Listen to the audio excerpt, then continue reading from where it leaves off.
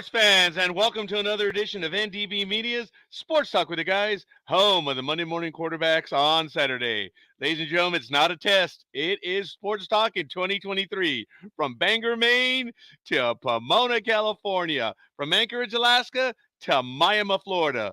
This is Sports Talk with the Guys, home of the Monday morning quarterbacks. Yeah, I know it's a little bit early. It's 0600. What does the O stand for? Oh my God, it's early. And you know what? We only have one speed here, and that's crack speed, as in good old cup of Joe, ladies and gentlemen. And yes, I got to tell you, we kill brain cells, ladies and gentlemen, and we are the purveyors of the zombie apocalypse. You have been warned. I'm getting used to my new online or my new tagline as I'm learning it. I don't have it all, but I'm trying to get the hang of it. Good morning, Elizabeth. And look, not the only thing standing up this early in the morning. Good morning. Thank you for joining us, young lady. You've been with us for quite a bit. And I got to tell you, it's very much appreciated as I get the program going. Thank you, thank you, thank you. Ladies and gentlemen, the summer of 2023 continues. It is not only cloudy overnight, it's not only 69 degrees, unfortunately, and only unfortunately. It's going to be a high of 77, an overnight low of 65. It is raining. And I do not hear it sprinkling or raining right now, but as I arose this morning, just a little over an hour ago, I walked outside and it was raining. So I don't think it is at the moment, but the summer of 2023 continues. And I don't know. We'll see what it's going to be in store for us for the rest of the day. But I didn't even put the fan on this morning, which I know I should have. It's going to get a bit stuffy because I'm here alone talking. And it just gets stuffy when I talk. But hey, it is what it is. Humidity is 92 degrees. Pressure is 29.97 inches. Visibility is 6 miles on a cloudy sky. But sunrise is at 6:25 a.m. Pacific time, which is a little over 22 minutes, maybe 21 minutes away. Sunset is at 7:15 p.m. and I did that audible pause. I hate that. Don't you dislike it when people are like, it is annoying when people do that. And I do have that audible chalkboard. Can't say wipe erase board because it's not the same thing. And a digital board, well, who uses a digital board and, squeaks and does all that stuff. But that is neither here nor there. That is a tangent, and that is Scorekeeper. That is who I am. The wind is heading to the east with a slightly northerly slant, 5 miles per hour. Dew point is 67 degrees. UV index, of course, is 0 of 10. And the moon phase, we are in a waning gibbous. Today, a quick look in history. Back in 1882, the U.S. National Championship men's tennis, Newport, Rhode Island, defending champ Richard Sears, as in the former massive mega conglomerate. I may have stuttered there. Mega conglomerate? Not necessarily, but beats Clarence M. Clark 6-1, 6-4, 6-0. Additional baseball news. Back in 1962, St. Louis first baseman Stan Musial's records hits his 3,516th hit in the Cardinals' 4-3 loss versus the Mets. The Mets, oh my God, the Mets. He overtakes Tris Speaker into second place behind Ty Cobb on the Major League Baseball all-time list. Back in 1977, one of the great anticlimaxes in sports, 43-year-old transsexual Renee Richards, who fought for over a year for right to play in a major event, is beaten 6-1, 6-4 by Wimbledon champion Virginia Wade at the U.S. Open. Back in 1978, 1 year later, Yankees right fielder Reggie Jackson hits his 20th homer of the season in a 6-2 win over Seattle, the 19th Major League Baseball to hit 20 home runs in 11 straight years. Back in 2001, German Ferrari driver Michael Schumacher wins the Belgian Grand Prix at Circuit de Spa-Francorchamps for his record 52nd Formula One Grand Prix victory. And folks, gotta tell you, the diner or Elizabeth says, "I would like a cup of coffee, please." The waiter, elderly man in his 50s, says, I'm very sorry, but I'm afraid we're fresh out of coffee today. Our coffee maker has been completely exhausted. Elizabeth says, I'm not surprised, due to how weak it's been lately. That's for you. In National Rugby League Down Under, in the Telstra Premiership Round 27, this was on August 31st. The Storm 32, Broncos 22. Yesterday, the Sea Eagles walloped the West Texas 54-12. Also on the first, the Rabbitohs doubled up and added two to the Roosters beat the Rabbitohs. I work out the math. That's my shtick. 26-12. The Dolphins 34-10 over the Warriors. And today, earlier today, which was a long time ago, if you think it's in Australia, the is this Australia or is this New Zealand? Ooh. Oh, this might. Yeah, I got that one wrong. Panthers 44, Cowboys 12. What a shock in any league, in any sport. The Cowboys just don't do well. The Dragons lost the Knights 32-12. And later on today at 9 p.m. Pacific time, Titans visit the Bulldogs. And at 11:05 p.m., Sharks visit the Raiders. And the Eels are on a bye. So, taking a quick look at the AVP, I gotta tell you, I'm old, I'm sexist. Anytime a bunch of girls dress up in bikinis and they call it a sport, I'm in. In the AVP Grand Tour, we're gonna take a look. The event's happening right now. The Chicago Open is going on right now, September 1st through the 3rd, and continuing the tour series, October 13th through the 15th, the Laguna Beach Open. And let me see. The championships are still TBA, so we do not have any information on that right now. For IndyCar, the next race will be September 10th at Laguna Seca. The BitNile.com Grand Prix of Portland is tomorrow at 3 p.m. Eastern. You can check that one out and NSNBC and oh my goodness, NBC, Peacock, Live, and Sirius XM.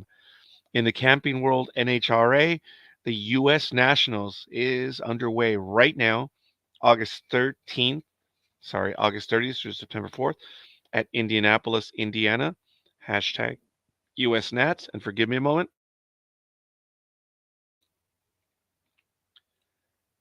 I haven't had my cup of Joe yet, so hopefully the voice isn't going this early on, but hey, it is what it is.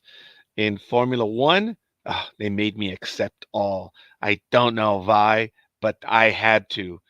Taking a look at what is upcoming in Formula One, we have we don't have a race this weekend, do we? No, we do not. The next one, actually, I am so sorry. We do. Qualifying begins in about 50 minutes, 40, we'll call it 35 seconds. Mark. No, there is no mark here. Italy, Formula One, Pirelli Gran Premio d'Italia 2023 is taking place this weekend. In September, round 16th, the 15th to the 17th, Singapore, and the 22nd to the 24th, Japan. And we'll worry about October in October. And welcome everyone to happy September 2nd. It's a good day. Yesterday, if you saw my Facebook page, it is one of my favorite days. It is September 1st. I always thought it was around the 9th or the 10th. But yes, you all know the story. The Enterprise is the one behind me at the very top. There's my lightsaber. It's very dark, so you probably can't see it. See the aliens box, and that is the Excelsior, not the Enterprise one that was on my desk. That one is somewhere else. Where is the Enterprise? She's probably in a deep space assignment right now. I have to talk to USPA and find out where they are. But that's neither here nor there. It happened. That supervisor was trying to be a supervisor slash trained chimp and walked over to my cubicle, which I'd only been there for a few weeks, and the Galactica was right there on my desk, taking up valuable space. Oh my God! The Enterprise was right there on my desk, taking a valuable space. Puts her hands on top of the cubicles. Is that the Galactica from Battlestar Galactica? Woman, That is a shot across my bow. That's the Enterprise. Oh, I'm sorry. I didn't know that was from Star Wars. I immediately went to Facebook, wrote the story. Everyone thought it was funny. They said, Matt Raj, you are a great storyteller. I said, nope, nope, nope. I'm not making that up. That is real. I cannot. I'm not that funny. And sure enough, I am not that funny.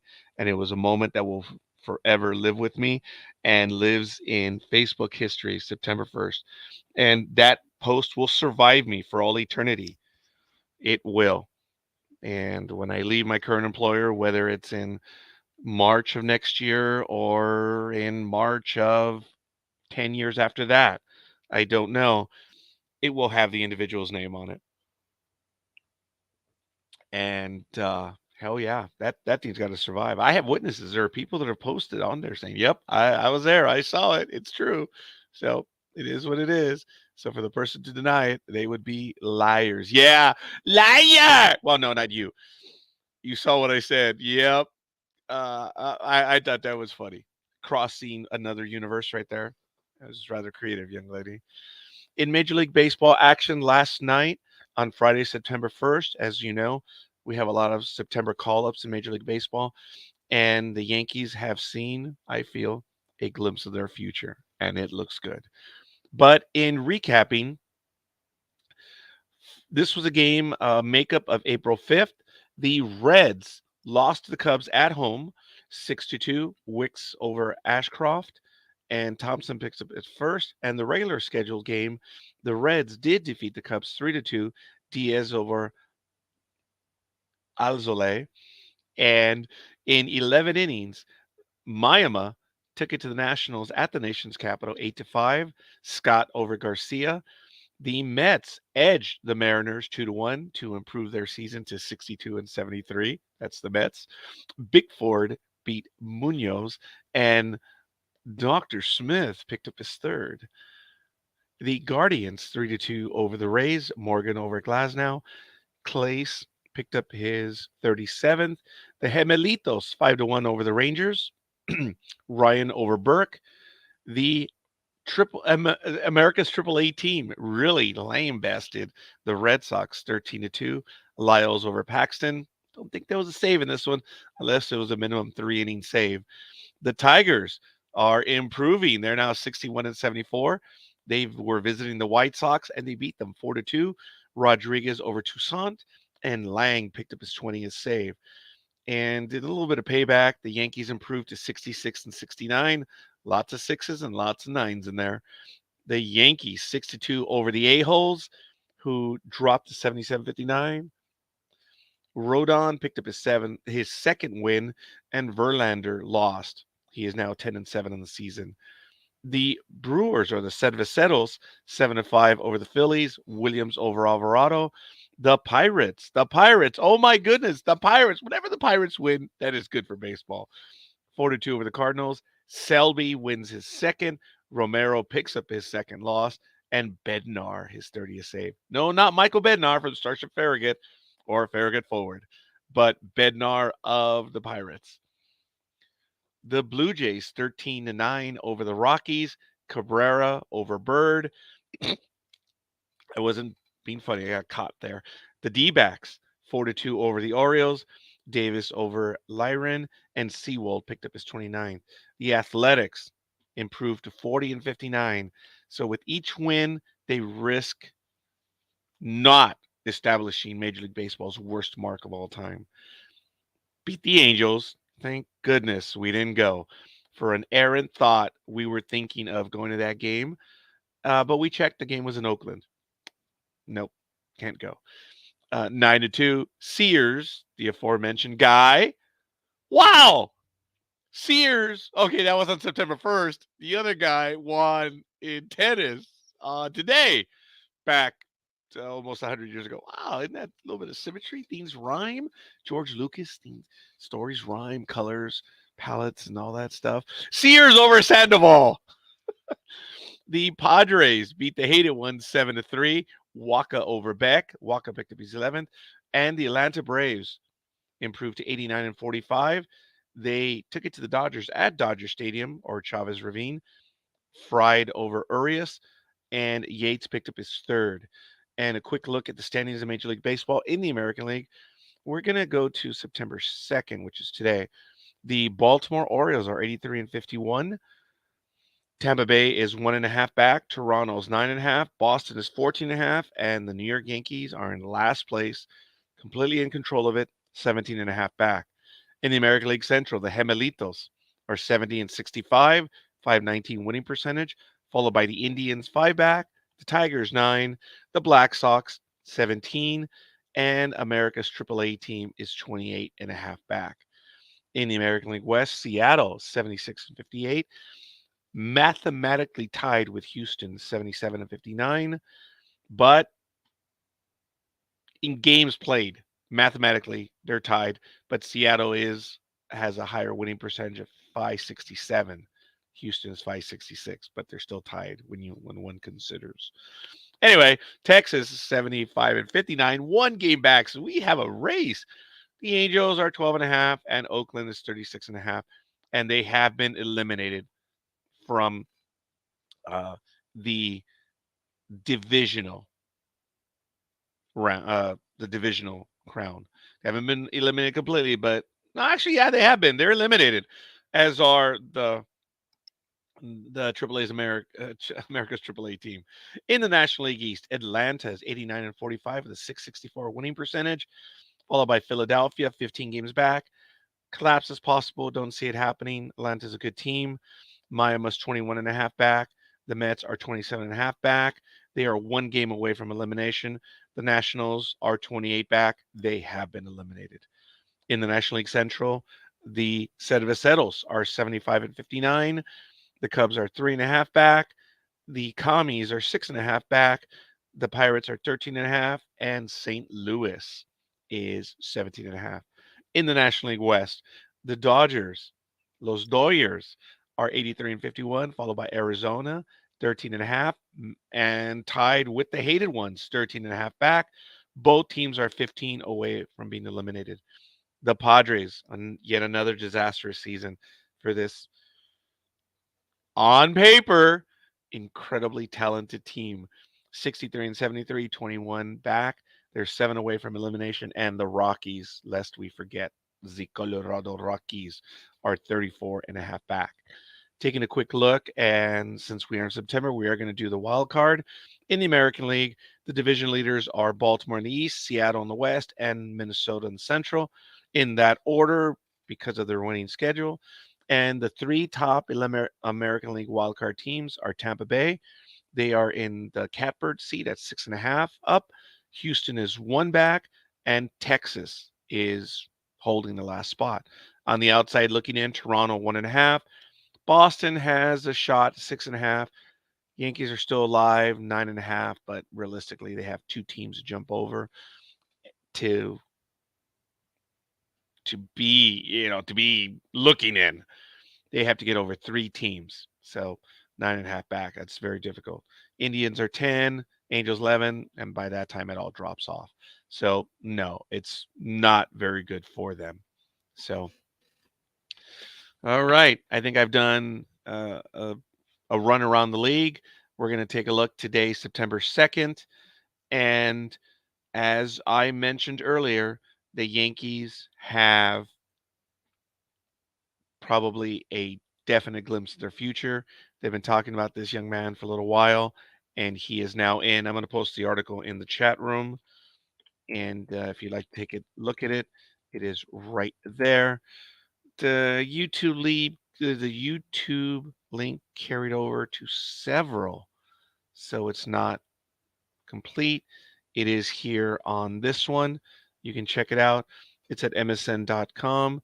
But the Yankees are terribly excited because Jason Dominguez made his major league debut yesterday, and on his very first swing showed the talent that this kid had. Dominguez becomes the youngest Yankees player to homer in his first career at bat, and Aaron Judge reached 250 home runs faster than any other major leaguer as New York slugged its way to a 6-2 win over the Houston A-holes on Friday night. DJ LeMahieu sent Justin Verlander's second pitch in the right field seats for a leadoff shot, and there were 2 outs in the first inning when Verlander walked Giancarlo Stanton. Then on the second pitch he saw, and his first swing in the majors, Yasun Dominguez, who has drawn comparisons to Bo Jackson and Mike Trout, connected off Verlander, who fell to 10-7 to make it 3-0. Rather impressive, New York manager Aaron Brown said. That's a way to announce your presence with authority. Yes, it is. At just 20 years and 206 days old, the highly touted Dominguez became the Yankees player to homer in his first Major League Baseball game. He's the first Yankees hitter to go deep in his initial big league at bat since Judge on August 13th, 2016. So, it's good company right there. After Dominguez swatted his opposite field home run to the short porch in left off 3 times Cy Young Award winner, twice his age. Yeah. They panned to his family. TV cameras panned to his family, and they were whooping it up as they were watching the ball leave the yard. I knew it was going to be a lot different feelings finally stepping on the field, Dominguez said through a Spanish translator. I mentioned my dream coming true in front of me, and I was able to connect there for that hit, and it ended up being a homer. So my mind is flying away. I imagine it was flying away with that ball. So forgive me, folks. My throat is a tad dry right now. I do unfortunately have a hacking cough. I've had it for about 10 days now, and but when I had a visit with the medical facilities on Thursday, there was nothing much to talk about, but the cough continues. So we'll see. I'm going to take a swig of that one right now, see if it'll help me out. It is just a regular flavor from Smart and Final. And no, I'm not a shill for them, but that is the flavor that I'm using. Hey, look, if I were a shill, you see the red box right there. Who's that from? That's from Staples. Go figure. Is that one from Staples? Oh, yeah, that one is. I have a bunch of boxes now. Who knows? I might be packing up real soon. You never know.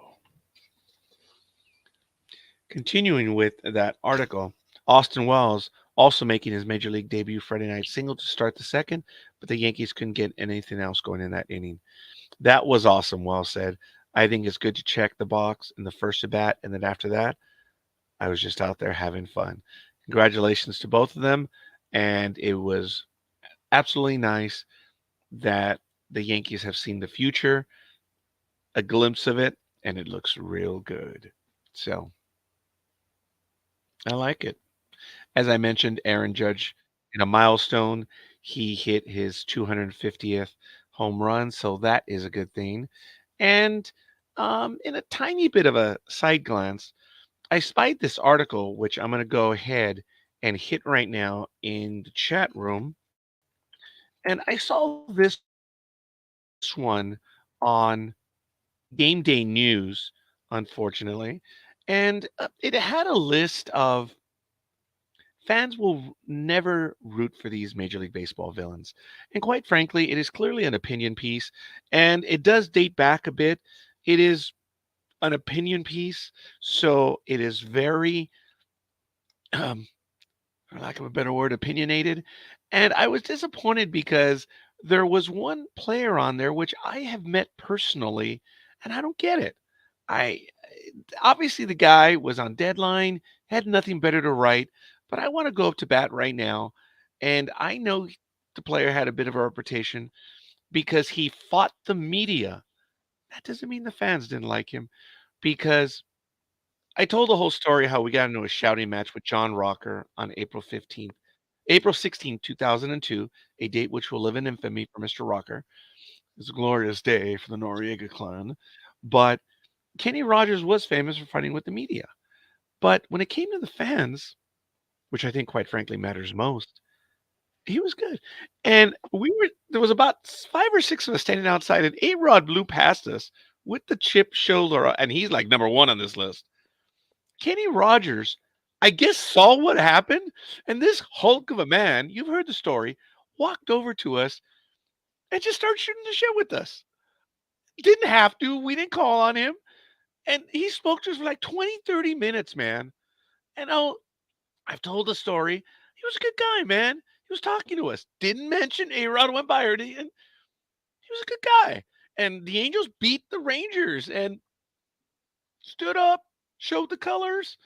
I'll never forget. That was an absolutely gorgeous leather jacket that he was wearing. He looked sharp, man. He was a big corn-fed guy. He was a good person. Had problems with the media, but that's neither here nor there. And there is a man who does not have issues with the media. He is the effervescent, the irredeemable, the iconoclast himself, the big dog. What's going on, young man? What up? What's up? Everything, always, nothing, So, never. so when you met Kenny Rogers, did he start singing "The Gambler" or no? Or he was nice about He did not. He started singing "Sha na na na, it? sha na na na." Hey, that was really good, big dog. Good morning. How you doing, young man? Well, I'm breathing. Yeah, you okay, buddy? Yeah. How you doing? Um, I'm getting through, I guess, a summer cold, and Ah, I have a hacking cough that I've had for about 10 days. So, got to get through it. I'll probably have to mute myself from time to time because it's annoying as heck. But beyond that, as I announced on Thursday, folks, I am feeling better. I am on the antibiotics. I'm gonna have to take a pause at 7 because I do have to continue taking them. I was, as you all saw last Saturday, I was laboring. I was not well. My emergency room visit on Thursday, um, I was actually a lot better off, and that was really exciting news. And the doctor says, "Look, you do have an infection, but you're okay. A lot of your lab work looks good." And I have not had a report like that in a while. So I think that has helped me improve, knowing that I had something, but that the body was still fighting back and was doing good. I was really happy about that. I think that has helped the psyche just a bit. so And the VDS helped you out. Okay, cool. That's good. Helped your body get start fighting. what's the VDS? No S, just VD. Oh, what's VD? Look it up. Oh, okay. Well, whatever. I was asked twice by the emergency room doctor if there were any STDs, and I commented to the doctor, "No, sir, none whatsoever." And That's what VD is. oh, Venereal okay. disease. All right. Well, You I was can't be. very. You can't have been under a rock that long and not know what VD is. I don't pay attention to a lot of stuff. A lot of people will tell me stuff. I'm like, sorry, I'm not Sheldon, as everyone claims I am. Supposedly, I Yes, you know are. everything, but that is neither here nor there. Big Dog, I'm going to stand up real quick, and I'd like to turn my fan on because, as I was telling Elizabeth, who was so gracious to be here so early in the morning, that I had forgotten to turn the fan on. Um, is it wet outside where you are, Big Dog? Because when I woke up at 5 this morning, it was still No, sprinkling a bit. no, So, not here. It hasn't rained since about for about just about 12 hours now. It stopped okay. about 6:30 yesterday or so. Oh, it started about that time? Oh, wow. Well, excuse me, it started about 5 o'clock. Oh, Uh, wow. just after 5, Dude, I was out and and then about. uh-huh. So you had, I guess, if we were out in the ocean, we probably would have said, "Oh, there's a squall down to the southeast of us." So it made its way over to us slowly. And Elizabeth, even I'm gonna laugh at that one. But speaking of not laughing at, good morning, Rosalind. What's up, How Roz? are you, young lady? And folks, she's not at the laundromat this morning. There's no doubt she is not at the laundromat, and No, I'm she so doesn't happy have for she her. doesn't have to anymore. That's right. It's been a little while now. Roz, how is your chemo going? How are you feeling? I hope you're doing better. And folks, for those that are in the family, if you want to follow Rosalind, she has a YouTube channel where she is updating everyone, and you can check it out. It's rather It's rather good to hear from her. I saw your video, Roz, and sadly, I did not click on it over the last day and a half, and I am sorry. So I'm going to have to follow up myself.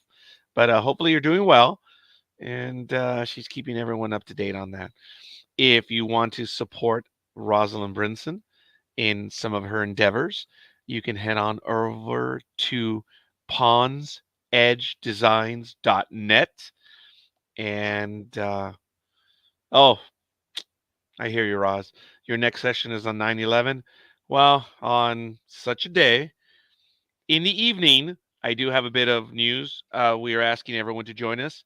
Mercedes Dela Cruz of the Ark, the original Molson girl from Canada, will be returning for her fourth visit with us.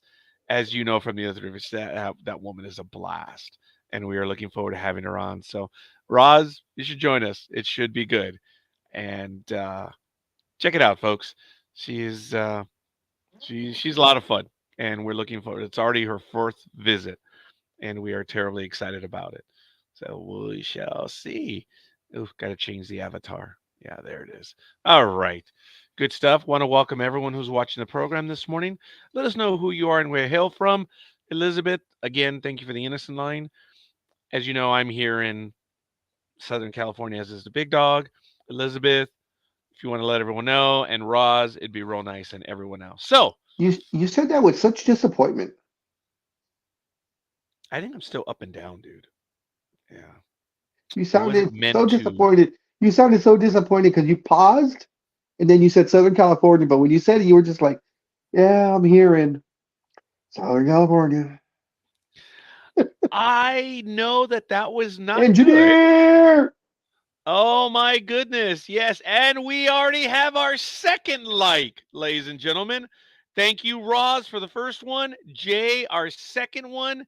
Look at that. Elizabeth is in Sacramento, California, the capital of the fifth largest economy in the world. And Jay, good morning. Oh, back from Phoenix, Arizona. And look at that. We have our third like. And I went, oh, Elizabeth Olivia Cooper. And who knows? We So might get so lucky. We might have a so Lowe's does he? cat. So does Elizabeth have a cowbell? Oh, that's a damn good question. Elizabeth, do you? And I think she's well in tuned in many things. And folks, um, she is definitely a sis from another mama. You know, the guy is always brother from another mother. There are we're up to 4 likes. Oh my goodness. Someone by the name of Piotr Gama just gave Yeah, us a like. some Russian guy. Ooh, I like it. I like it indeed, folks. So good morning, good morning, good morning to everyone. Thank you, Jay, for joining us and everyone else. So really good stuff, folks. Um, I don't know if you wanted to get into a particular story right now, Big Dog. um, 6:30.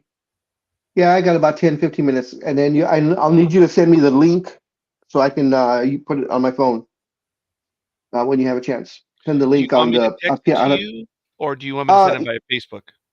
via Facebook, so it's easier for me to grab that way.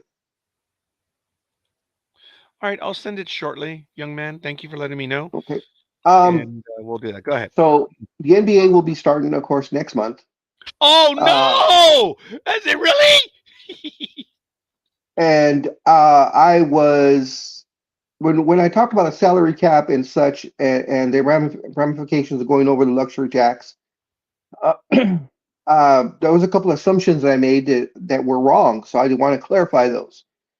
So the luxury tax, the salary cap is $136,021,000, and it has a floor, which means the minimum you have to spend is 122,600,000. Now you had asked me the question that if they don't spend that amount, what happens? And I just said that the NBA ups it to the floor about of 122 million. What I didn't explain, and I found out when I did a little more investigating. So what happens is, if let's say the Orlando Magic say they're spending 110 million dollars, so or 110.6. We'll make it easy. And they don't that's what they spent for the entire year. The floor is 122.6, so that means they're $12 million under the salary cap. What they do, the NBA does raise it to the 122.6, but that $10 million difference gets dispersed amongst the players that are on the team. That part I did not know. I figured it would just go into some fund or whatever, but the money is dispersed. So a lot of the players that are on bad teams, that's mainly the reason why they don't complain, is because they're getting extra money on top of their salary. Um, and the other thing is, I don't know if you remember when I talked about it, I said the luxury tax was 165,294, and then there was what was called the first apron and the second apron, and I just assumed, it bit me in the ass for doing it, for assuming that that's what the remember. There's two tiers to the luxury tax. If you're a repeater, you get fined more, but no, this first and second apron is on top of your luxury tax. So if you go over the luxury tax, of course, you have your monetary penalties. But if you're in the first apron, which is 172,300, 172,300,000 is the first apron, and then if you go over 182,800,000, there's a second apron. Now the first apron. Big Doug, would you stop for a moment? Yes, I'm sorry. 182 million what? 182.8 is the second apron. Okay, and I'm actually writing these notes down because Big Dog took the time to do this, and we may have to reference this from time to time because this is going to be active for 2023, 2024, right? Yes. Yeah, I'm going to So get these notes, brother. So I appreciate you've done that. so the penalties for being in the first apron, it says the first apron kicks in when a team's payroll is over 172 million, and the following restrictions are triggered. May I A interrupt you one team, more time? sure. I'm sorry, Big Dog. What is the actual salary cap? Okay, the salary cap is 136,021,000. 136 million. Oh, 21,000. Yeah, 021. I'm like, there's some zeros missing there. But okay, I started, Big Dog. So that's the salary cap. And may we go back, please, Okay, to and the minimum? the minimum is 122.6. You are the bomb, dude. 122, 600,000.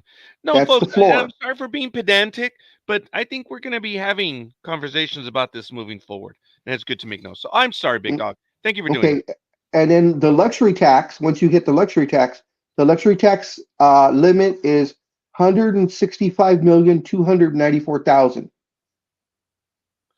294,000. Yes, So that's the that's the limit luxury for the tax. tax. Yeah, and then the first apron is 172.3, Yeah, got that. and then the second apron is 182.8. Sorry for Okay, interrupting you, Big Dog. no, not at all. Okay, so this is what happens when you go over the first apron of 172 million. Teams cannot acquire a player in a sign and trade if that player keeps them above the apron. No Salary sign match, trade? yeah. If it keeps them above that apron, they can't do it. Right. So if you do the math of the trade, because Hmm. money's up Yeah. and down, if the end result will keep them above it, no deal. Yep. And also it says salary matching in trades must now be within 110% rather than 125% for the teams for teams not above the apron. And that was for max sign and trades? This is in salary matching trades. Salary matching trades. And this is still apron one, right? Yes. Wow. And then the third penalty is teams cannot sign a player waived during the season whose salary was over the $12.2 million mid-level exception. Of 12.2 million mid-level. So in other words, like when Russell Westbrook got bought out or waived, his salary was $46 million. So that trade wouldn't have happened this year, this season, or this upcoming season. Wow.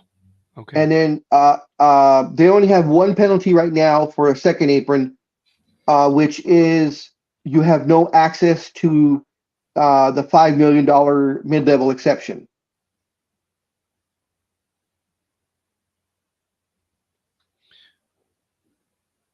Okay. I'm going to put a pin in it. I'd like you to remind us, since the NBA is coming, if you Yes. remember all the exceptions.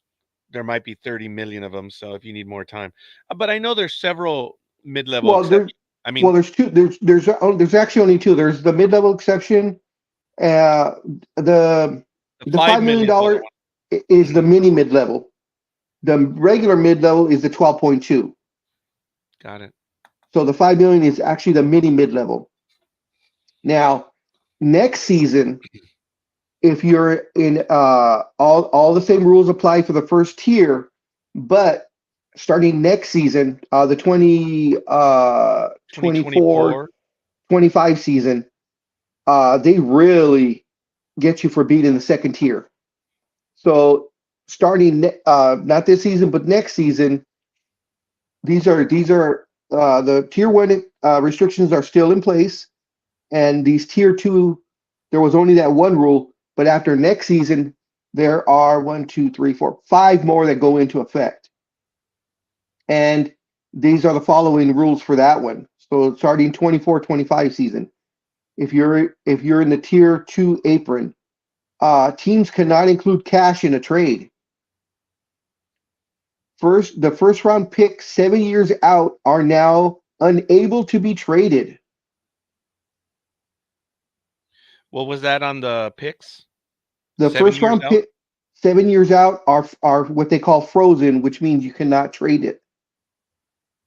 So you can't use that in part of a deal. So in other words, like the 2025 pick, because if it's 2024, 2025, right? The Yeah, so 2025 you go pick 7, so they would be the 2032 pick. You can't trade that. through. Yes. Wow. 7-year draft picks frozen. Wow, this is good, Big Dog, and I thank you for that. This will come up. This one you're gonna like or not like, it depending on whether it's the labor man or the tax Big man. Dog, I'm writing all of this down. What, folks? Did you see? I don't think Big Dog saw my reaction when he said, "I don't think this one you're gonna like." I turn on with a big smile. I'm like, "What do you mean? I'm liking it all. I'm having a intellectual Woody this morning, folks." So here it is. Like, Teams cannot use a trade exception generated by uh, aggregating ooh, that's the very close. the salaries of multiple players. Oh, no trade exception for aggregating. You see, you got it. You're right, almost Yeah, there, dude. salaries of multiple players. Of multiple players. Oh, that's orgasmic. And then teams cannot use a trade exception generated in a prior year. No trade exception. Generated in a prior year. Wow. I'm gonna have to think And on that. last but not least, this one hits the hardest. A team's No. first a team's first round pick is moved to the end of the first round if they remained in the second apron for 3 out of 5 seasons. Team's first pick sent To to the bottom of the first round. bottom of If first they if, round. if they stay in the second tier apron for 3 out of 5 seasons. If remain in apron 2 3 of 5 years. And what's the length of this contract? Ooh, I mean, damn, this is BDMS, folks. Well, remember they just signed their player contract, so probably Right. I believe it's 7 years. It's a 10-year contract with a 7-year out. Of God. So this is in effect for the next at least 7 years, 7 seasons, I believe. Okay. All kidding aside, this is some good note stuff. And Big Dog, I I appreciate And what you said early on about your correction. Oh no, go on. no, what I was going to say is, and of course, guys, anybody wondering why all these restrictions, it's because there are so many billionaire owners. The Russian guy that owns the Nets, uh, what's his face from the Clippers, the people who own the Warriors, the people who own the Celtics. These guys don't care about luxury tax. They'll pay it. Like this year alone, your where the hell am I at? There it is. Okay, like I said, the salary cap was what was it again, Raj? The salary cap Salary cap is is 136 million 21,000. the no, I'm sorry, the luxury tax. The luxury 164? tax is 165 295 or 294. Oh, okay, 165, 295. There are 11 teams over the salary cap, over the luxury tax, excuse me. And they are the Bulls, the Raptors, the Pelicans, the Nuggets, the Sixers, the Celtics, the Bucks, the Heat, the Suns, the Clippers, and the Warriors. The Warriors have a salary right now of 206,125,013. They are $40 million over the luxury tax and $80 million over the salary cap. That was the Bulls, right? No, that's the Warriors. They're the number one team as far as salary is concerned, and the Clippers Um, are right behind them at 194. So all these penalties, guys, are done for those teams that don't care, that are like, sure, I don't care, find me, I got billions of literally billions of dollars. So I'll get taxed the extra 100 million or whatever it is. now, folks, I do want to be argumentative on that. I understand what Big Dog is saying, and I hope the audience would. This is a sign of a team that is committed to winning, and it is sharing with the fans to win because they're spending the money to win. No, Okay. Golden Yeah. State Warriors are not investing to win.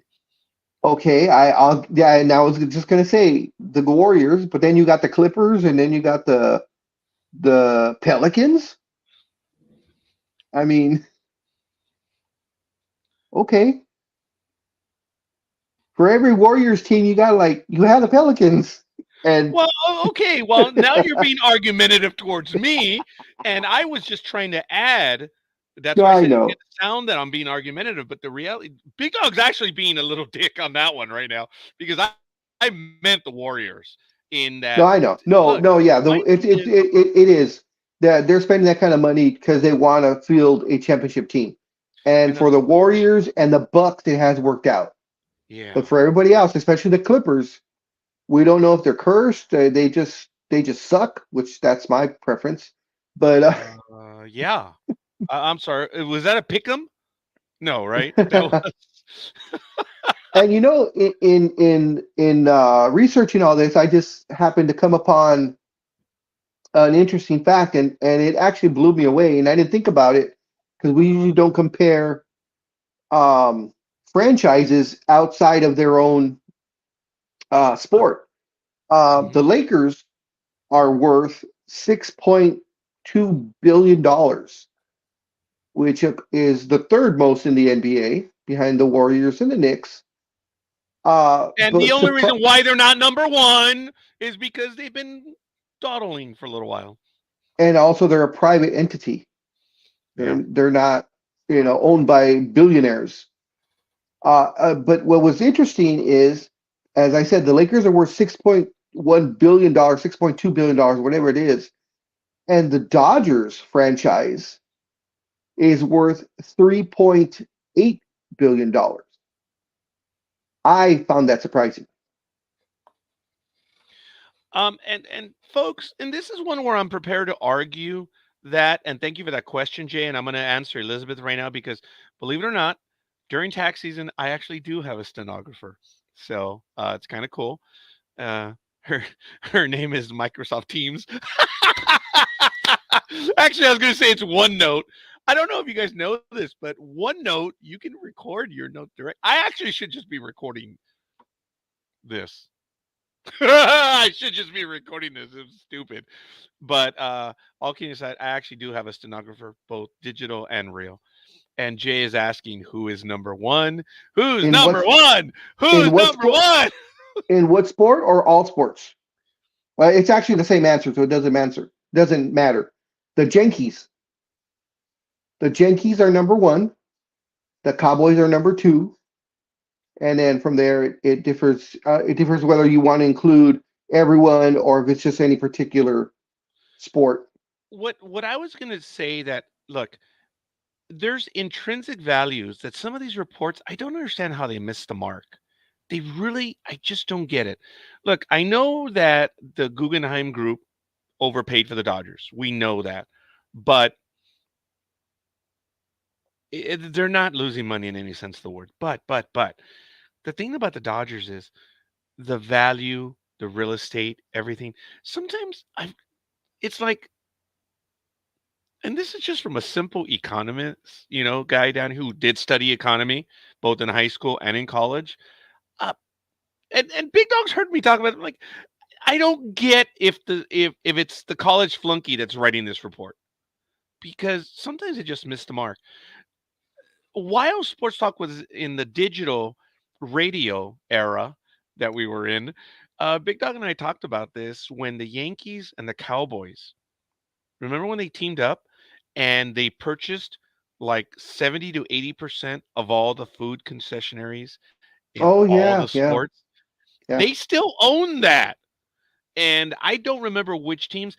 I don't the Dodgers had Aramark and another one for a while ago. I don't know who it is for the time being, but the Yankees and Cowboys, a lot of Quan from other fans' purchases. That's the way to do it. And So in if China owns Smithfield Foods, I guess politically, some people are laughing at us too, but that's neither here nor there. That's a political uh, comment.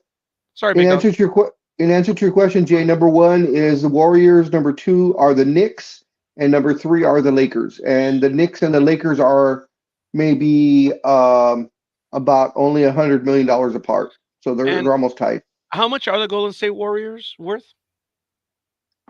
Uh, Sorry about that. And folks, think about that. Think I about think where the about $8 billion. think I'd about have where to the check. Golden State Warriors play, their market and everything. That is a phenomenal job by management or ownership. We love to make fun of them, but money-wise, wow. This is a team that is not in one of the larger mark or largest markets. And even geographically where they are. I've passed the arena and it's really nice. Yeah, Jay, it really is. And folks, I apologize. I'm detecting some internet connectivity issues on my end. So if I do have the jumbleness or the stuttering, it's internet related. Okay, So here we go. The Golden State Warriors are worth $7.56 billion. wow. The New York Knicks are $6.58 billion. The Lakers are $6.44 billion. So a $140 million difference. The Bulls are 4.9. So there's a big drop between three and four. The Lakers were 6.44. The Bulls are 4.09 billion. The Celtics are 3.92. Assholes. The Nets are 3.86. The Clippers are 3.73. The Raptors, this was surprising, are 3.34. The Rockets are 3.3, and the Mavericks are 3.26. That is your top 10 teams See, valued, the NBA values. and here's the thing, folks. This is what throws me. This is why I'm argumentative about if it's the college flunky that prepares these reports for these major institutions. Jay would like to know LOL and where the 49ers be listed. Um, the Toronto Raptors, believe it or not, have one of the higher tax liabilities. And yes, they are the Canadian team in that area that dominates, but you have to consider the tax consider. Well, ooh, I'm definitely stuttering now, and that had nothing to do with internet connectivity. That was just me. I It's significant in Canada. We've talked about how some baseball players refuse to go to Canada due to the tax liability issue, and Toronto works it into their contract that they're going to pay them more to cover just the tax. We've talked about that over the years. Now people don't because they just don't pay attention to it, and it's become common per se. So, All right. For the NFL, of course, the Cowboys are number one at $9 billion. Patriots 7 billion. Rams 6.9. Giants 6.8. The Bears at 6.3. The Raiders and the Raider Nation is number six at $6.2 billion. Then and it's the Jets 6.1 is the stadium. Sorry, six because point. the Fuck team's you. only worth 100. Ah, sorry, Big Dog, because the team's only worth so much. The Jets are 6.1 billion. Excuse me. The Commanders, probably because of their sale, their valuation got pumped up a bit. Is 6.05 billion. Then it is the Niners at number nine at 6 billion, and then the Eagles at 10 at 5.8 billion. Those are your top 10. The lowest one is the Cincinnati Bengals at $3.5 billion. My baby shit Browns. Where's my baby shitters? There they are. Number 19, $4.62 billion. Ahead of the Packers at the Browns were 4.62 billion, and the Packers are 4.6 billion. So again, folks, and this is not arguing Big Dog. This is arguing some of the numbers there, folks. Intrinsic value does mean something. And these guys don't understand what intrinsic value is. That's why who the hell wrote these reports? So again, not it sounds like I'm arguing with Big Dog, but I'm not because I respect and admire uh, what he What said what early I on. what I usually go by, here we go. Otherwise, he's This full is of the one shit. I go by. The other ones I picked were uh, NBC Sports or something or other. The one I go by and I say this is the one that matters is Forbes magazine because that's a money Oh, magazine. So they know their shit just a little bit. just a little bit. So let's see if the okay, yes, yeah, pretty much value. They might have gotten this from the Forbes list because Forbes. See now, I like this because number one is the Cowboys. It says team. They tell you what state it's in, Texas. The current value of $9 billion, and they have a but they give the revenue. That's Yeah. what I like. The revenue for the Dallas Cowboys is $1.14 billion.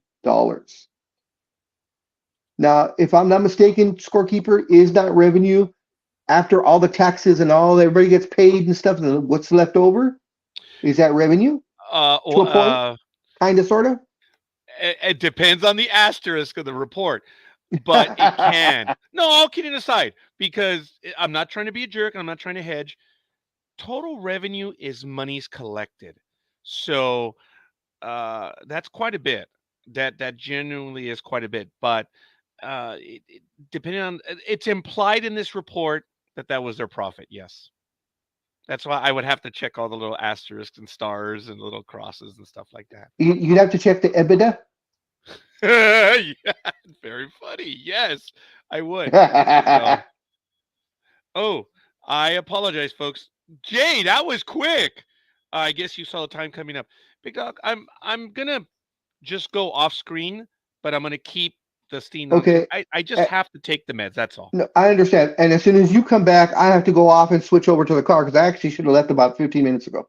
I did notice that. So, folks, it's gonna take me a minute or two. So actually, I'm just gonna shut down and I'll be right back. Well, just the video. Yeah. All right, guys. So this is it's really interesting when you look at the evaluations and some of these teams are surprising that on where they are on the list as far as their valuations. Like for me, totally surprised about the Commanders being number 8 at $6.05 billion. And I'm surprised that the Packers are as low as they are. I mean, yes, they haven't won in 20 years, but they are that storied franchise, and they have, a 25-year waiting list for season tickets. So some of the valuation surprised, but like I said, I trust Forbes magazine, and so since I do trust Forbes, let me go back and just to see if the valuations for the NBA are out by Forbes. They should be already. Because I picked NBC Sports. That was the first one. Oh, here we go. Here we go. So according to Forbes, and this was published um, October 27th. So this was just before last season. So the new list should be coming up very, very soon. Um, so as of last year, it was the Warriors at $7 billion, the Knicks at $6.1 billion, and the Lakers at $5.9 billion.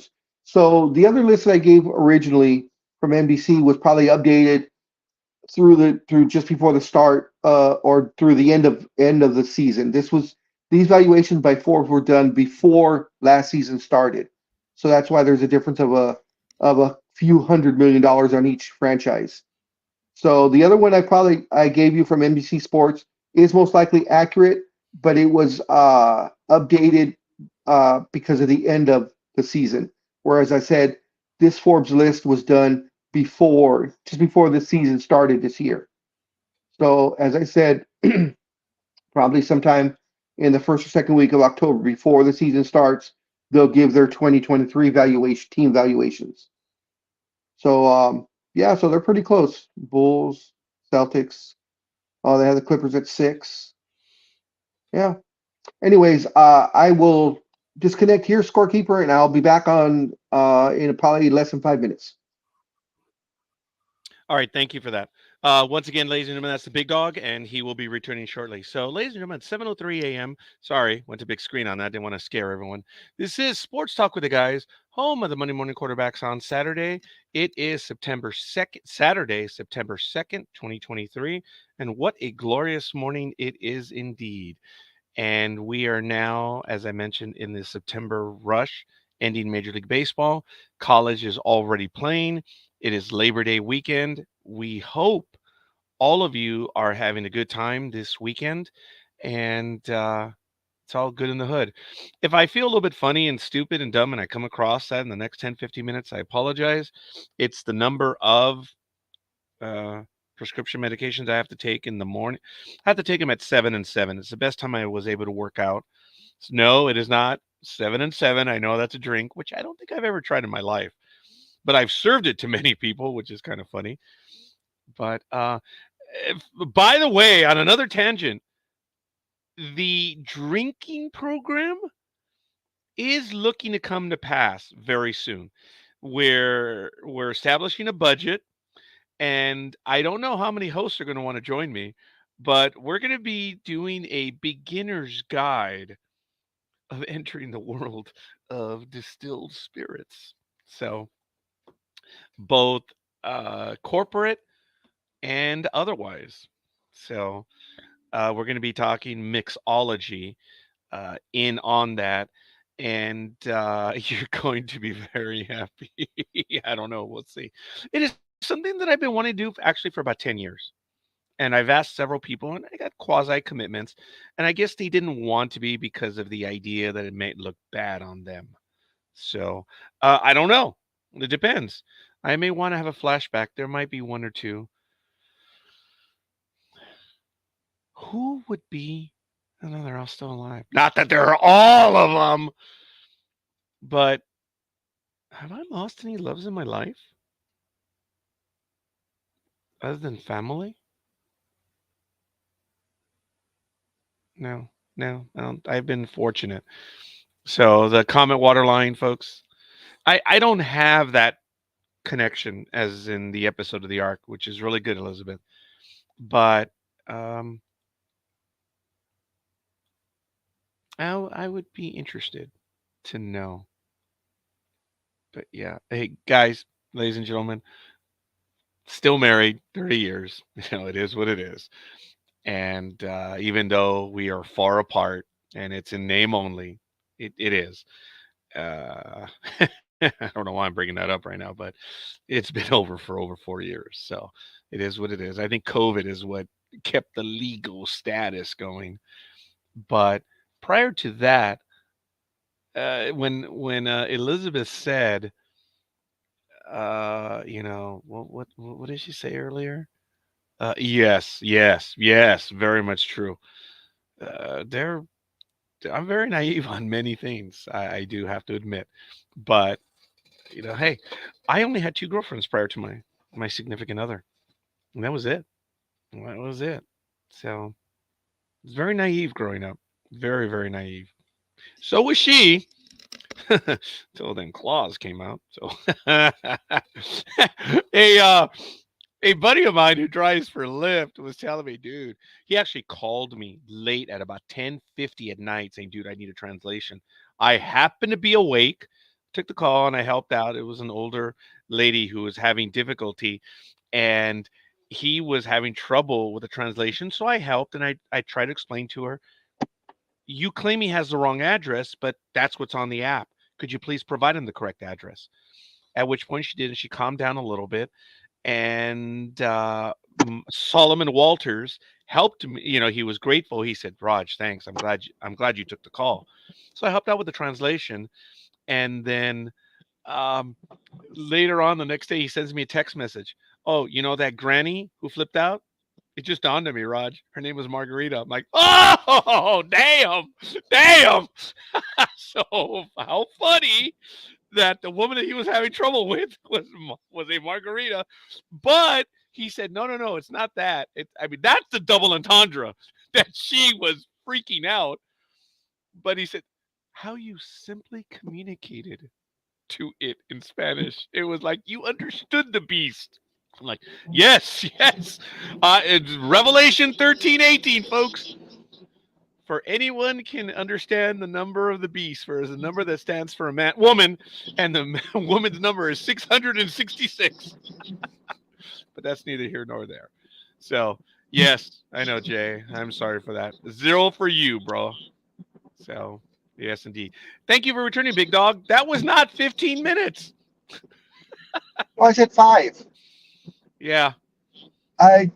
Unfortunately, it looks like there was some. I think Jimmy Buffett just died. I'm not sure. That's why I kind of leaned in. I got an NBC report saying Margaritaville singer Jimmy Buffett, and then the thing went away. But I'm driving, so I can't see. So I don't know if you could check that. But I am actually getting a confirmation from CNN of all Jimmy things, Buffett. and that was completely unintended, ladies and gentlemen. So I am going to go to it right now. Give me a quick moment, and we're going to do what we should do, I guess. Do I even have this? Yeah. Ladies and gentlemen, it looks like we are going to go to it right now. We do have breaking news. Thank you, Big Dog. Jimmy Buffett, enduring Margaritaville singer Oh turned mogul, man. has passed away at 76. Now, I clicked on this a moment ago, so it's actually 16 minutes that this was posted by CNN. Jimmy Buffett, the tropical troubadour whose folksy tunes celebrated his laid back lifestyle, inspired legions of devoted fans, and spawned a lucrative business empire, has passed away, according to his official website and multiple media websites or outlets. He was 76. And, quote, Jimmy passed away peacefully on the night of September 1st, surrounded by his family, friends, music, and dogs, unquote. A statement released on his social page reads, he lived his life like a song to the very last breath and will be missed beyond measure by so many. At this time, no cause of death has been released, and the singer-songwriter was briefly hospitalized in May following a trip to the Bahamas. Quote, I had to stop in Boston for a checkup, but while I'm back in the hospital to address some issues that needed immediate attention, unquote, he told his followers in a social media post. Wow. Buffett was born on Christmas Day in 1946 in Pascagoula, Mississippi, and raised in the poor town of Mobile, Alabama. Moved to Key West, Florida, where he found his voice, his website says. Oh One of yeah. his first songs to draw attention was Come Monday from his 1974 album Living and Dying in Three Quarters Time. Years later, he told David Letterman, this is a song that kept me from killing myself in a Howard Johnson's in Marin County. It hit, I paid the rent, got my dog out of the pound, and the rest is history. It notably included the line, I got my hush puppies on. I guess I was never meant for glitter rock and roll, staking his claim to going his own laid back way. Big Dog, I interrupted you. You wanted to say something? Oh no, I was just agreeing with a lot of what you were just saying. I was just like, yes. Yeah, we're getting that confirmation right now. Thank you, Elizabeth. And Jay, yes, what? No. Yeah. He, he's an amiable singer-songwriter with a penchant for clever wordplay. Oh my goodness, yes. Buffett largely ignored pop music trends and was never a hit maker or an MTV darling. His Gulf and Western style married country and Caribbean music. He famously put Margaritaville on the map in 1977. It was his only top 10 song and became his signature. His opening lines became instantly identifiable. Nibbling on sponge cake, watching the sun bake all of the tourists covered with oil. And the chorus has been part of countless sing-songs. Wasted away again in Margaritaville, searching for my lost shaker of salt. Some people claim there's a woman to blame, but I know it's my own damn fault. I was never ever going to try to sing that because I think I would butcher and enormously insult the individual. Folks, I'm going to go ahead and put that article in the chat room. And if you guys want to check it out, it is there on MSN.com, but it is directly to the CNN article, the first one that came up. Wow, Big Dog. Yep, lost another icon. But you know what? He is moving, but he did it his way. You know, you got to keep your hat off to that, and the fact that he decided because of the Margaritaville song, saying, "You know what? I'm going to make a bar. I'm going to call it Margaritaville, and I'm going to put it in Cabo, and I'm going to put it in the Bahamas, and I'm just going to live life." And that's exactly what he did. Definitely went to the beat of his own drum. Clearly.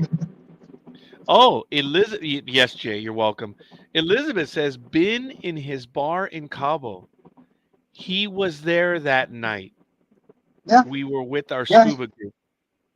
yeah. He very famously would just show up to one of the bars that he owned, depending on where he was, I guess, and would just interact with the fans.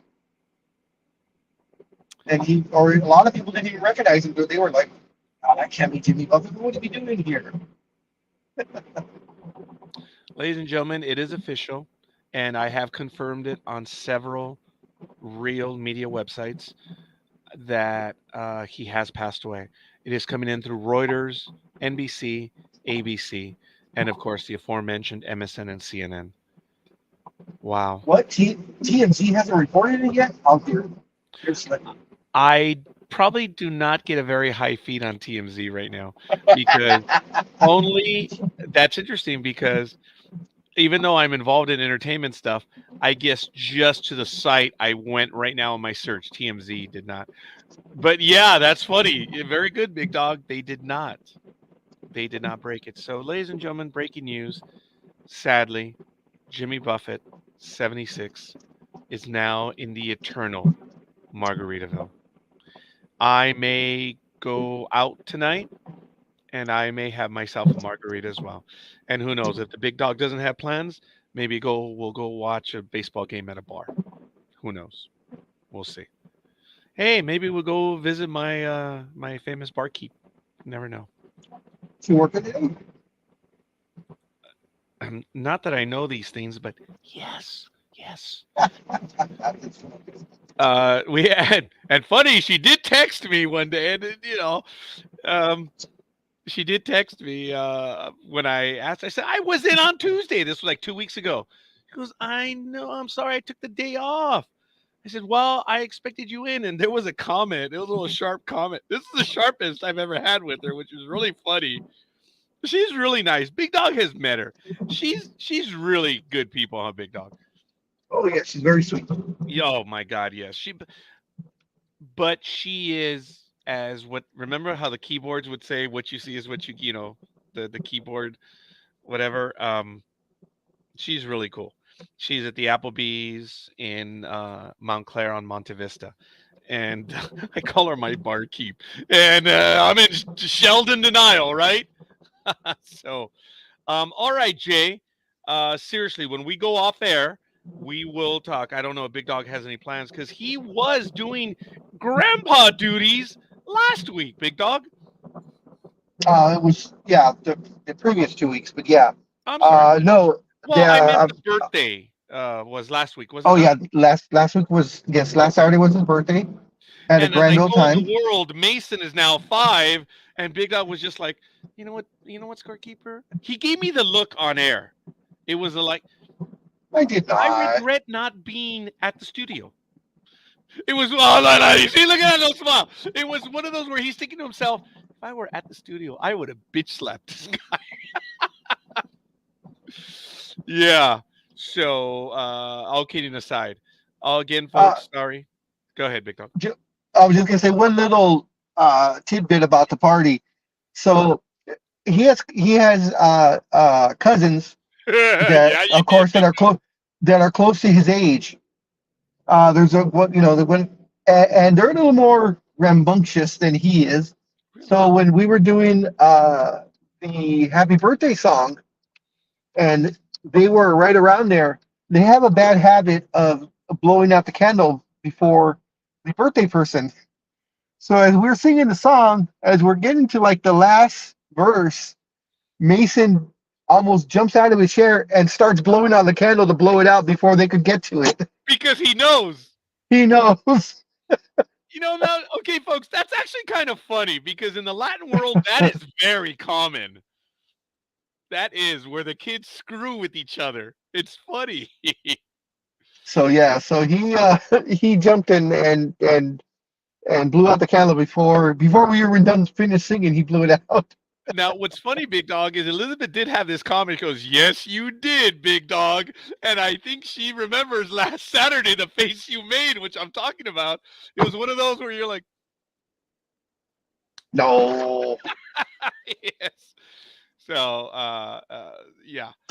We have not had one early on, but folks, I think Sports Talk with the Guys might actually, because we haven't gone anywhere in a long time. Secretly, I am in talks for a trip to Las Vegas that we will take the show on the road. Don't know when it'll happen, but I have made contact with certain entities in Las Vegas, but we'll see. A lot of it depends on my health, just because I'm either able to travel or not, and we'll see. So we love doing this, and it's cool. It is something that we've been doing for 15 years, and it's just absolutely awesome. Yes, Jay. Oh boy. Oh boy. So sometimes you just got to get out of the house. But travel is very difficult for me. So we'll see. Jay's coming with us, right? Jay's coming with us, Well, right? he did say, oh boy. I do know that I'm trying to get Jay to go to a hockey game this year because he's never been to a hockey game. That shouldn't be a big deal. Big Dog and I have been to basketball games. We've been to uh baseball game. Big Dog, have we haven't done a football game, have we? No, huh? Not together, no. No. Yeah. Who knows? Who knows? We'll see moving forward. But right now, who knows? We'll do a hockey game. But I know Jay has not been to one, so I'd like to go. And got to make it a party. So, welcome one and all. We do have quite a few people watching this morning. Why don't you let us know who you are and where you hail from? This is Sports Talk with the Guys, home of the Monday morning quarterbacks on Saturday.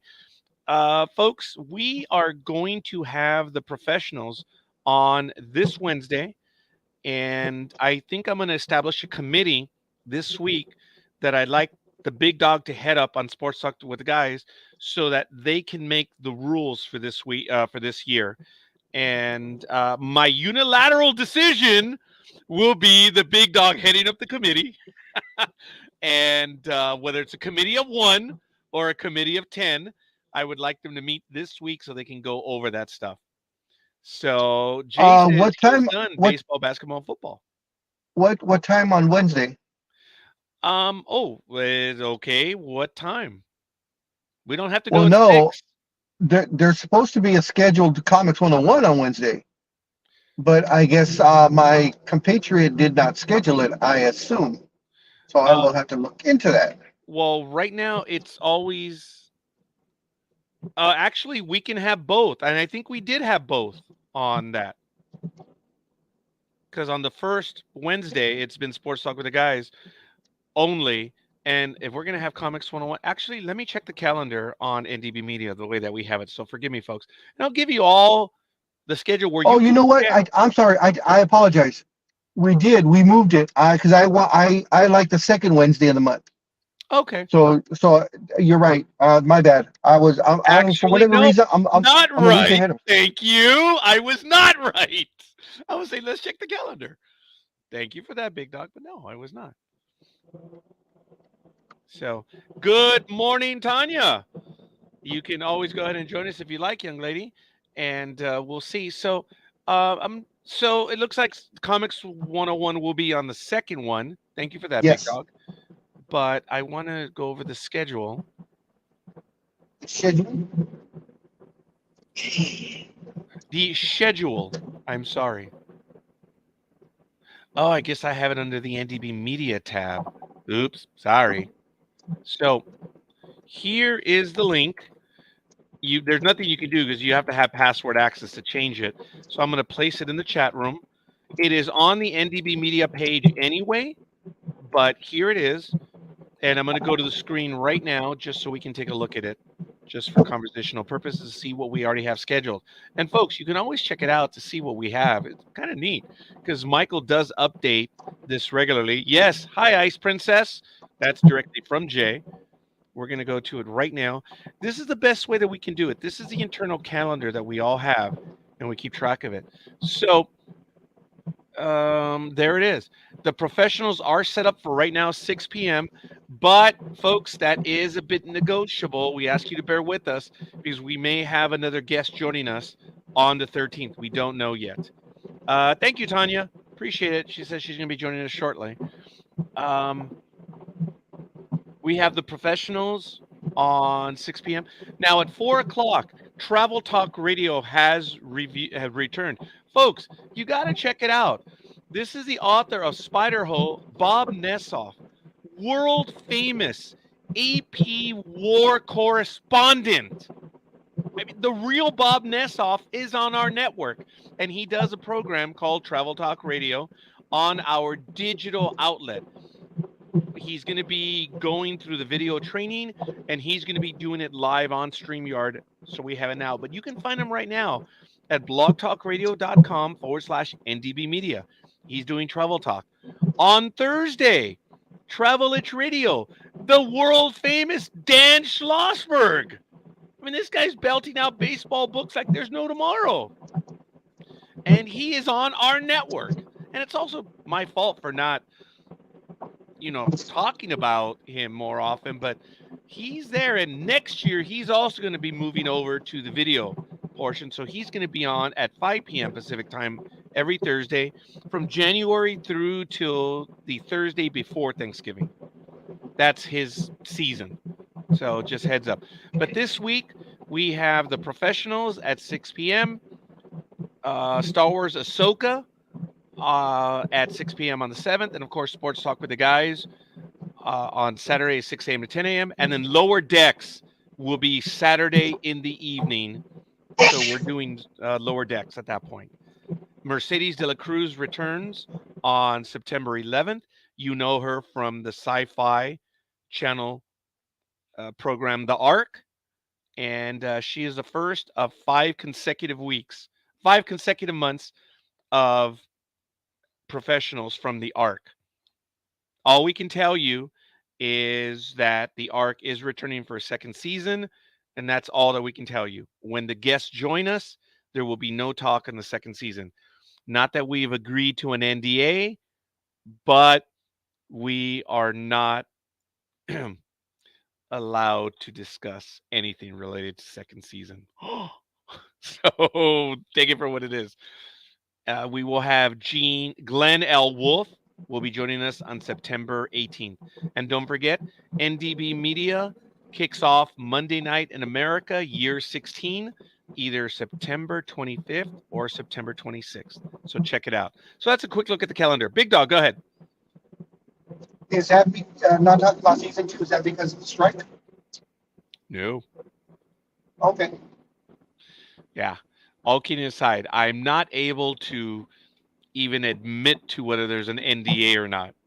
All I can do is hint that the fact is we've been asked by NBC Universal, by Sci-Fi Portal, Sci-Fi, sorry, the channel, and Electric Entertainment not to discuss season 2. So you have an NDA on your NDA? Yeah, isn't that funny? So all kidding aside, we've been asked not to discuss it. Very simple. We're going to keep that quiet. It is shocking to us that we have that agreement, but look at how many people we had from the Ark this last year. So does this portend to many other things from NBC Universal? Michael will have a cow if I say yes. So I had to phrase it that way. So I did not say yes. I just said Michael will have a cow if I say yes. So take that for what it is. We're terribly excited. We are moving forward. It's really exciting. So, all right. All good stuff. And good morning to the Ice Queen. How are you, young lady? I'm just waking up. Morning, Tanya. I will do my best to lower my Hi, voice. Big Dog. I will do my best. How you doing, young lady? And Okay. I hope everything is going well with Me. you. There was a personal request on the personal site on Facebook. Duh, on your personal site there was a personal request. I am stuttering this morning. That's not internet lag either. I hope everything is well with you. Yeah, can't complain. I have a job. I'm employed, so I'm good. And I'm going to Disney in 2 weeks. So There you go. That is awesome. Yes. So that is cool. And Ari, oh, that's funny. Hi, Michael Day. We're getting some comments already. Since Big Dog is driving, this is not a shock. I'm going to ask Tanya to handle the con, which is not a shock. I'm turning the con over to you for about a minute. My coffee is ready. I just want to go back and get it. I'm going to be right around the corner, but I won't be able to hear. I will be back in under a the minute. only thing that I'd probably be talking about is Ahsoka. Once you said Ahsoka, I was like, well, I can't wait anymore. Now I got to jump on because Ahsoka is fantastic. I'm about to break out my Ahsoka Tano lightsabers. There you go. You know, Tanya, we're pleased with it. And my only comment to you right now, and by all means, go ahead and jump in, is that episode 3 was no spoilers, a I haven't bridge. seen it yet. Okay. You have the con.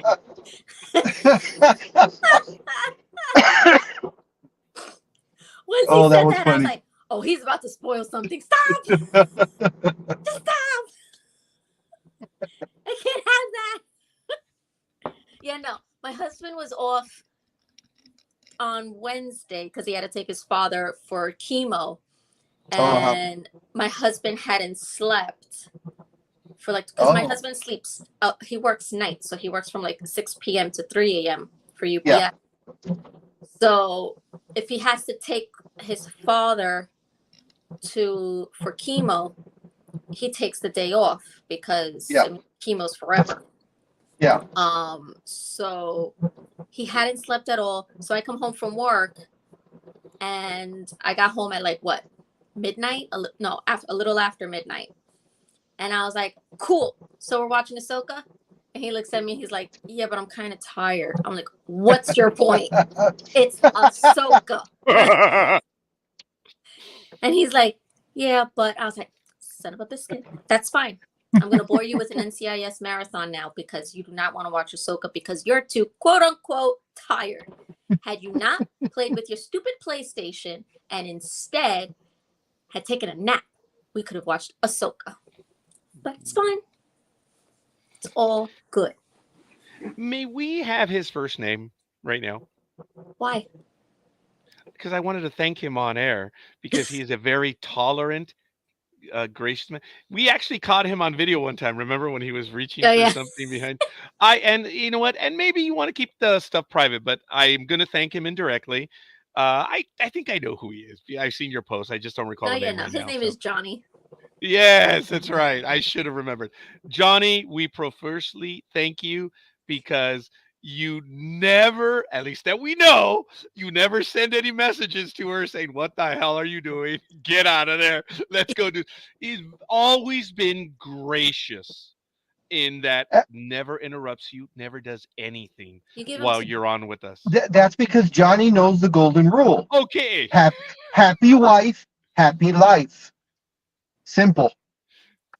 He also knows, like, if I'm on video or what have you, you leave me the hell alone. No, but honestly, you give him too much credit because, like I said, he works until 3 in the morning, so he doesn't get home until 6 in the morning. So then he ends up just sleeping. So right now he's sleeping, and he doesn't wake up till like 2 or 3, or until I say he's been sleeping too long. It's time to get his ass up because we got things to do.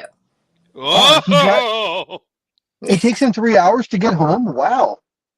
Depending on how MTA is running, which is usually like crap at that hour. Wow. hey, Tanya, I remember what you talked about. I'm sorry, Ice Princess. I remember what you talked about your commute prior to when you worked at the retail store. And I remember how long it would take, and you shared with us some of the really frightening, harrowing stories. Now, what does your commute, what's it looking like now? I know it's different because of the hours that you work, but Yeah. what's your commute look like? Well, I mean, it's gonna go back to what it was back in January, but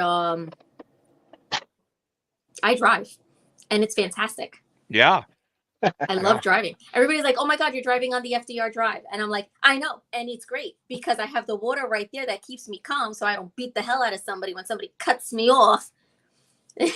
And then I'm blasting my music, or I'm listening to a Joyce Meyer's podcast. I'll be back. Yeah. Cool. All right, appreciate that, Big Dog. I think Big Dog's actually now at home outside, and he's going to be walking into the studio. What is the weather like where you're at right now? Because the summer of Southern California continues. Big Dog I said wish. it began to rain where he is in Riverside, which is about 25 minutes away, just cruising on one of the larger streets here.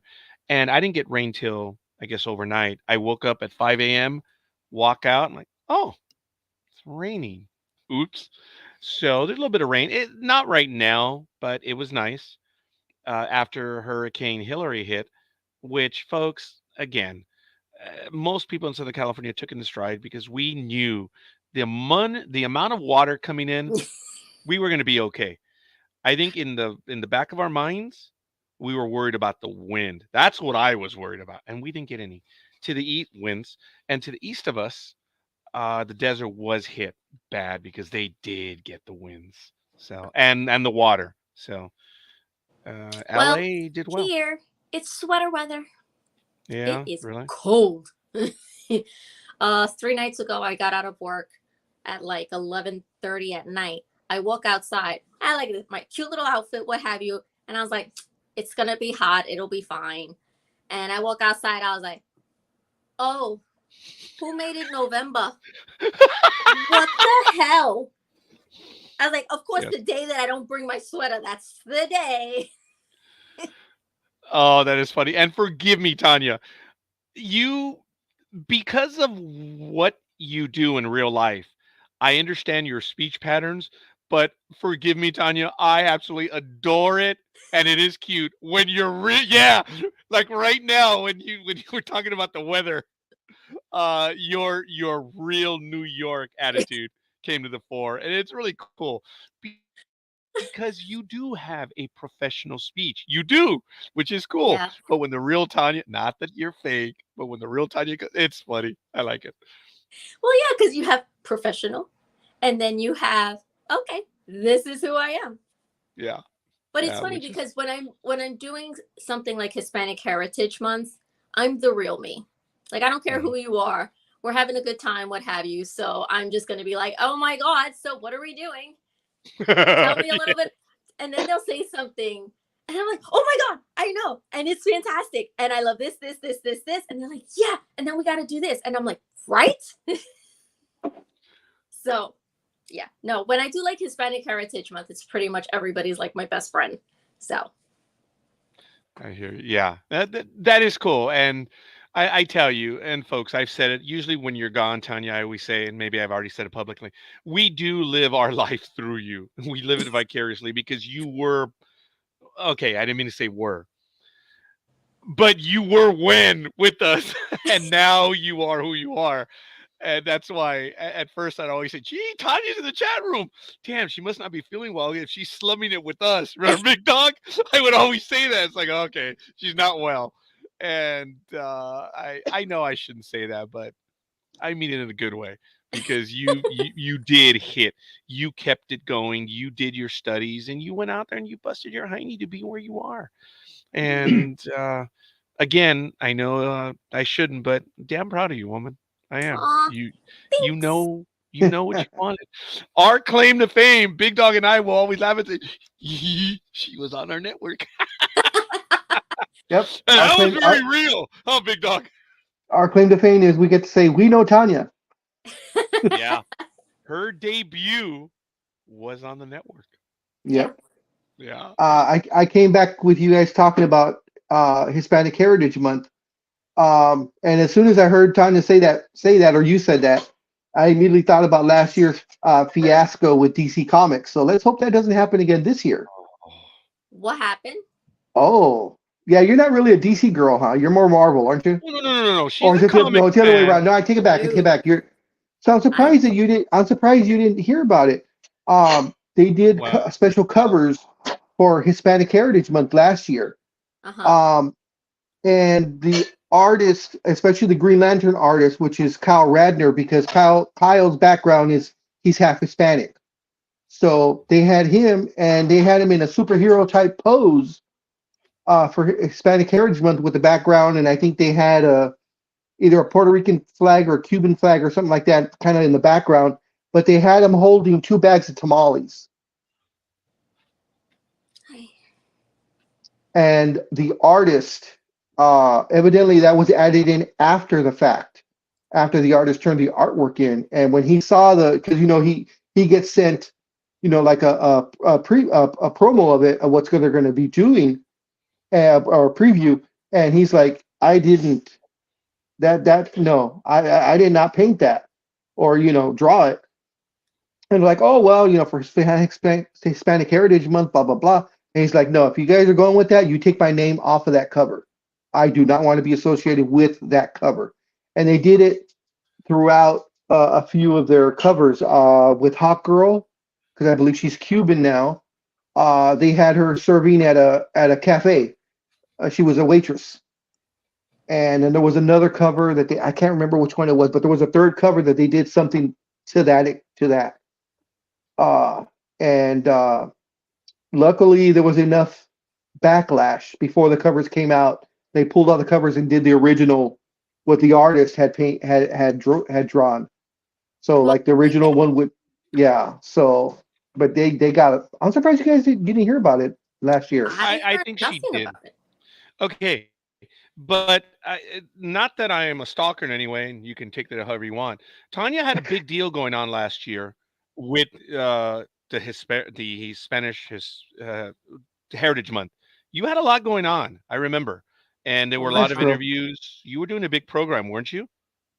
Yeah, I do. Yeah, she's remembering. Yes. And then we also had a town hall, which I did, which they made me the host for, and I did that for the first time. How was that? I live my life vicariously through Tanya. I pay attention to what she does. That's why. And Big Dog, I think that's the only reason why she missed it. She had a lot on her plate last year. Well, yeah, I wouldn't have heard about it either. The only reason why I heard about it is because that particular artist, I follow him on Instagram, and he was just outraged And Yeah. once he started, then all those other covers came out saying, "Oh, look what they did with Hot Girl! Look what they did with." Can't remember the third cover, but I know there were three covers that were very insulting to the Hispanic heritage, and especially the one with Kyle Ragnar holding 2 bags of tamales. I don't know how they thought that was okay. Well, because they're dumber than a 10-pound sack of stupid. I like that. I love you. That is a definite saying from someone from New York. That was good. That definitely was good. Oh my goodness. You know what? And it kind of pisses me off because DC, I love DC. I'm obsessed with DC. DC is my thing. I mean, I have DC artwork and what have you. Yes. And I worked for Warner Brothers at one point, and it was all DC all the time. For them to do something like that, Yeah. And actually have it get back past the editors, because it usually goes through one or two editors at least, and they both thought it was okay. A lot of people have to sign off on that, dude. yeah. Yeah, there've been a lot of heads that should have rolled on that Oh, one. yes. Yeah, but you cover it up. One complaint that I have, especially when it came to the Star Wars new movies, is how Kathleen Kennedy stayed very quiet about it. She said, no, no, no, no, no, no, no, no, no. She was just as responsible because it was her final sign off. And then the studio actually gets a final sign off. So for them to refer to Rain Johnson as doing what he did on his own, no, there's way too much money. Folks, look, I know a lot of people say that he went rogue and stuff. So that was a $300 million movie. Okay. No one is going to let anyone do anything for free. The only two people that can pretty much do something on their own and get away with it is someone by the name of Steven Spielberg and some other guy named James Cameron. And even then, they don't get away with. But if they want to do a project, the studios are usually like, they're there's very few people that get to do whatever they want to do. So I know I went off on tangent on that one. I do apologize, but it was good stuff. I know Tanya has her budding business. If she will kindly give us that link or an update on what she is doing, maybe she has some images. Go ahead, Big Dog, please. So Tanya, Yeah, what's up? this is what it was. I don't know if you can see. There's the original cover. There's the original cover, and then on this side is the holding the bag of tamales. That's You That know, was last. That was is last year. that's ignorant. Yeah. That's just ignorant. it just makes me violent. Like, I just want to get. So in the original cover, he's got the lantern, and the background is a Mexican flag. And then with the edited cover, he's holding a bag of tamales. And the other hand is holding a flag that says "Viva Mexico." Let me say one thing to that before Tanya jumps in. We talked about this over the Mm-hmm. Jerry Rice thing, okay, before the video. And I surmised back then, which is probably what happened now. I'm not going to say it was any good, but I think someone was screwing around and they did one of those jokes internally, okay? They drew an image and amongst the staff, they laughed. And you know what happened? Someone screwed up and they used the wrong image. The image that was the joke is the one that went public. Folks, whether it's insensitive or not, in my story, it's things happen, and I admit that people are stupid, Yep. but it's kept under wraps. You share it amongst yourselves. And I'm not saying it's not right. It's just I've seen it. It happens. And in this case, I think that when they went with the cover, they went with the joke cover as opposed to the real one. Because if that was the real one, yeah. Yeah. Yes. Elizabeth, I didn't skip over your comments. Elizabeth says, He's such a way right. to keep the stereotype. No Yeah. wonder people get the wrong idea. Damn, I remember that crap. And then I don't think ignorance says it well enough. It's worse. Okay, well, I'm just old, so I have to measure my levels of hatred. I do. Well, sorry. I just, there's so much stupid. What did Forrest Gump say? Which was, showing us the future. Stupid is as stupid does. It is, man. I don't know. I It never is. saw the movie. You've never seen Forrest Gump? Nope. Oh my God. When Forrest Gump came out, I wasn't allowed to watch it. My parents were like, "No." I was like, "Okay, no big deal."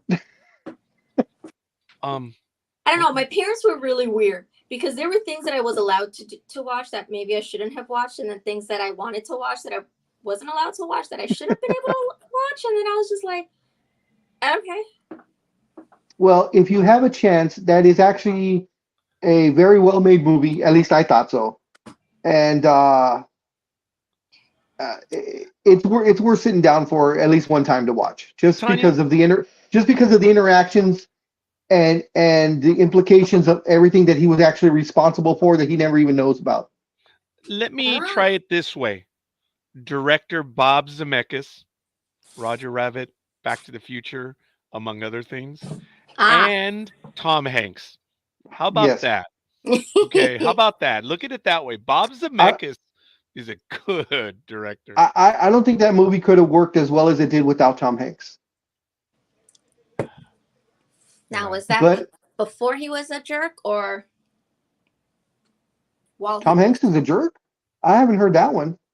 Oh, yeah, no, he even admitted it. He even said that for while he was the absolute worst father on God's green earth. He was like, yeah, no, I was an asshole. I was like, oh, okay. Yeah, he wasn't the nicest guy. He even admits it. That might have been during that time then, because I mean, Forrest Gump was done a while ago. So Forrest Gump was either 92 and 93, and Philadelphia, I'm forgetting the other, was either 92. That's when yeah, it was like the following year, I right? was going to say that's when Forrest Gump won 2 consecutive Academy Awards. No, that's when Tom Hanks won 2 consecutive Academy Awards. And folks, But yeah, I mean, personally, I like watching it. Like I said, just for the historic things that happened, that he supposedly is part of, and it starts when he was a kid. All I'll say is it starts with the kid with Elvis, and goes all the way through till Watergate or so, and all the things that happened in between that people make like literally millions of dollars off of that he was responsible for, but that he doesn't know about it. But they're like little Easter eggs throughout the entire movie, so it's really fun to watch. it really is. Jay, is that your favorite movie? Really Forrest Gump? That's interesting. It's Yeah. history, yes, talking about it. It's the everyman being involved in history, and he was just an observer of history and Would you what he say did. would you say it's a love story though?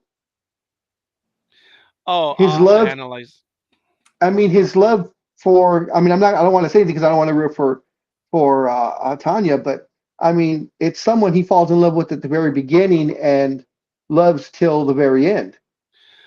That's interesting. I haven't done an analysis of the movie that way, but from the director's point of view, the writer and all that stuff, it was every man, uh, meaning all of us, passing through history.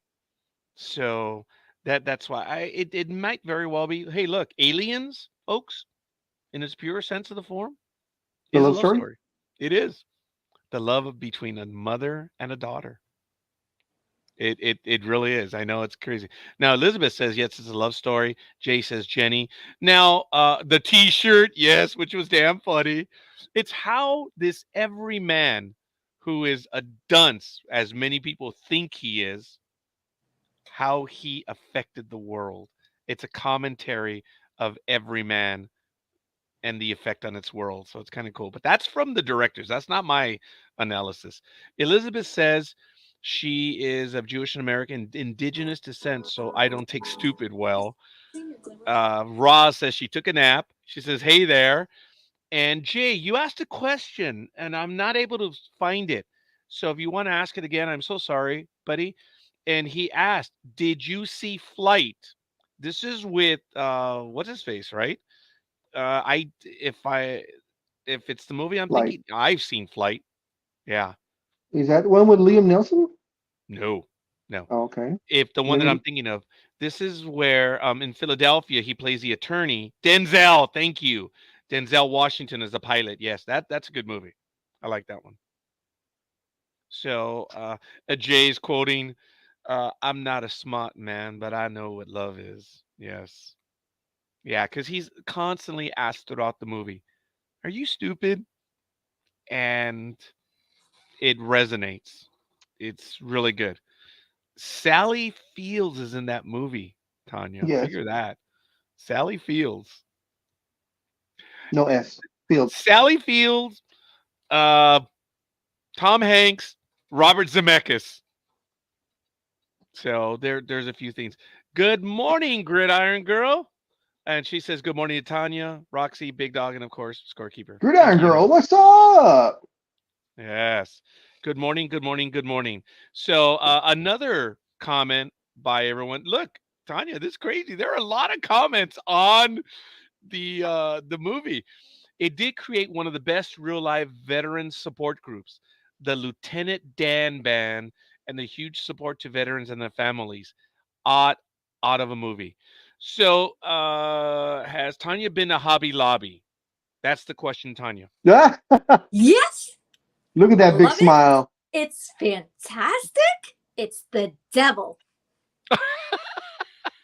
Because of her creative arts. Yes. Oh my God, I go broke in that place. But you know what? It's so addicting. My dad and my husband both love going there. Sometimes my dad goes to my mom and is like, you know what? We're not doing anything today. Want to go to Hobby Lobby? Like, you have to ask. Before Hobby Lobby and Big Dog, I don't know if he knows Michael. this. Michael's. Well, I was about to say that yes, that's correct, but I was even go a little bit further. Before it became Michael's, there was or before we had Michael's, there was one major store in downtown Los Angeles, and I think it was off Wall Street. Uh, Los Angeles, different Wall Street. Yeah, I was about to say. It was called Muscatel's. Did you ever, Big Dog, know of that one? I remember hearing of it. I never visited it. It was in downtown, so you had a park underground. Well, not underground, but in the lower level, and you went upstairs, and it was immense. It was immense. Michael's, many of the stores are actually smaller than the original Muscatel's, but it is now a Michael's as well. So we had Michael's. We still have Michael's. They're still around. Oh And now yeah. we have Hobby Lobby. I'm sorry. I was saying, oh yeah, Michael's is still around. Hobby Lobby is Michael's on steroids. So you've been to a Hobby Lobby? I've not been there yet. No, That's my I've never fault. been there, but I've heard about it. Okay. Yeah, you gotta go. But if you're gonna go to Hobby Lobby, go with a budget. Bring cash only. Leave the credit cards at home. That's funny. I like it. It's an amazing place. Jay says, been there yesterday. Love it. Elizabeth says, Michael's was my happy place. I hear you. And all right, she's in SoCal. Well, I mean, she's in California. Michael's, yes. And Ross says, I miss my beat stores in Manhattan. We had to pick up some prescription medications yesterday, and my daughter, my youngest, I could tell she was hankering for something. And I said, "Okay, where do you want to go? Where do you want to go?" And she says, "Can we go to the Exxon store, Extra Mile, because of all the large service retail, they have iced coffee. She loves iced coffee, and she likes going there because of the flavors they have. So we'll go to the Extra Mile now." But she was a bit hungry, so we went to, is it Chipotle? Well, we went there, and the mall that we went to on Indian Hill, just south of the 10 freeway where the Norms is, there were about 8 stores closed, just vacant. Unbelievable. I was shocked by that. Just absolutely shocked. That's not really a good area to have a shopping center. I mean, especially with with Montclair right across the street, pretty much. You have all the car dealerships right there. You have a very busy intersection. It used to be you have a supermarket there, and it's a lot of traffic. And but the malls in America are dying. It was sad to see an entire section Actually, of the mall. Well, it's not really a that's mall. fake It's like a news. strip mall. I'm sorry. Yes. Sorry. That's Mm. fake news. Malls, shopping malls are actually up by 12%. And when you say up by 12%, do you refer to the People going sale? to malls and shopping. People are shopping more and more at malls again, and so retailers are starting to rethink malls and open up new stores in malls. Sorry, don't mind me. I'm just like also trying to like set up so that I can start working on some crafting stuff. Well, can do. Do you have anything that you wish to show us? Not just yet, but I'll let you know when. Okay, cool. Is your website up? I know last time we had you on, we were talking about your website. Yeah, I mean it is, but it's not doing anything because I only have one thing on there right now because I don't have anything else to sell, which is why I have to start crafting again. Okay. Are But you going to do your Christmas cards again? that's actually what I'm working on now. I'm working on a template to see different designs on what I'm going to do. For I'm once, I get in first. Already you have another tentative order for 10 cards. Oh, you want 10? Well, that's what you last time. Okay. I 10 think cards. it was Where's 10. my notebook so I can write this down? So am I your first official order for Christmas cards? Yes, you are. Okay. Let me know how much it'll be when you finally determine what it's going to be, and Okay. just send me either an email or an invoice. I forget how we did it last year. Just do what you normally do, but I have committed. I saved one of her cards because I there's value to her cards, and I saved it for me personally. So I used 9 of them last year, and all 9 people that received them were like, "Wow." These are nice, Rod, because they know I have a little craft in me, and they said, "Wow, Raj, this is creative." I said, "Oh, no, no, no, no, no, no. This is so and so." So, uh, you, I don't recall if you have your connection on the back side of the card where you put your name and your Yeah. created by. Okay, see, because I wasn't looking on the back side. I opened them up, wrote in there, and I mailed them off, and it was beautiful. And when Tanya sends them, they're packaged in a beautiful package in and of itself. And yeah, Rosalind says she agrees with me. Tanya's cards are amazing. They're all made by hand, and there is a premium to them. I am the guy that's out there on December 26th buying Christmas cards. For Okay, the you following all know year. it's a joke, right? Yeah, I'm always doing that, but I'm kind of lessening that because I'm spending a premium on her cards. They're worth it. So if my word means anything, you'll see she'll be showing them to us. So I think it's kind of cool that she's working on them right now. So I'm going to put in another order for 10 already. So I'm really Okay. thrilled that I'm your first one already for this year. Well, yeah, because I'm doing like glitter foil now. Oh, So Ooh. this one is actually going to be like a, I well, if wish. it comes out the way that I'm thinking, I want to do it like an ornament. So you'll be able to detach it from the card and hang it as an ornament on a Christmas tree if you celebrate Christmas. Wow, that is neat. That is cool. So Jay asks, Halloween? Hmm. I'm actually doing Halloween tumblers, but if people want Halloween cards, I can make Halloween cards. That's not a problem. Okay. Yeah. Tanya, moving forward, I'm not going to ask. I'm going to require it. Yeah, right. Yeah, look at that. Look, I'm going to require it from you to be ready to go on the program to sell the wares because your stuff works, woman. It's really good. So, Well, thank you. I sent Dreem his cup. I don't know if he ever got it, and if he did get it, if he liked it. Dream is on a whirlwind. He is uprooting his life right now. It's not that he's gone incommunicado. The man is uplifting. I mean, he is moving from Louisiana to Arizona. He's shutting his business entity down as far as he goes. No, no, no, no, no. Oh. As far as he goes, and he's moving it west. The store, the restaurant itself is going to continue, but him and his portion of it is moving west, and Huh. that's a significant endeavor. And he and his wife are doing it on their own. So, and of course, the wife and the daughter have already moved over. They're getting Uh-huh. her in school. There's a lot. There is. So, just keep that in mind. And Dream is not with us because of his heavy plate right now. Otherwise, he would be joining us. I So, mean, Yeah, that's perfect. he's going to be there till October, and then he said he's moving permanently to Arizona in November. Oh. yeah. So I know how he operates, and it's good for him. I'm glad he's very busy doing that. But okay, all right. So folks, we're entering here the third hour here on Sports Talk with the Guys, home of the Monday Morning Quarterbacks on Saturday, and we are thankful that everyone has joined us. Folks, don't forget, I just did ask the Big Dog a short while ago. So I think on the Facebook community, the Big Dog is going to be going over the requirements that are going to be for our football calling this year. Hopefully, he'll be ready to go on Wednesday. The professionals will be discussing football this Wednesday at 6 p.m. Pacific time and everything that comes forward. So Big Dog will be able to let us know what the rules will be for our pool play moving forward because our first game will be this Thursday. So we appreciate it. And oh, there it is. There's Gridiron Girl. That for a year and a half, that little face would annoy the crap out of me.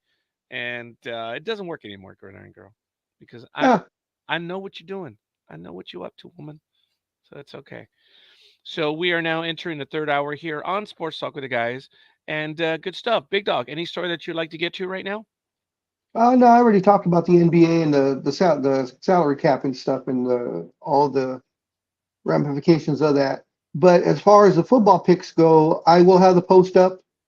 Um, just like last season, I'll have the post up by uh Tuesday, sometime Tuesday, Wednesday at the latest. So you guys will have a day to a day and a half to pick your Thursday game. And this post will be on the Sports Talk with the Guys page on Facebook, correct, Big Dog? Yes, same as usual. Okay, no one has authority to the Facebook page right now, and I apologize. Okay, As you yeah, I know, was gonna check that. So we had some identity theft over this past summer, and I had not reset it, so I'm gonna have to do that probably today, and I'm gonna make sure you have it. So, Big Dog and I will be in coordination. Either he's gonna post the games or I'll post the games because I know I traditionally did some of it as well, and we're going to be working on that. But we're going to have our deadlines as to when to post the games. So you heard Big Dog already saying that Tuesday will be the games posted, at least for Thursday, if not all of them. I don't know. yeah, I'll have them But all. I'll have them all there. I'm not just gonna do one. okay. So, but on Wednesday we will be officially kicking off the season, and and I think we're going to be doing that at 6:30 p.m. when we start the professionals at 6. We're going to be going right into the picks at 6:30, which will be well, how many games? Is it just one this Thursday? Yes. Let me make sure, but I'm pretty sure it's just one game. Okay. And we'll see. But right now, it is what it Yeah, is. just the one game. Lions or Chiefs. What was so cool about last year? No, I've not seen the movie Wildcats. Um, Probably should. But Yeah, that last was a year funny one. was the first time ever that everyone that played in more than 4 weeks, which was almost everyone that took picks, you know, and in other words, they were here almost all the time. Everyone had a 500 or above record. First time ever in the NFL game picking on here on Sports Talk with the Guys, which is really cool. That was nice. So we do have one game. It's the Lions and the Chiefs. It will be on Thursday, September 7th at 5:20 p.m. Pacific time. It's on NBC. So the Thursday night game in America. Uh, yeah, we review Ahsoka on Thursdays. So who knows? There might be a change. We'll see. we'll see. But Ahsoka only has, I think, 5 more weeks. So we'll see what happens. But all right, beyond that, looking at Major League Baseball, already went over the standings, already went over the scores. Big Dog, when does the NBA open up again? You mentioned that to us. Was it October 20th, I think? I believe it's October 24th. I'm sorry, October 24th. Right now, hold on. Of course, I already printed up the Lakers schedule. Really? Jay says it was Goldie Hawn. Oh, you know what? Maybe I have seen that one. Yeah, the 24th is the first game of the season. And NHL, I don't have my schedule. Oh, wait. I think I do have my schedule. I know where it is. Big Dog, give me one quick moment, please. I'll be right back. No.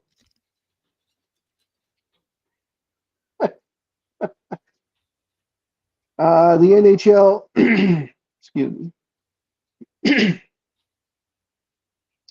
Friday, September 22nd, for the Kings, anyways. I'm not sure if that's actually the first game of the season. I know that's a first.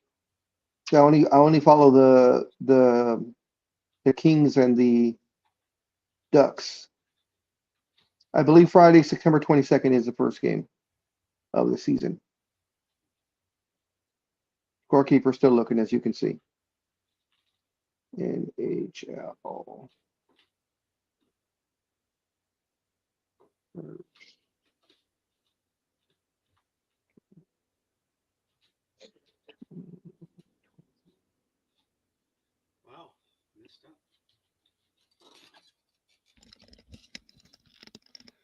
I apologize. I hopefully didn't make too much noise when I was in the back there.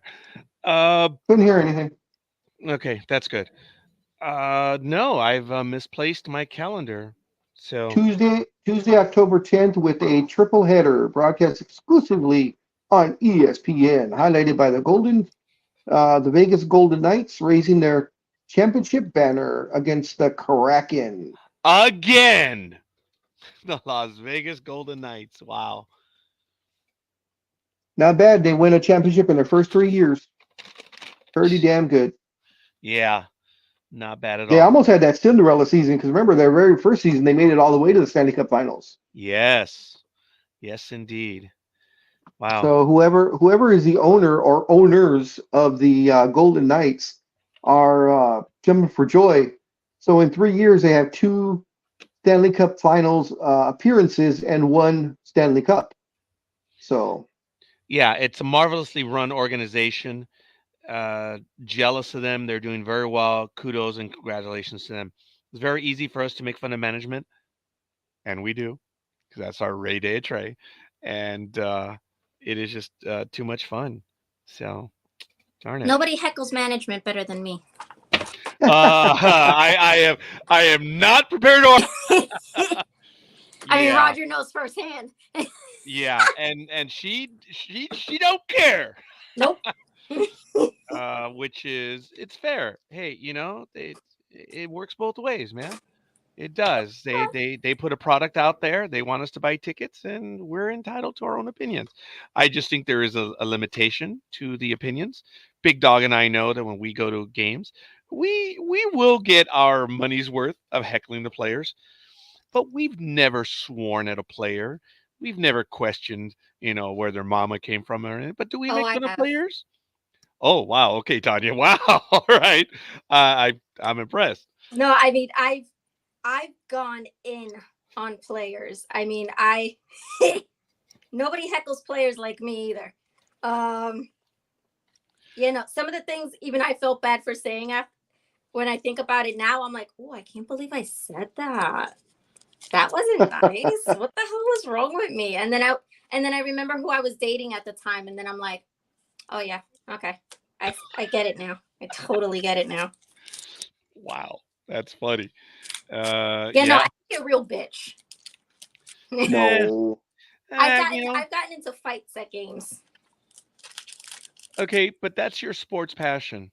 It is what it is. I don't even know if that's really even being one, because Gridiron Girl is incredibly passionate when it comes to her sports as well. And I would never call her that because she is really ruthless at times. And by the way, she is a Chargers fan. She is now, as much as it's whatever. She likes that quarterback, and she's been on it for 2 years now. Boy, she goes She's from a one Chargers losing fan. team to another, doesn't she? I wasn't going to say that. Wow. I wasn't going to say that. But Wow. Shots fired. oh, they've been taking a few more shots at each other now. We'll see. What the He was here a hell? moment ago. We shall see. Jay says had a cool song. The football in Oh, Wildcat. yeah, Wildcats. Yeah. Sunshine quarterback. So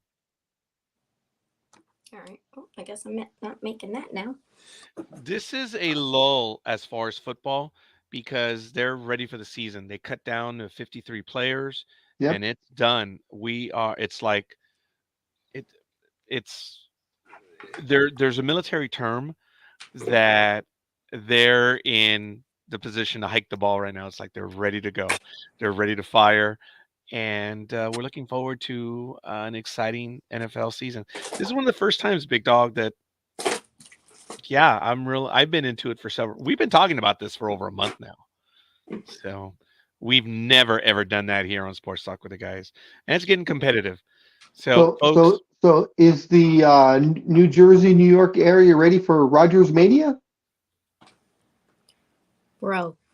oh, wow, That's why I oh, did it. That's why I speaking of did it. Hollywood, that wasn't even skipping a beat. That was Tanya listening to us, and the video was like, I'm ready. Bring it, bitch. wow. This is going to be a rivalry. I mean, the rivalry has already started.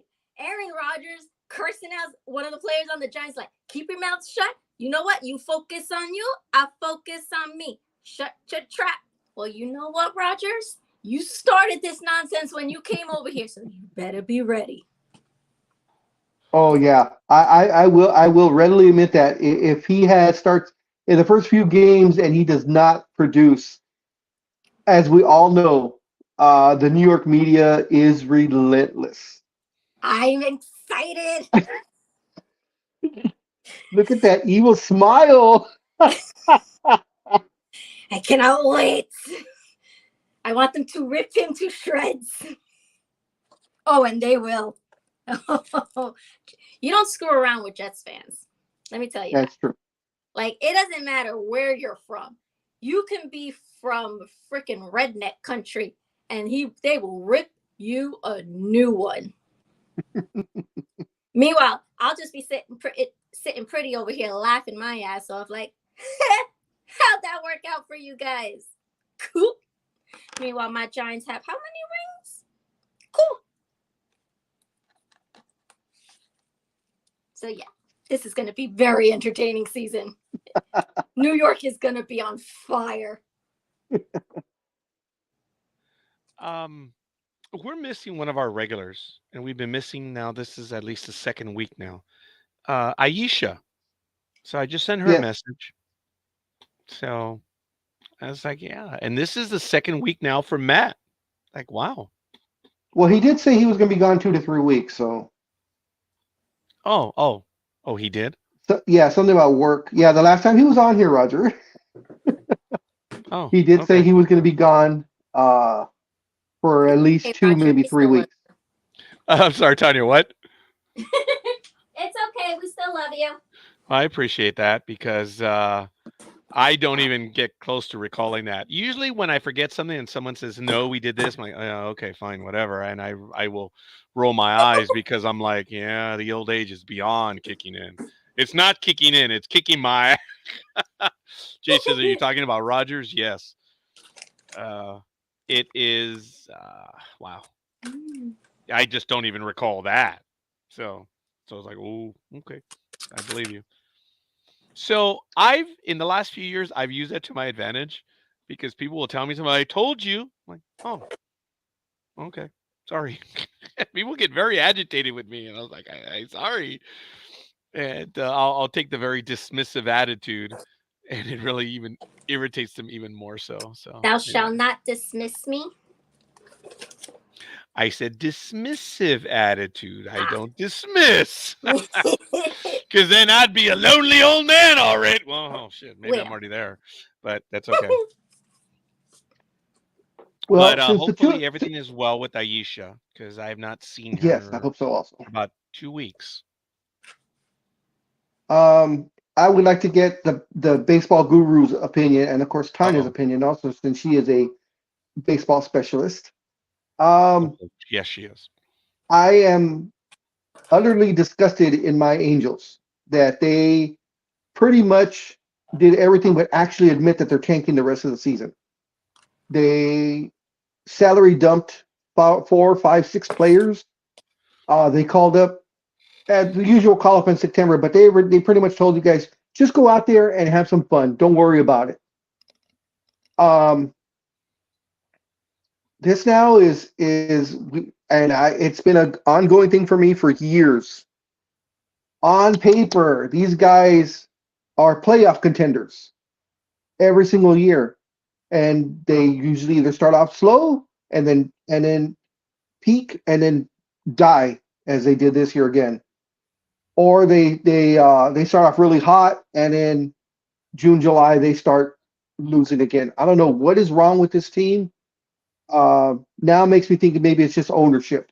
Artie Moreno may have to, for me, sell. But I just want to get your guys' feelings on the fact that they pretty much gave up on the season and said, "Yeah, that's it. We're too far out. We don't even want to try."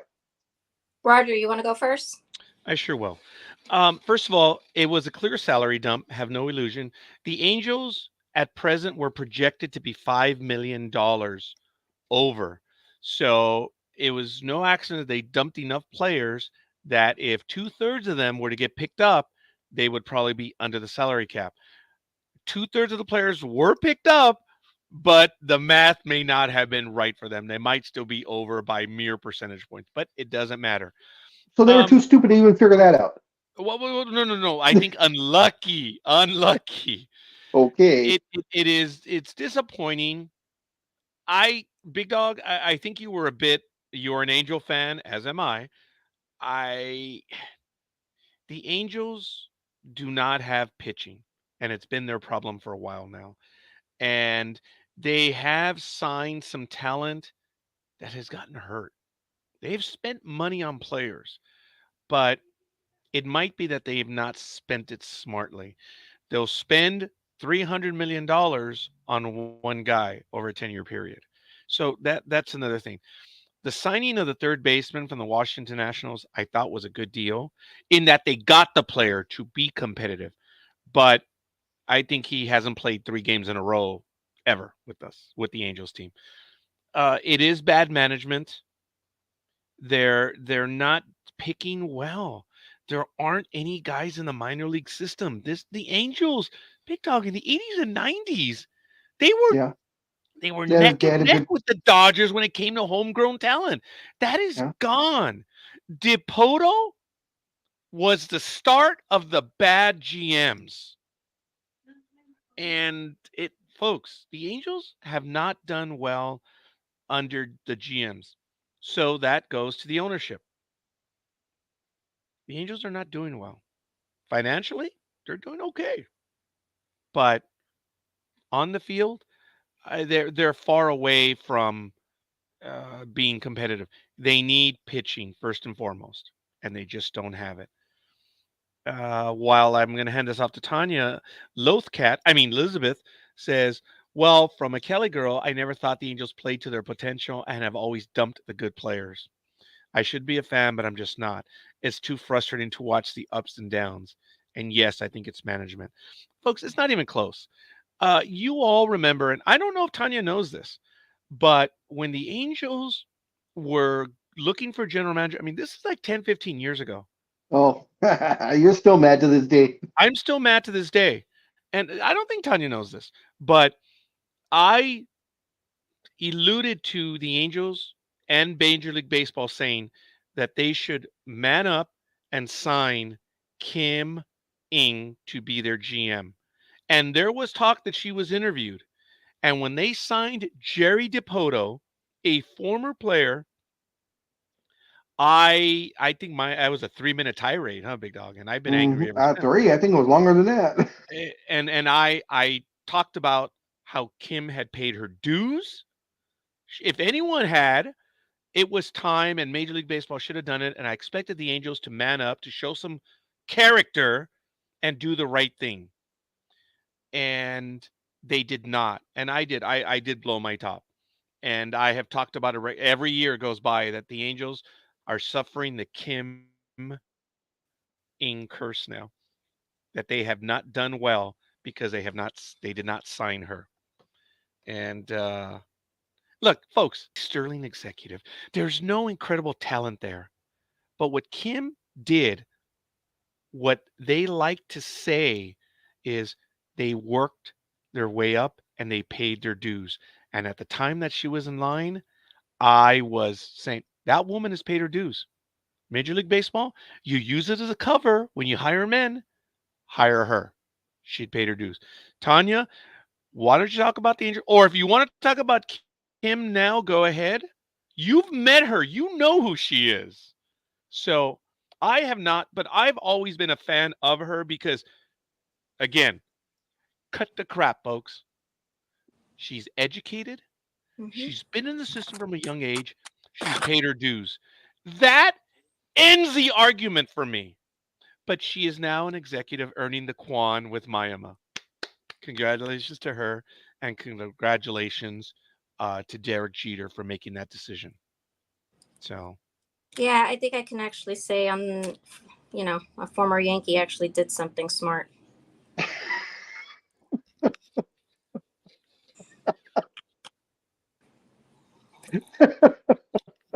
Roger, you okay over there? You good? I'm going to pound my coffee for a little bit. I am listening to you. I'm smiling and angry, but it's hard to be angry at you. It is. It's very difficult. So, why don't you go ahead, Tanya? That's quite a bit to talk about right there. Kim, that's number one. Or if you want to talk about the Angels, go ahead. For me, you know the fight more so than you know what I'm alluding to because you've lived it. Okay, in sports, it's still a man's world, unfortunately. You've had a fight in ways that Big Dog and I and everyone here that's a male will never know, will never get. So, I need a timeout. Yeah, I think I did. Yes, I was trying to make noise by covering up the tears when Tanya she bitch slapped my Yankees and Derek Jeter. That's okay. Well, That's why I went back. I'm like, they kind of did that to themselves when they went into last place. But on the other hand, so back to Kim Ng.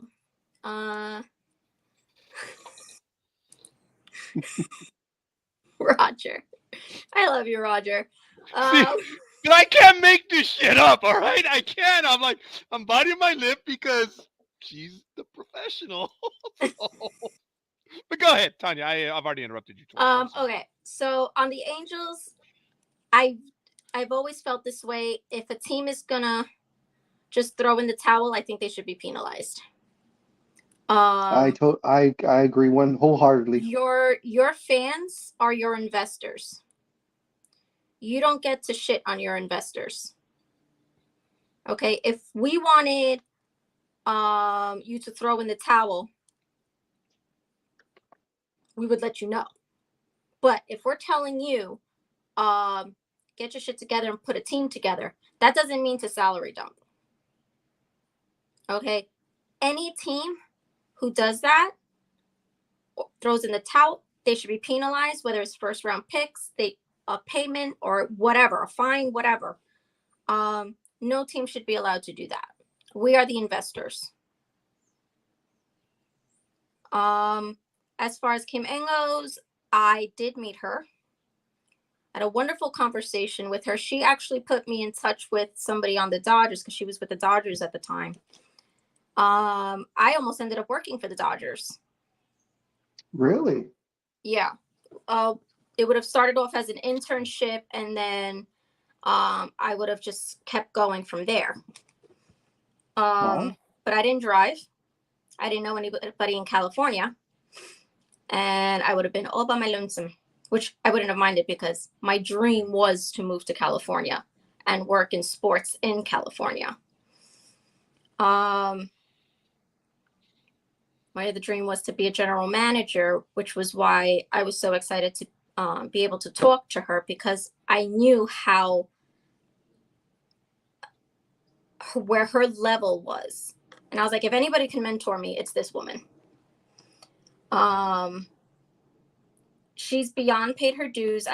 She was up for consideration to be general manager for the Mets at one point. And I was so excited. I mean, talk about a glass ceiling being shattered if she would have been a general manager here in New York. Oh my God. That would have been bigger than Yeah. being a general manager in Miami. Yeah. And I would have, in a heartbeat, I would quit my job and go and work for her. I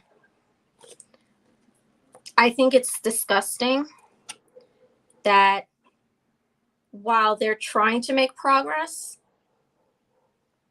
they really haven't. And they could be like, oh, well, we have this, we have that in the minors. Bullshit. Women have worked hard enough where we're not just minor league team talent. We are above that. Give us our due. We know our shit.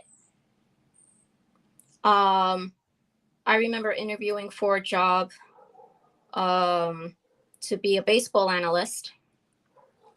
And they were like, okay, can you do this? Can you calculate these numbers? Can you do this, that, or the other thing? I did all the calculations. On base percent, anything that they asked, I did. Obviously I didn't get the job, but whatever. That's on them. But yeah, no, I think Kim Ng is just, there needs to be another one, and there hasn't been. And I think that says a lot about baseball right now. Yeah. But that's just me. I'm a little bitter about it. I thank you for that, Tanya. There's nothing that I could add to that because it becomes insulting. Because then I am mansplaining at that point, and not smart enough. No, I think you know what I mean. There's nothing that I can add to that, and I've already said what I did. Your opinion stands out even greater. Look, Gridiron Girl, I've known her for, oh my God, Sonia, if you're still in the chat room, this is like from the 2000s, maybe even earlier. And one connection that we had, other than our work connection, because she was a timekeeper, or no, oh, I take it back. Oh, she's not going to talk to me. She was a payroll clerk. I was a timekeeper. And she knew sports right away. And that was one of our passions. And Big Dog knows forever and a day, I was always hoping for year after year after year to have Gridiron Girl join us live. She's joined us now a handful of times. And she's been on the program here during tax season when she comes to visit. She is incredibly shy, and I get that. But her passion for sports, dude, she knows it as well as us, and in many ways even better. It's not that she's never played the game on a professional level. That doesn't count anymore. It's the game. And there are many ways to understand it by being, isn't it funny how they always give these phenoms? They say, oh, they're a student of the game, yet they never put on a glove or a uniform during high school, college, or whatever, and yet they're students of the game. That's always been the cop out. Well, there are women that are not only students of the game, but they've actually played the game on many different levels. That's exciting. I just think with the I was about to mansplain. Uh, there's no other word that I have to say. I wasn't going to mansplain. It's just, Tanya, you said what you did. For me to add to it, becomes condescending at this point. That's what I'm trying to say. So I will say this. I already said she paid her dues, and she should have been a GM. All right, I'm going to leave it at that. So I'm happy for her that she is a GM, but it came late in the game for her. She should have been a GM a long time ago. And Derek Jeter in that management group did a very smart move, and I'm glad she's still there as GM. So, but now she deserves to be with the bigger team. But then again, the problem with Kim Ing is she's a loyal puppy. Oh, Tanya, she is. She's committed to her team. She will work for them, and I don't think that's a bad thing. She may not. Uh, and for all I know, when her contract is up, then she'll interview for bigger teams. That's what I mean. She's a loyal puppy. She will work for them, and she will deliver. She's an executive, folks. She's good at what she does. So, see, it did become condescending. I should have. I knew it, Tanya. I should have shut up when I said. So, go ahead. You're muted. I'm trying to find my chancleta to throw it your way. Oh shoot, this didn't cut through. Okay, now I can laugh. Oh, don't worry. Payback. Mm, It's coming. yeah. All right. Whatever. Oh. Sports Talk with the Guys, home of the Monday Morning Quarterbacks on Saturday. It is September 2nd, 2023. Having a wonderful morning. I want to thank everyone for all the comments. Jay, obviously, Elizabeth, absolutely awesome. Roz is here. Gridiron Girl. She went a little silent right now. She needs some more. She needs a cup of Joe, folks. And everyone else, folks, let us know who you are and where you hail from. We are thankful that you're joining us on this Saturday morning. Don't forget, if you do comment, we will show your comment. You got to be nice, though. Even though we do have a mature rating on this program, it's just, folks, the only thing that we will screen for clearly is hatred. We just don't have time for that. It has no place here. Even though there's a lot of hatred in sports, but that's a different type of hatred. It's just general hatred, the ugly kind. We don't like that. I'm not talking sports hatred. Because that's on a whole level in and of itself. I mean, the hated ones, for goodness sake. Come on. We'll never say their name on this program. So they are the nemesis to the Dodgers. So. Oh, those hated ones. I thought you were talking about my hated ones. And your hated ones are? The Boston Celtics. They live in Boston, yes. Hey, what's your opinion of any team in Boston, Tanya? I've got no hatred towards them. Unless you're the Patriots. I don't have time for cheaters. Okay, there it is. There it is. Now, Jay says the Cowboys. So. Yeah. I can't say anything about that because I used to root for the Cowboys. That was many years ago when I was in high school. I used to be a Cowboys fan. There's so many fun memes, though, out there about the Cowboys. Yeah. So many. So many. But, yeah, no, I have no problems. I mean, unless, on the most part, I have no problems with any team. Unless you're a rival here in New York or a rival in my division. Other than that, I was just about to say that. So you have no problem with the Yankees, but you just said a rival in New York. So don't even be that way. I mean, come on. There's no. You see, but another thing that, since Tanya is a Mets fan and I am a Yankees fan, what allows us to have the conversations is, yeah, she'll razz me more than I will razz her, and you guys all know why. I generally don't take shots at teams just because. Being the greatest baseball team of all time, there's no need to take shots. It's like, why look down on everyone else? But that as it may, the reality is that I respect other fans. Big Dog knows when I go to teams, I usually don't pick fights with people. I am the guy, though, see, they're like, dumbass. I will be. Have you guys seen that commercial from that movie, or that meme from the movie when he gets fired and he's on the PA? And he's quitting his job, and he points to that his coworker, and he says, "F you." He points to another, "F you." And then he sees the old lady who's a customer. He says, "You're cool." And then he says to the manager, "F you," and I'm out of here. I'm that guy in the baseball game. I'm usually like, that's me. I'm the guy that throws the rocks in the glass house. So, but I try to keep it quiet. Uh, I just, it's. Do you know why? Because in 1996, I rarely ever tell this story. When the Yankees had that emotional roller coaster run with all the personal stuff that they went through, and when the Yankees won, and Big Dog knows the story, I was shocked. Shocked at all the love that the Yankees received when they won in 96. And I had Yankee haters calling me, congratulations, this. I mean, it was almost a kumbaya. And I was like, does not compute, does not compute. I was having a hard time understanding what was going on. And then in 97, when the Yankees lost to the Indians in the playoffs and the hatred returned, I was like, oh, thank God the world has returned to normal. Everyone hating the Yankees. It's kind of fun. It is just kind of fun in that everyone hates them so much. And it's like, it's okay. I was never first and foremost a Yankee fan. I was a Dodger and Angel, but my father, as you know, was a Yankee fan. So I adopted the Yankees because of him. And, I don't rip other teams. They choose to rip me. It's like, okay, I'm all right with that.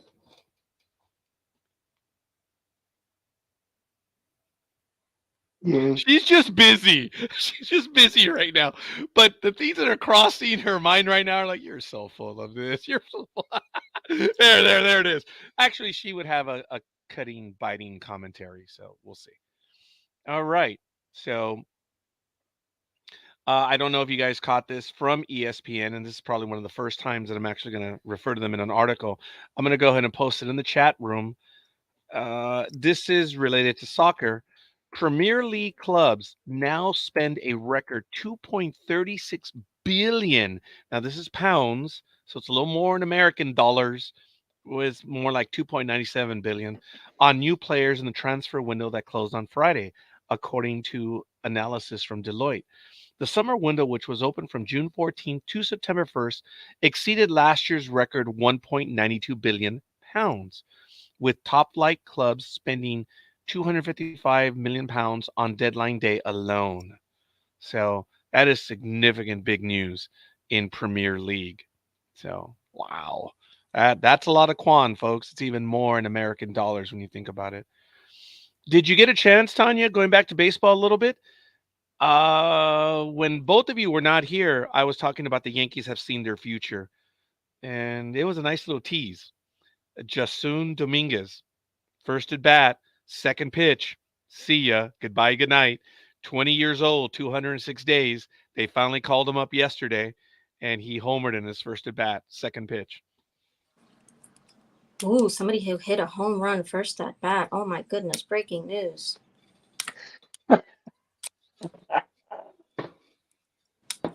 Quick, break out the rings. We know who's winning. So what? I will. There it is. He's not the first one to do it. He's not going to be the last one to do it. And it doesn't mean that the future is anything. Whoa, now you misinterpreted oh my God, words. Tanya, I said they have seen a glimpse of the future. That's all I said. A glimpse. The glimpse is in their standings right now. Oh, there is a shadow of Mordor in their standings right now. They're in last place, man. It's absolutely horrible. Elizabeth says, try living in a house full of the enemy of my Dodgers. It's been an ongoing 30-plus year war, love, hate. Oh, my goodness. Lothcat, you got to tell us. So she lives in a house full of Giants fans? I have to know. Well, remember, she's in Sacramento, so that's NorCal. Can very well see that. Wow. Well, yeah, so it'd probably be the Giants then, yeah. Yeah. I want to be certain. Maybe they're Angel fans. What do I know? Well, they're not the enemy of the Dodgers. I don't know. Like I said, we'll see what she says. Not even in the same conference or league. While we get a comment from her, South Sudan earns an Olympic berth as the top African team at FIBA World Cup. This happened earlier today, not too long ago, as a matter of fact, within the last 3 hours, in Manila, Philippines, in an indelible moment of his FIBA World Cup. South Sudan earned the nation's first Olympic berth in any sport Saturday and did so with a team filled with refugees and children of refugees from the war-torn nation. The Bright Stars, as they are known, won the bid allotted to Africa, or for Africa, with a 101-78 victory over Angola, triggering tears and hugs from players as several dozen fans waved the young country's flag. They won the prize with a 3-2 record in Manila to outlast all other African teams with just 3 years after former NBA All-Star Luol Deng took over the program, which he has largely funded personally and filled by recruiting players with South Sudanese heritage. That is a good story. And folks, if we all remember Luol Deng, Big Dog, remember how the GM from some team in Florida lost his job over that one? That's the same player, isn't it? Refresh my memory on that. Remember how they were drafting players and they were having a conversation, and somehow they said Luol Deng is. Remember they were comparing him like having a criminal element, Oh and yeah. it's the Uh, same player, right? It is. it could be. Luol Deng to me is the albatross that Mitch Kupchak signed. You remember? That was that idiotic contract along with the other one where Kupchak had to be the first person or first team to sign players, and he gave Luol Deng a oh god, what was it? A 3-year, $30 million contract or some shit like that. And we ended up waiving him and had to pay him $5 million a year for 3 years because they stretched it out. So Yeah. he's finally earning his money 7 years later. You know, training you playing for or coaching that team.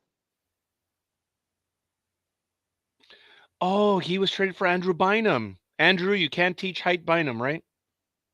No, it wasn't a trade. It was the free agent signing. Remember, it was him and it was one of Kupchak. I think it was Kupchak's second to Oh, I'm last sorry. This year. was between the Bulls and Cavaliers. I'm so sorry.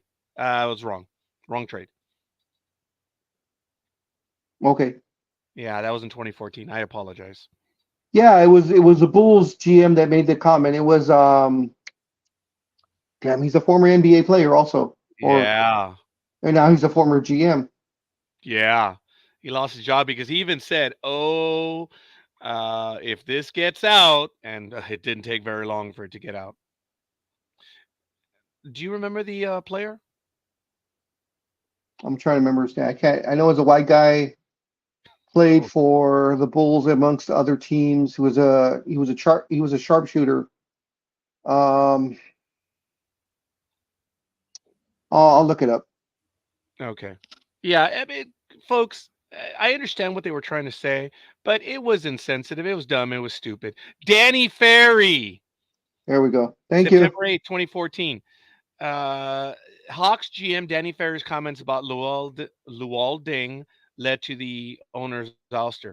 Atlanta Hawks general manager Danny Ferry's comments that were deemed offensive and racist by CEO Steve Koonin were made about veteran NBA forward Luol Deng, a person familiar with the details. And if you remember, it was the quote was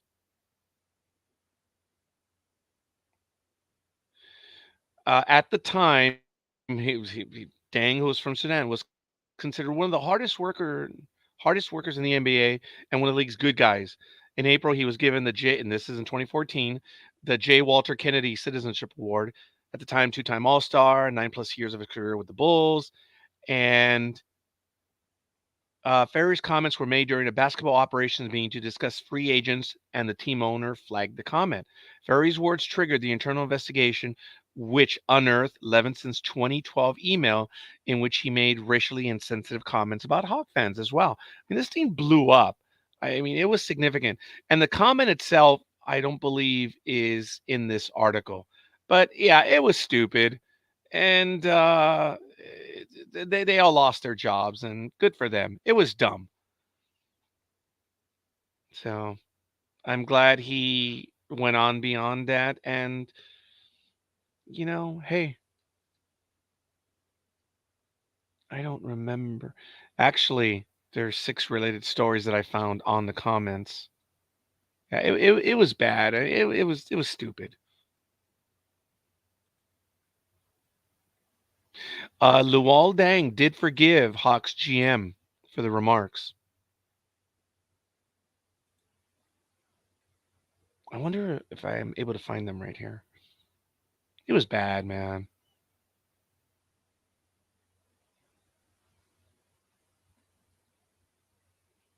And Yes, it again, was. they were not. Okay, here we go. According to multiple published reports, Ferry read aloud insensitive background information compiled by a source outside the Hawks organization on Deng, a 2-time All-Star from South Sudan at the time.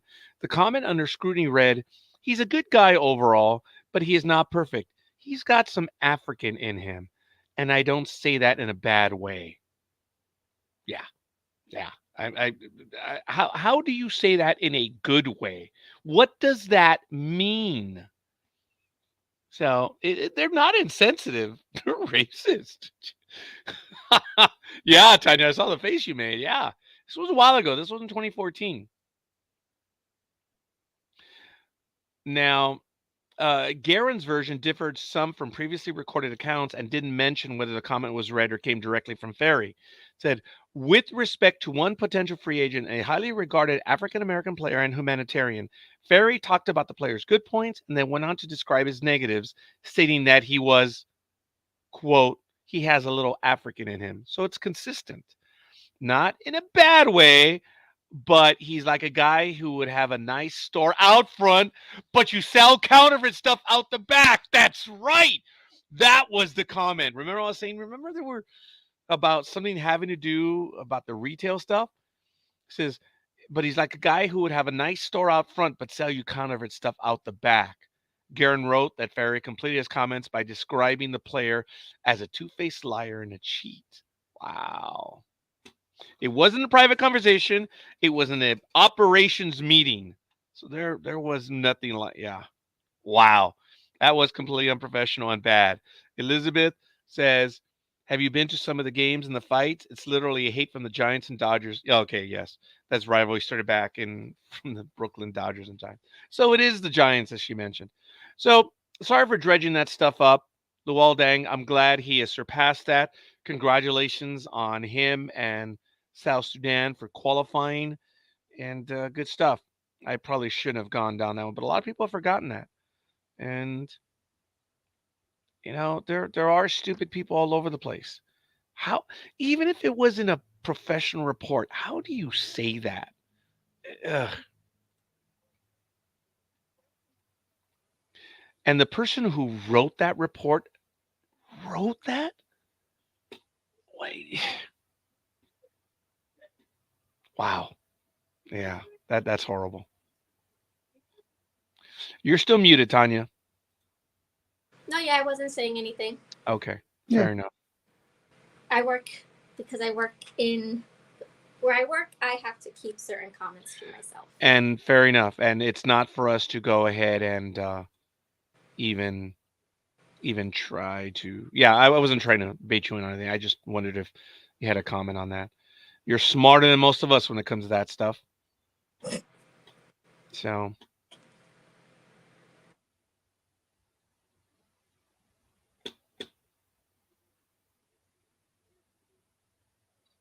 All right, Big Dog. Any stories that you would like to get to at the moment? Not really. Just waiting like everyone else is for the football season to start. And then we get to have fun with all the picks and stuff. Yeah, folks, don't forget, we are going to be doing the professionals this Saturday, or I'm sorry, oh my God, this Wednesday at 6 p.m. It is still scheduled for the moment. And I'm going to program the episode in just a little bit. So there's some good stuff on the ESPN website for the cheat sheets, the analysis on your team forming. As you know, we do not do the fantasy sports here, both officially and professionally and personally. It's just because we're adults here. We don't spend time. Oh, we lost a Big Dog and he came back. What happened, Big Dog? Lost you. I'm here. Oh, well, we lost your signal, and it came back quickly. So good for you. On the Glober Soccer scoreboard, right now, Hoffenheim 3-1 over Wolfsburg. Nottingham Forest over Chelsea 1-0. Leverkusen 5-1 over Darmstadt. Tottenham 4-1 over Burnley. Manchester City 3-1 over Fulham. And Stuttgart 5-0 over Freiburg. You want to finish that thought there, Elizabeth? Oh, I guess adults my arse. Okay, I get that. All right, that's fair.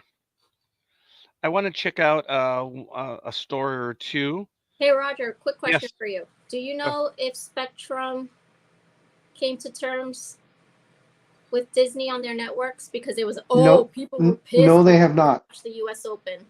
Thank you for No, that, they Big have Dog. not. They're still in negotiations. I've been seeing, I know there's a couple of channels that Spectrum has taken off because of Disney. And I saw watching the news last night on the ticker that I guess within the next couple of weeks we could be losing ESPN and all its affiliates because through Spectrum, anyways. Because I guess Disney is charging or wanting an outrageous amount on their new contract. So Well, is that happening? Is that happening there also? They've already lost ESPN and everything. They haven't been able to watch Oh. the US Open tennis since Thursday. and college, right? Yep. Okay, I guess maybe it's regional because it hasn't quite gotten to ESPN here in Los Angeles or Southern California. So it's still accessible for us. But if it's already been taken off elsewhere, it's probably just a matter of time now. Probably, because I mean, I know here, I was getting calls in the newsroom, and I ended up making it a story on my lineup because people are pissed. I mean, you have like one of the biggest games, and you're not letting people watch it. Holy crap, like what the hell? They should have taken the tact of continuing with the announcements and saying, hey, think about this. There should be no this right now because of them. But I'm sure they had advertisements on cable prior because I had Spectrum. I finally dumped Spectrum. I no longer have cable service for probably the first time in my adult life. I am down to just internet. Let me tell you, my cable bill, $230 a month, has now gone to $15 a month. Oh, I've been a cord cutter for over a decade now. Good for you. I do have many of the apps. And you see, for me, I kept the live because of the politics and news reporting, because I've always been a junkie when it comes to that stuff. And unfortunately, I can't have just one service. As I tell everyone, usually about 5 p.m. in the evening is when I'm most disgusted because I watch CNN for 10 minutes, throw up, watch MSNBC for 10 minutes, throw up, then I watch Fox News for 10 minutes, and then throw up 3 times just because. And it's just difficult having to hear all the different point of views. So, yeah, thank you for that. You actually thought it. Sorry, thought about it. Sorry about that, Tanya. Again, I can't comment on certain things. It sucks. And that's fair. But I'm glad you bite your lip. I'm not that smart. Big Dog is smarter than I am when it comes to that. There have been times over the years. Go ahead, Big Dog. Go. When she said she has to bite her lip and can't comment. That reminded me all of a sudden it clicked. There wasn't one NBA thing that I did wanted to talk about. One of the referees. Oh my God! Yes. Ow, that was loud. Sorry, Big Dog. Damn. Wow. That one actually hurt my ears. Anyways, NBA ref who was under investigation. And I had a fit about it. And I think I talked about it when we played the Celtics last year. and we lost the game due to a non-call, a very obvious call by this ref that he didn't make it. And then the following day, they showed his entire family all in Celtic gear. So they're big time Celtic fans. Anyways, I guess there had been other games that he called or missed calls on, and he was being investigated by the NBA for inappropriate use of power, I guess it would be. So before they got their final judgment, he decided to retire, which I think they called him into the office and did the, what I think would happen to Jordan was, hey, we found all this stuff out, so you have a choice. You can either leave or we're going to fire you. And in Jordan's case, of course, it was you can take a hiatus or you can take a 2-year suspension that we're going to announce publicly. That's always been my point of view for the Jordan, why he left for 2 years. I don't know if Tanya knows that. You'll have to spend a little bit of time. I don't think she knows. We'll have to come back to that one in a moment. Please continue on this one, though. But the referee decided to retire. He had his pension was probably 100% because he had been a ref, I believe, for 25, almost 30 years or something. So, and he's done all the big games. He had called the finals. Eric Lewis. Yeah, the previous, I think, 8 straight years. This particular finals, even though technically his rating was high, he was not picked to call the finals. And I believe it's because the NBA was already doing an investigation on him. But he decided to retire, so he leaves the NBA. And what they found out was that he had a burner account, and was saying disparaging remarks on certain players against the NBA. And when the NBA did start doing the investigation, they found out the burner account was his, of course, under a different name. And his brother tried to jump in and say, no, it's not his, it's mine. I'm the one that did all these, saying all this about players and the NBA and such. It's not my brother. Don't try and blame my brother on this. But from the reports that I've read, that was false. It was his, and he was making all those remarks and saying certain things about certain players. Let me be I have to at this moment add an editorial comment from NDB Media on that. We would say that at this time, since the NBA has actually closed the investigation, Yes. and I will post that article, that as of right now, officially, the account is alleged. We have to add that, right? That's all. Not arguing with Big Dog because he's quoting. Yeah. I think there's like 50 articles that may say the same thing, but we do have to add at this point still that it is alleged because there's an article on NBA.com. Go ahead, Big Dog. I was just gonna say no. It's not. It was alleged because it is a closed account and it has been closed for a few months now. Oh, so now it actually becomes true. That's at this point for us to say was alleged is appropriate. I posted an article in the private chat as well as in the chat room, and now I'm going to post the one from the NBA itself. Give me a quick moment. And the first one was from Sporting News. Second one is from the NBA. This is an official notice on August 30th at 1:45 p.m. Pacific time. NBA referee Eric Lewis has retired effective immediately in the wake of a league investigation into whether he used a then Twitter account to defend himself and other officials from online criticism. The league announced his retirement Wednesday, less than 3 months after beginning an investigation into whether the 19-year NBA ref had violated league policy by commenting publicly on officiating without authorization from the league. And you see a copy of the image. And with his retirement, the NBA said its investigation into social media activity has now been closed. So they're not going to comment any further. They don't say whether it was his or not, but the issue is closed. Someone in the blogosphere, as I read someone else, and Big Dog can backstop me on this or not, they said, well, the NBA knows, or the NBA actually commented and said, this is closed.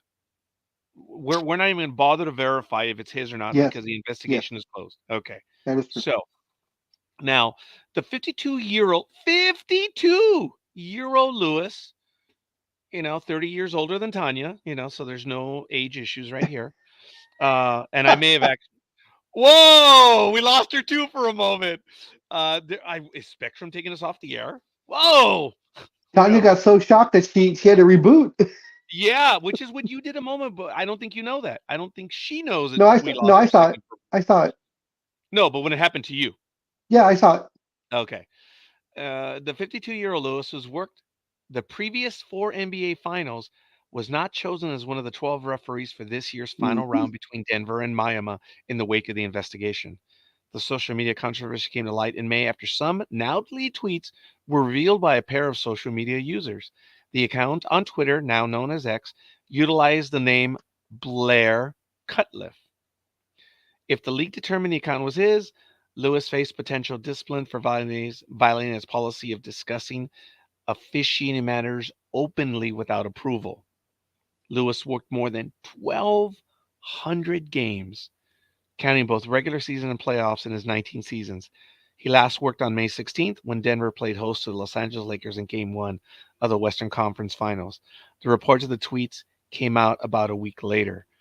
Now, if I remember correctly in some of the other articles, they were able to point out that his statistics, I believe, when a certain team, Yes. right, I think it was like 52-16, it was a Yeah, free throws. ridiculous winning percentage under Lewis. Oh, I don't know about winning percentage. I know like free throw disparities. It was let's just say it And was I, Lakers I may have versus misread that. maybe it was Lakers versus Denver, and they'd be like, okay, well, when he officiates those games, the Lakers shoot 54 free throws, and Denver only shot 12. And evidently, there was a. I'm not saying it was the Lakers in Denver. I can't remember what the teams were, but there And were that's there were a fair. couple. But it was the disparity for Yes, one team regularly. yes, That's the yes. thing. And I think the Twitter account responded, well, why don't you do that for the other numbers? And someone actually responded, yeah, we did. Here are the numbers. So they were creative. The social media users, because that's like, oh, well, yeah, that could be a statistical anomaly. And like, no, it's not in the manner that you're trying to portray it to be. So, yeah. And things started to happen, or I started getting eyebrows started getting raised when it was that Lakers Celtic game, and the Lakers lost the game. Without because he didn't make that call because he was the one that should have made the call and didn't make it. That would have sent the Lakers into overtime, I believe. But the either later that night or the following day, they showed his personal account where his entire family Yeah. are at home and they were jumping up and down cheering, all in Celtics jerseys and sweats and the whole 9 yards, and Celtic fans. And then they showed pictures of him, I guess, on his off days or whatever, and him in all Celtic attire. So that's when people were saying, "Hey, he didn't make this call. Look at his family; they're all Celtic fans." Blah blah blah. And of course, that was the blogosphere. You know, how they usually make something out of nothing. But in this one particular case, it actually started something. Yeah. And there's some imagery which I can get to. There's no sound, folks, so I can get away with this. If you guys want to check this, I'm going to go to it right now. Here is what it looked like. So, Suns fan Asher says, so I said I would rank every NBA official when it hit 100. I've hit 100. Here's the list or the thread: first best, 73rd worst. Ed Malloy, James Williams. Here's uh, the rating, and look at that.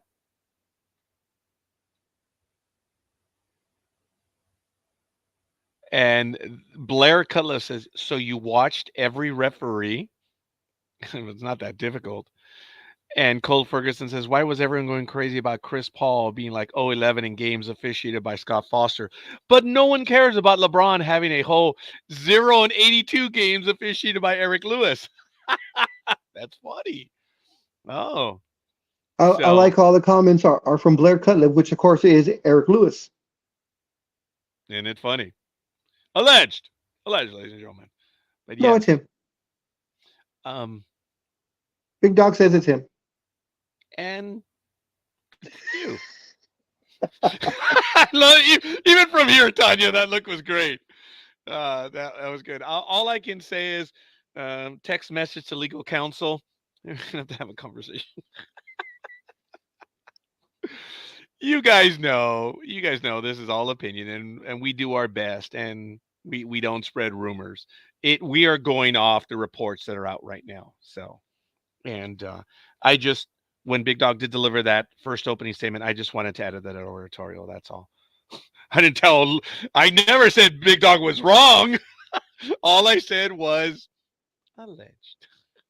So take it for what it is. There he And is. I believe that's him, right? yes, that is him.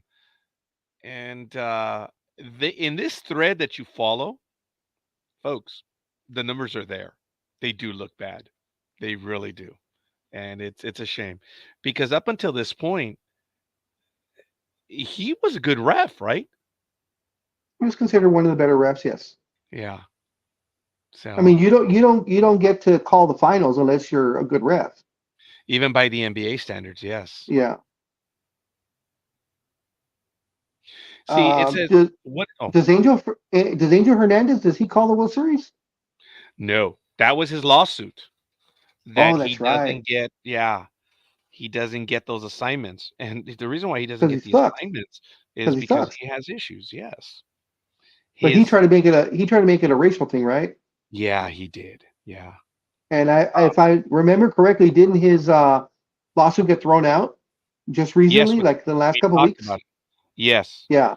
and folks, being I have sympathy for Angel Hernandez in his Oh, I'm claim sorry. in his claim because we don't know what Sorry. he is thinking and enduring, and I will give it. But as far as everything else, dude, my grandma who wore glasses had better vision consistently. So unfortunately, when we have the robo computers coming in, they're going to be always the first time they're in a game, in a Major League Baseball game where it counts, the announcer is going to say, "Thank you, Angel Hernandez," because And, it's we've been and driven to that. the pitchers are gonna hate the robocalling Well, here's because the thing: because they're going to hate. so many Yes, pitchers are along that fringe line, where it's a little bit on the outside, a little bit low, a little bit high, but they'll call the strike. But computer is not going to do that. well, we're going to learn actually who the better hitters really are, the ones that have the eyes, because there are Tony Gwynn, Wade Boggs, those guys. The vision that they had was incredible. I We're gonna see how bad these baseball players really are. Calls go both ways, folks. They do. And you've heard us here on Sports Talk with the Guys constantly saying, look, when there is a bad call against the team, folks, if you're gonna lay the blame on one call, where were you for the rest of the other part of the game? Exactly. Okay. I've always contended that.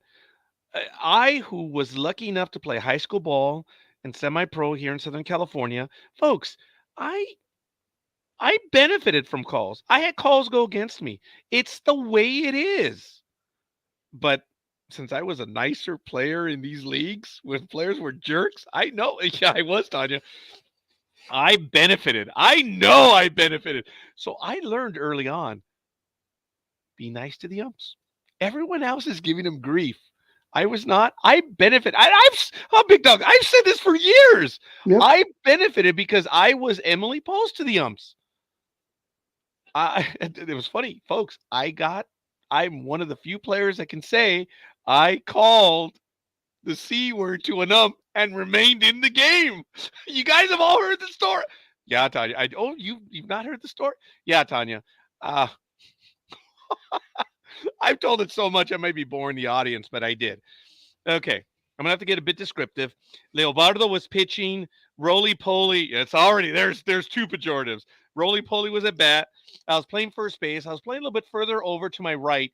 I didn't have the best range, so I cheated to my right because I already had my glove over here, and with the length of this arm, I could get to a lot more. So I had to cheat more to the right.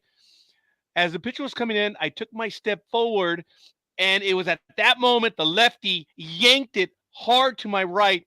I dove, I short hopped it. I was on one knee, and I was going to get up like, oh, stupid son. Leo hadn't even left the mound. So I'm like, okay, I'm a little further over, but I'm like, okay, I know who's running. So I get up and I start to run over to first. I'm like, oh boy, Panda Bear's moving a lot faster. So I'm starting to sprint. And I'm like, this SOB is going to beat me. Well, think of the theme from Superman.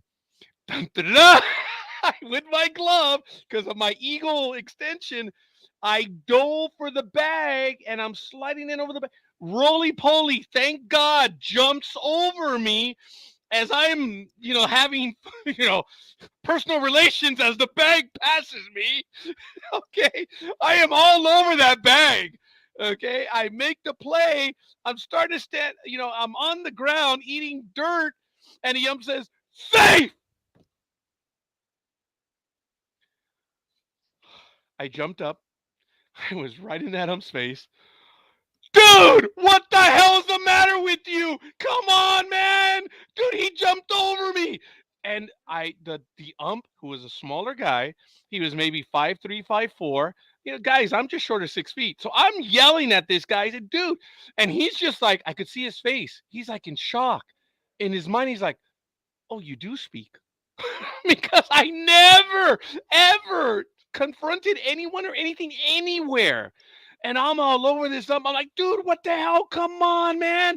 I slid over look, the dirt's on me. There's the base path. I actually pointed out the dirt's all here. The base path, the base. It cleaned my uniform. And I'm going off. I'm like, dude, oh my God, your vision. Do you need another? And I'm yelling at the top of my lungs. I'm like, I have an extra pair. And that's when I told him in Spanish, tengo otro par de lentes. And I used run. I said that one. And I'm just like, oh my God. And I guess since he didn't answer me back, I just went off. I'm like, dude, what the hell? I mean, I questioned his lineage, his familial limit. Oh man, I was just going off. And then I used you mother effing, sea sucker. I said it. I said it right there. And for me, it felt like an eternity. But everyone said, dude, you went off for like about a minute and a half. It wasn't no 5 minutes, but it was a minute and a half. Top of the lungs. Everyone in the park heard. And people were looking over. Billy Martin. Oh, I went psycho Billy Martin on him. It was unreal. Dude, I was pissed. I feel my heart rate and pressure going up remembering right now. So I'm like, oh my God. I guess I got my entire career's worth because I never mouthed off. I never did against them. Because when you play the game, when you're unhappy with the call, there's a way to do it. And you just, come on, ump. And that's it. They hear you, they acknowledge it, you're questioning, it's done, and you get out of your system. And that was my reprimand to an ump. Yeah, thank you, Tanya. You're nodding. You're letting them know. I said, come on, dude. Heads up. And that was always my thing. I said that maybe once or twice a game. Come on, ump. But I respected them because I didn't want them to get all pissed off, whatever. So I am probably doing this, going back to first, and I sit on first, and I'm like a little kid. I have my hands folded like this, and then the runner's right next to me, and then he says, I'm like this, I was safe. You still haven't touched the bag. I'm like, you moron. I was mad. I was angry. And thank goodness Leo threw either a change-up curveball. Guy popped it up. We were out of the inning. Oh, man, I was pissed. So I go to the dugout, And I'm still stewing. I'm just stewing. All right. The umpire starts to come over and the team goes quiet. And I went quiet because he's coming over to the dugout. And, I'm leaning back, I'm sitting on the, like, yeah, comes over and he says, and this is where one of our phrases on Sports Talk with the Guys, which we haven't used in a while, said, dude, had you kept up, I would have banged you out of the game. Okay. As I'm seeing him walk back, the first scene is I knew the guy had a 9mm. What did he mean, bang me out of the game? That was my first thought. But what really happened was because I had like Arnoldo was next to me, and I forget who else. I had some guys, and the thing was, he said, had I kept up, he was going to kick me out of the game, basically. And I'm like, what? What did I not say? And I turned to the guys, what didn't I call him? And they're like, oh, dude, I know. I said, I called him I used the word. And they were like, yeah, you did. I called him a mother effing sea sucker. And it was funny. And everyone on the team was like, yeah, you did. And I got away with it. And I stayed in the game. I should have been kicked out, but it's because it was the only time I ever snapped in a game. And I'm probably one of the few living players that got away with calling an ump. I've told the story before. I don't want to keep on telling it, but everyone knows that story. And it was fun, man. I look back and I said, yep. So when Kevin Costner calls him that in the game, I was like, oh yeah, you call an ump that, it's an automatic. It's an automatic. That's a free. When you're frustrated, you see, that's the code word. When you had it and you want to get out of the game, you call the ump that. The umps know it. It's like when you do it, you're like, you're out of here. Just get out. It's an automatic. And it was so funny when Kevin Costner did it in Bull Durham. I think he says, that's a cocksucking call. It's what? What? Did you come? No, I said it was a call. And then it goes on for about a minute and a half. And then I didn't say it. You want me to say it? I dare you. I dare you. That is such a funny scene in Boulder. And then he had just said it to the ump like 18 times. And then he tells him, you're a blank. You're out of here. And then the fight continues. That is one of the finest moments in Bull Durham. There's a lot of them. It's funny. And it was fun. You should get money rights. No. No, that was Bull Durham. Actually, the one in Bull Durham happened before my experience. Bull Durham was in the 80s, if I remember correctly.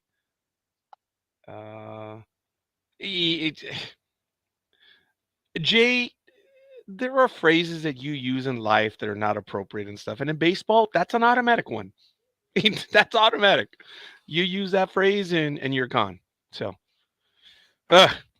thank you all for allowing me to tell that story. It's a fun story. I can't make that up.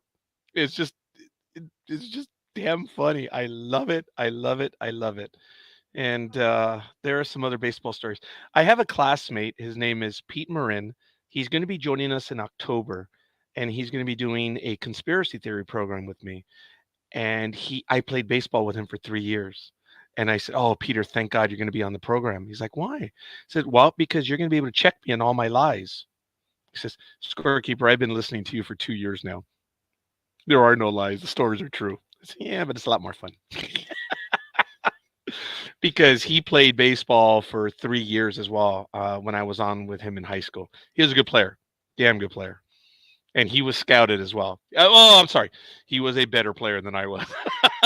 So, as I've always said, I was the 9th man on our 8-man pitching staff. So remember that. So it's all good in the hood, folks. All right. That program will be so awesome. I hope so. I like Peter a great deal. I respect him. I've been spending a lot of time with him in the last few months. I hadn't spoken to him in like 35 years. And we picked it up because he saw my profile on LinkedIn. That's why we transmit to LinkedIn as well now. So it's kind of cool. And he saw it as a lark and he reached out to me and I was really happy about that. So, all right, Folks, we are now in our fourth hour here on Sports Talk with the Guys, home of the Monday Morning Quarterbacks on Saturday. It is 9:20 a.m. Pacific time on September 2nd, 2023. Tanya, I know you've been working diligently. Did you have a few things that maybe you're able to tease us with right now, or not yet? Well, the thing that I wanted to tease, I'm actually missing a couple of my tools, Oh. which I'm very upset about because that stuff is expensive. But like some of the things, this is going to be part of one of the cards. Oh, check it out. Oh, wow. You see, folks, there it is. So Cool. this is what you were talking about, where it's actually going to be on the card, but it can be an ornament.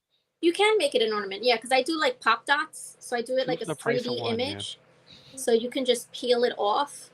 And Oh, wow. then right here at the top of the bow, there's like there's a hole there that you can put like a string through. And Yeah. you can just hang it, which actually I've had some people tell me that that's what they end up doing as well. It's good stuff. I'm glad you're sharing it. If there are any other items you would like to share, please. Jay says, have you seen the show Breaking Bad? I have Tanya. not, but everybody keeps telling me that I need to watch it. Okay. Or Better Call Saul, which is the prequel. Tanya, personally, knowing your likes in the entertainment world, there's a lot that is said about Breaking Bad. A lot of people call it the best television show in the history of television. Mhm. I would say this. No, it is not. But in the 5-year run, Tanya, if you're into episodes and storylines, Tanya, there is not a wasted episode in the series. And how Really? many times can we say of Star Trek, yes, there were wasted episodes. There were stories that are Breaking Bad is I'm not prepared to admit that it's the greatest television program of all time, but when it comes to drama and entertainment, oh, it is really good. We're gonna do a rewatch of that program starting later this year. I'm not sure when. So you are invited to watch it along with us. And if you want to do commentary, that would be cool too. So it would be Well, you know what? and Since I'm going to be going back to my old shifts where I'm working 11 a.m. to 7 p.m., I'll actually be able to join some of these watch or review shows that you do now. yeah, I know you've been working, and when you told me what your shift was, I didn't even bother to let you know, but you know you're invited to Ahsoka. Oh, 100%. As well as Lower Decks. I forgot to set my alarm for the Ahsoka one because I was like, "Oh, he's doing Ahsoka. I gotta jump on this one." No, And totally didn't. And I was we bored at work that day too. oh, I've had some people show up on the Ahsoka review, which I hadn't seen in a few years, which is really kind of neat. And now, this is a general comment from NDB Media to everyone, folks. We are amazed, thrilled, and honored and thankful that we've noticed that in our live programs, we may not. We're thrilled at everyone that joins us live, but we're noticing that long term, our views are up, and we're humbled, flattered, and blown away by it. We are, and it's really cool. So, I mean, look at NDB Media here. Look at the famous people we have. We have Tanya Mercado, a real big time producer out of the Big Apple on the East Coast. We have Dan Schlossberg, one of the greatest baseball authors, writers of all time on the network doing 5 p.m. Pacific time, Travel Itch Radio. And then we have former AP war correspondent extraordinaire Bob Nessoff on our network, and he does travel talk on Wednesday. Folks, wow, just blown away by it. So we're just a bunch of nobodies over here on the West Coast. So kind of cool. So all right, I was gonna take a quick moment. Yeah, there's some comments in the chat room. Oh, Better Call Saul. I'm sorry. Yeah, Better Call Saul rewatch is on Sundays at 3 p.m. Pacific time. You can check it out on the network here. As a matter of fact, head on over to ndbmedia.net where you can check out all of the upcoming programs, everything that has come to pass. It's all there. You can follow us on Twitter, Facebook, Twitch, and I don't know wherever else. YouTube. Watch, re-listen to all of those except anything that I've been on. Those you have to stay away. Oh, stop it. Stop it. And folks, if you head into our archives, which we are uploading the episodes, raise your glass. Oh my God, with don't bring that one Tanya up. Dear God. Mercado.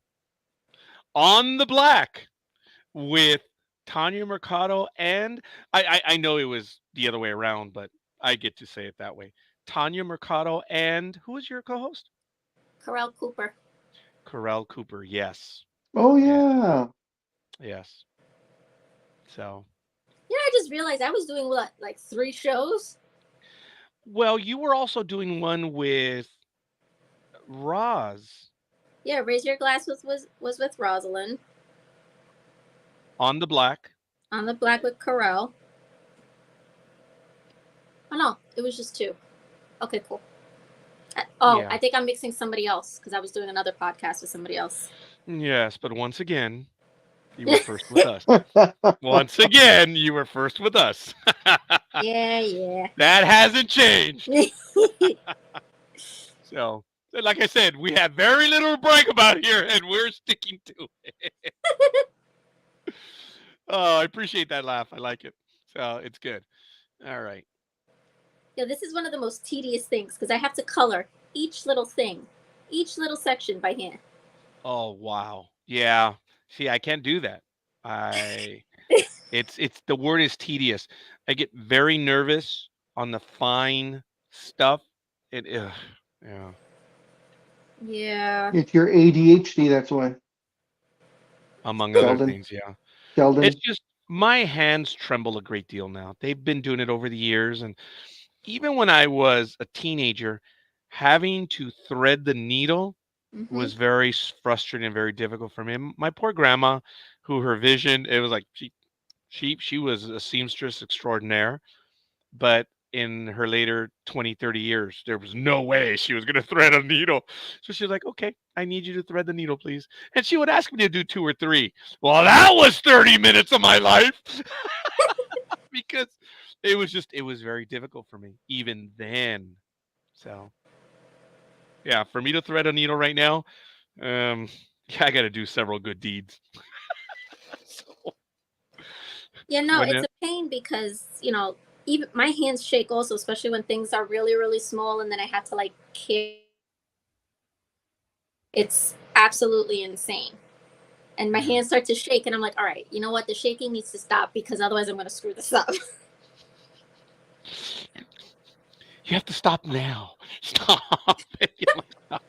It's just, oh, you see, I'm getting antsy talking about it. Yeah, as Jay says, don't be a contestant on Squid Game. Yep. No, I've learned I'll take your word for it because I've never watched that either.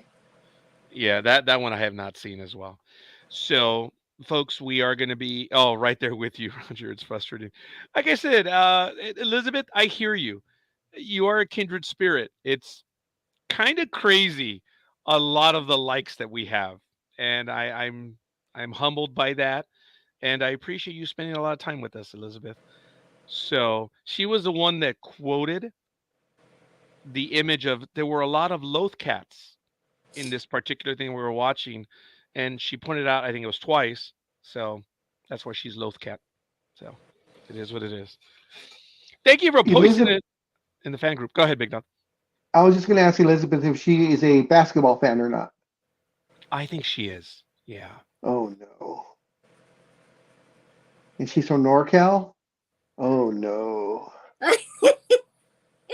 She is a baseball fan, and I appreciate it. Well, baseball's okay, but yeah. Basketball, you know that rivalry. Yes. Okay. Come on, Elizabeth. Let's go. Someone mentioned something that I thought would actually not mentioned. I saw a meme, and I thought it would be an excellent idea. Actually, would be a ESPN 30 for 30, chronicling the Lakers Sacramento Kings rivalry from the late 90s to the mid 2000s, when it was at its worst, when they had, remember, that was where that big fight came from with Rick Fox and Doug Christie, where they went and fought in the tunnelway of the forum. Yes. Yeah. Oh, dude, that's a little more than a fan. Cowbell, baby, cowbell. Well, that's Jay saying, that's the engineer saying that. But Oh, and that of course is because of Phil Jackson. He started that one, the cowbell thing. that would be cool. I remember that fight. She still hasn't answered though. But yeah, good job, Jay. I thought it was her. And while we get a response from her, apparently Sports Illustrated is quoting several sources that Major League Baseball won't adjust the pitch clock for the postseason. Why should The they? pitch, Yeah, why would they?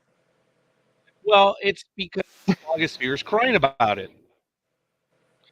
Because as of recent, there have been some misinterpretations where I think it happened this week where a player he called his one timeout and he stepped back into the box. And the minute that the moment that you look at the picture, you're basically saying, okay, go ahead. Well, apparently what this guy did is he looked down while he was still getting set. And I guess the umpire took it as he looked at the pitcher. I'll see if I can find that video. And he was not ready. And the pitcher was already on. He was already set. He acknowledged it, started his windup, and he's like, no, no, no, no, no, no, no, no, not ready, not ready, not ready, not ready. And the pitch came in, and lo and behold, strike three. So I'm there, sorry, you don't make adjustments to a pitch clock in the postseason, because if Yeah, there were adjustments that exactly. were going to be made, you make that earlier in the season. You don't do yes, that during the postseason. as a matter of fact, I thought they worked out those issues fairly well in March and April. There was I forget what happened in April. I don't think I have the notes on it. I may go back and Sports Talk with the guys to see if I have any articles in April on that. I got 6 episodes that day. But Oh yeah, I don't that was know. funny, engineer. But that was early Super on. funny. Have you seen Oh, that commercial, Tanya? No, I haven't. Oh, it is hilarious. So it's Jerry Rice, Dan Marino, um, Emmett Smith, and I can't remember the third guy, the one that made the catches with those one-handed football catches. Uh-huh. So they're all looking at they're like, I could still play. They go, let's come out of retirement. And they show them like trying to get all their gear on, and all of a sudden they show the fans, and you see Dan Marino coming out with the Dolphins. He's just jogging out there, and the fans are going crazy. They're like, "Oh my God, Dan Marino's back!" And he gets to the field and he bends over and he's like, give me a second, guys. I gotta take a breath. And then he gets the play call and he looks at his forearm, that has all the plays on there, Mm-hmm. and he can't see it. So he's going like this. He's like, and he's like, puts his glasses on, and as he's looking at the play, he's like, okay, I got it. And the ref called him for he took too much delay time. game. Delay game. And then a couple of the other guys, like Jerry Rice, he's trying to do his little shimmy that he did, and he falls down. I've not Emmett, seen that one. Darn. Emmett Smith gets tackled, and he's just like on the ground. And all of a sudden, the next scene they show him, and they're all sitting back on the couch, and they're like, "I'm fine where I'm at." And then the very, very last part is Tom Brady. And he looks and he's like, come out of retirement? Who would do such a stupid thing? And that's where the commercial ends. Oh my God, I gotta look that one up. Yeah, funny. Randy Moss, there we go, yeah. Randy Moss was that fourth person. So someone from the fan throws the ball at Randy Moss, and he just catches it with one hand. He's like, I still got it. But as he turns around, he's all, that hurt. Folks, I'm going to play it without audio. It's probably going to ruin it, but I am going to play it right now. And because if we do the audio, even though actually this is a recording of a commercial played on television, I'm not going to risk it. I'm just not. Here it is, folks. Check it out. It's a 30-second commercial. Oh, Lays. There we go. Yeah, here we go. Boom. I wish I was out there. Yeah, the son retire. See, Hey, Grandpa. Oh, see how the way he just one-hands it. I still got it. I get a senior discount. Oh, this is a short version. Oh, unretire who'd be dumb enough to do that. That was funny. All right. Oh, that's Yeah, That's bad. the short this version? is a short version of it. I'm Yeah, there's a sorry. longer version that shows Marino and stuff, and it's funny. But oh yeah, that one Yeah, goes right based up on there what you were with telling me. that one goes right up there with the 100th anniversary one where they showed all the players. Remember that one? The Yes. greatest NFL commercial of all time. I loved that one. That one actually is incredible. I may have found it, Big Dog. I apologize. That's fine. This No runs need like to apologize. 141. Wow. You know there's no apologies necessary in sports talk with the guys. Oh, okay. Here we go, folks. This is a minute 41. We'll get to it right now. And it's a Pepsi commercial.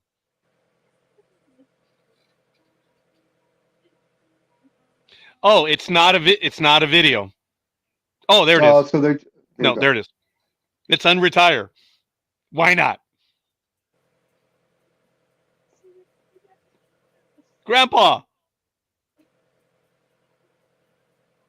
I still got it. I need that senior discount. We're good right here, bro. Unretirement? Who'd be dumb enough to do that? This is their new and funny commercial. It's good to see that they're getting back to having entertaining commercials again, not like before. Actually, it's a commentary. It doesn't look like it's the entire video. Yeah. So, sorry about that. Yeah. Yeah, I guess they're not going to play the entire video too. They know better. Yeah. I've chosen the wrong links. There's a lot of them. I don't know which one it is, but we'll see. As you know, folks, as we move forward, we will be having permission on certain things, but we're still not there yet. I've noticed that on YouTube, when I remind them that we're NDB Media, they're like, yeah, okay, all right, fair use and all that stuff. So I'm able to get away with it, but it just takes a while sometimes. Big Dog? Yeah. I just wanted to with Elizabeth. Oh, I'm sorry. I just want to She has explain not answered yet. I know, but I just want to explain why I dislike would be the nicest word I can use the Sacramento Kings so much, or the Sacramento area so much. I'm a fan of the Lakers, as everyone knows. But if you come into my town as a Boston Celtic fan, a Kings fan, a Sixers fan, I have no problem with you. Oh, We're there to enjoy the game. When I used to work for Rite Aid, was a merchandiser. Yeah, I saw that, and I sorry, traveled. bud. I traveled all the time, and a lot of times I travel up to Sacramento. So I had one of those little Laker balls that go on the antenna. You know, that was pretty much the only thing I had on my car. Drove up there. First thing I did when I got into Sacramento, just before I got to the hotel, I stopped at a 7-Eleven, Circle K, I don't remember what it was, to pick up some snacks and a soda.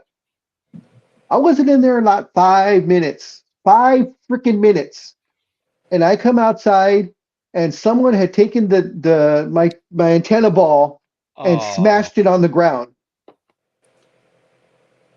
5 freaking minutes. I'm like, come on, guys, really? Are you guys that depressed that we beat you every freaking year that you have to take it out on the fans? And of course, Scorekeeper has his story about, he could tell who was NorCal and who was SoCal when he did his union trip. As a matter of fact, in 2002, when I was on leave, I was sent up north to do some walking up north. And I told Big Dog when I came back, dude, it was quite easy to tell who were the representatives from Northern California and who were the representatives for Southern California, because everyone that was from Northern California had the newspapers at the time, newspapers outside their office doors or on the wall saying, uh, the NBA Dream Team, Kobe, Shaq, and the three refs. It was like, it was Sour grapes. obvious, man. And Sour that was grapes. awesome. It was funny in that amongst the legislators in California. Oh, Oh, you you okay? okay, young lady? I'm fine. So what happens when you're a crafter and everything is thrown everywhere? Then you just end up tripping over stuff. Sorry. Nah, it's all right. I'm glad you didn't buy it on air, man. We're not very good at editing. It takes forever to edit. Oh no, it would not have been edited. That would have been Oh no, saved I for mean, posterity. yeah, no, it would have been great. I mean, who See, doesn't love no, somebody falling? the question would have been, would we have said, "Are you okay?" and then laughed, or Yes. would we have laughed and then said, "Are you okay?" You would have laughed. Yes, you would have laughed. I would have been. No, Oh, I you think? totally would no, have because laughed. No, I would just just like never just have like laughed. just like right now, I asked first if she was okay, and then I laughed. So there you go. You didn't even say anything. You just went, "Oh, oh." Which is totally fine. I'm all good. I know. Jay says, "Are you okay?" Elizabeth says, "I don't like Sacramento either. Yay. It's a dump town." That's right. And yes, we have That's it in it. right. I'll let you in on a serious. I'm mostly everything SoCal fan, not so much local. All right. She says secret. No, we got that. And if you've noticed, Elizabeth, most of the time, because we aren't actually, Elizabeth, have you noticed that when you write stuff in the autocorrect, don't I actually get it? Have you noticed that over these last few weeks that I say correctly? Because kindred spirits or messed up minds think alike. It is funny. Elizabeth has commented that I will say stuff and things that I like, and over the last many months that I've been able to get to know her, we have a lot of likes when it comes to history, sci-fi, sports, and stuff, and I appreciate that. And Elizabeth, I want to tell you publicly, when we're on, you're there, and it's wow. I have actually, I look forward to seeing you in every program. It's a commitment. But I thank you for that. It means a great deal to me. It means a great deal to us because you're always commenting away. Good night, Raj, girl. would you consider Sacramento a farming city? Because I kind of always felt that way going up there. Now I haven't been up there for a good 10, 15 years now because I no longer work for Rite Aid, but It that was always it was in the way that Pomona was a farming city too, a long time ago. yeah, that was Sacramento like in the 100 years ago. well, right. In the 50s, 60s, and 70s, Sacramento was already a city in the way that we consider LA and San Francisco. But around there in the environs, it's still very much uh farming and agriculture and animals and stuff like that. So yeah. Oh yeah, higher up, yes. So north of Sacramento, yeah, quite a bit still. And south of, And south of also, yeah. but it's funny how she said that. I wonder if it still is as much. Because Uh, in well, early this yeah, year, that's true. when we went on a drive to up the Eastern Sierra, Reno, Sacramento, and came on down, dude, after you leave the Sacramento, that funny triangle and stuff, you're driving through a lot of suburbs. So I think less so. But is it a farming? It used to be. Yeah. I And remember when I went up to do a store in Corcoran, and that's all there. It's either the prison or farming. That's all that happens there. And Corcoran, in that city of Corcoran, Big Dog, you were in uh, prison? no. no, I no. This is when I worked. This is when I worked for Rite Aid, Oh, and Only caught part of the story. they decided to put a Rite Aid in Corcoran because there was literally nothing there when we got there, and it was a brand new store built from the ground up. So we were there to set it up, but the only named companies that were there was a AutoZone, a Taco Bell, and a McDonald's. that was it. There was no, the hotel we stayed at was a mom and pop hotel because there was nothing else around. Where we ate was like a mom and pop diner, and there was nothing. We hated those 3 weeks. We were there for 3 weeks, and we hated it because there was literally nothing to do. Once you got off of work, you just went back to your room. Because Corcoran, there's nothing around. How far is Corcoran from just somewhere else right now? Because I don't remember where it is. At the time, we were a good. Is it north of Sacramento? No. Okay, it's It's. south. I Yeah. think it's. Yeah, I think it's south. I think it's north of Fresno. I'm trying to remember. Oh, now check this out. I worked in the Oh, jails and was recruited for San Quentin back in the day. wow. Oh, and once again, Elizabeth, you've shared with us. I thank you for your service. You are a veteran, and you've woman, you've done a lot of stuff, and it's I thank you for that. You don't wear your military on your sleeve when you're in programs and stuff, but you have hinted from time to time in the programs here. And again, I thank you for your service. I appreciate you spending time with us. She's had a few jobs. One day when she overcomes her fear of being on video, she'll be on with us. So Well, as we've said before, she can come on and just turn the camera off. you can do just audio, woman. Yeah, you're right. We've said that, but not much longer. So I mean, I know I worked for just pretty much Rite Aid my working career, but the thing is, they had me travel everywhere, and I always tell everybody, think of the tiniest little know nothing town you can think of, and if I know about it, it's because there was a Rite Aid there. Long Island. See, I can't say that about New York. The only I mean, there's so many towns that I couldn't even pronounce or didn't know where the hell they were in California. We're like, why are we going there? Well, from the Rite Aid in. Oh shit, okay, you know. And my trips to New York were all in the Manhattan area. Except the one time, and I'm not sure. You'll have to remind me, Ice Queen. Is Spanish Harlem near Manhattan or no? It's in Manhattan. Okay, so we were in Manhattan once again because we did Spanish Harlem. That was one of the stores Oh, I you did. did that big one on like 100 and what is it? It's right. It's right next to a Chase Bank. It's a Chase Bank, and then the Rite Aid. Oh yeah, that's not there anymore. Oh yeah, a lot of my stores closed. Fuck. Oh, I'm sorry. No, that's funny. So look, we do have a. Okay, that's another one I'm gonna have to write down. We do have a mature. So okay, so that one's gone. Yeah, I did that one, and that was the first time because this would have been. Oh man, this would have been maybe 2008, 2009. Okay. And cigarettes were $10 in New York because over here in California they were only about $6. So when we saw the $10 and up price, we were like, holy crap. And that was one of the hardest stores to work in because the configuration of the way it was, and the stockroom was downstairs, and there was this little like tunnel way that you could like walk down this hallway, and it was just like in the horror movies.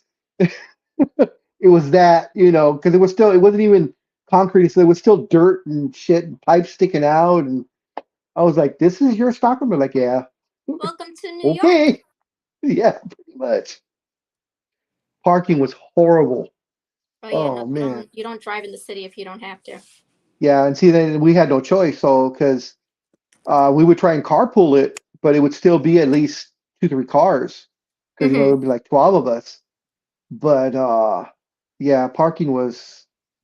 I think we got lucky maybe about just over half the time. We got lucky where we were able to park in front of a parking thing, on the curb. But there was a couple of times we had to park in in a paid parking, and it was at that time, which we thought was crazy. It was like $35 overnight. You know how much it is now? Yeah, I know. Can you imagine? It's probably like $75. Depending where. Like if I wanted to drive to work and I put my car in a garage, I'm paying $50 a day, $900 a month. Damn, that's crazy. Yeah, yeah, because there was a couple places. Yeah, when we were, because we did. I remember we did a store down there by Wall Street. It was like a few blocks over. It was a Rite Aid, and parking down there was outrageous. We were like, no, we'll park and we'll huff it in, you know. Yeah. But But there it was a lot of those places like Rite Aid, Dwayne Reed, and a lot of they actually have closed now because of yeah all the stealing and yeah. all that other stuff that's been going on. Because people don't know how to act like civilized human beings. You know, So you're gonna laugh at this because you're of course a New York girl all your life. Um, when we first got to New York, and we, you know, of course we did our job. We got off, and we're like, hey, let's sightsee a little bit. And we're walking down. I think we were in Manhattan, so we're walking around Manhattan and stuff, and we're like, what's this Dwayne Reed? What the hell is that? Who's Dwayne? And then I asked someone, they're like, oh, they're you guys, but bigger. yeah, They like own they own the East Coast. The way and I was thinking, okay, the way we own at the time, Rite Aid owned because it was formerly Thrifties, we owned the West Coast. It was all us. So I'm like, okay, Dwayne Reed is version of us, you know, because it was like every other block was a Dwayne Reed. I'm like, yep, what the hell? yep. Not anymore, but because now Dwayne Reed is owned by Walgreens. Oh, really? Okay. Yeah. They did that same thing here. Walgreens bought up a few. In fact, Walgreens, at the time, this was before I quit, or no, before I quit. So this would have been around the 2010s or so. Rite Aid had probably about 4,800 stores nationwide. Wow. Yeah, we were number three. It was Walgreens, CVS, and then us, and we were right behind CVS. Well, when in the mid 2010s, like around 2014, 2015, Rite Aid had a cash flow problem, so they decided to sell most of their Midwest and East Coast stores Yeah.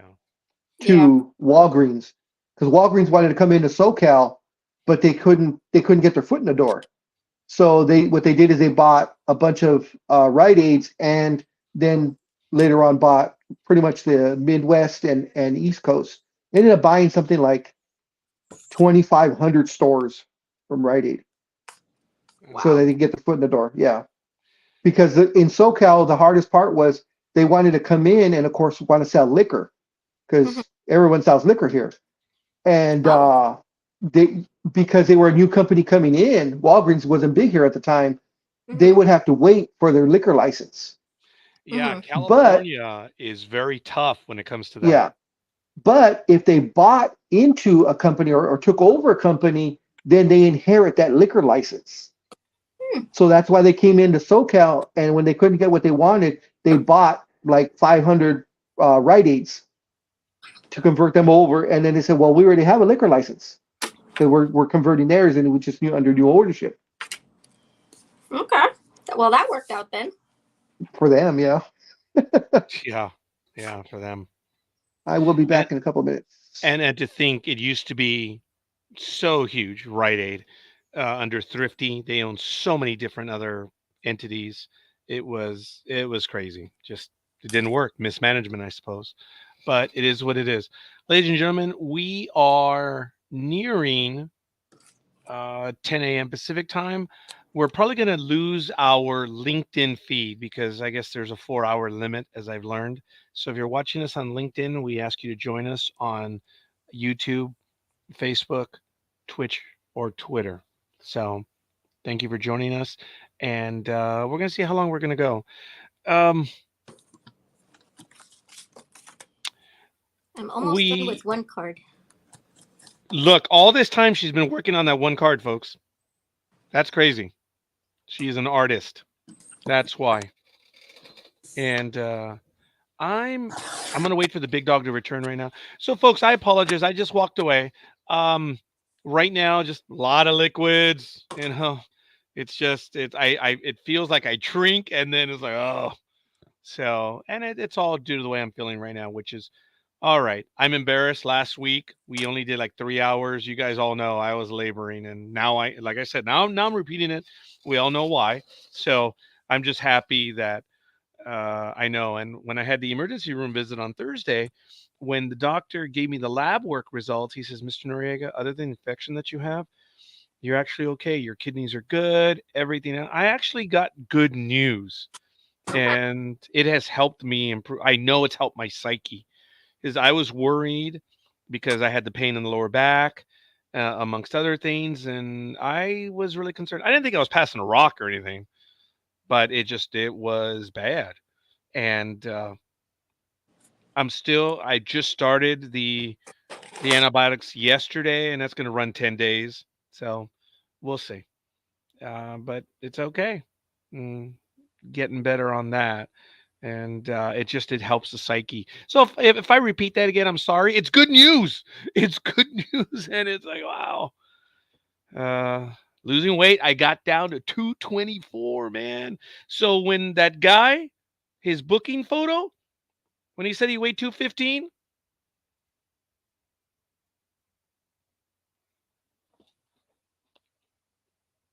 it is raining, Jay. Yes. That's what took me a little bit longer. I ran outside and it was raining. I'm like, oh, I had to run back into the garage here to get my jacket and back out. So it's a good rain. It's not a drizzle, it's a rain. So maybe a light rain. But I'm glad. I'm really glad. Look, it's September 2nd and we have rain. Elizabeth says, yeah, definitely weren't there last week. Yeah. Yeah.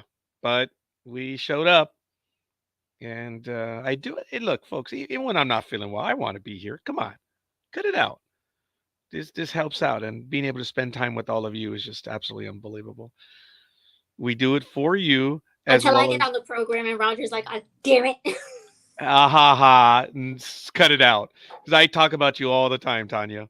I do, and you know, I'm flattered, and your love of baseball.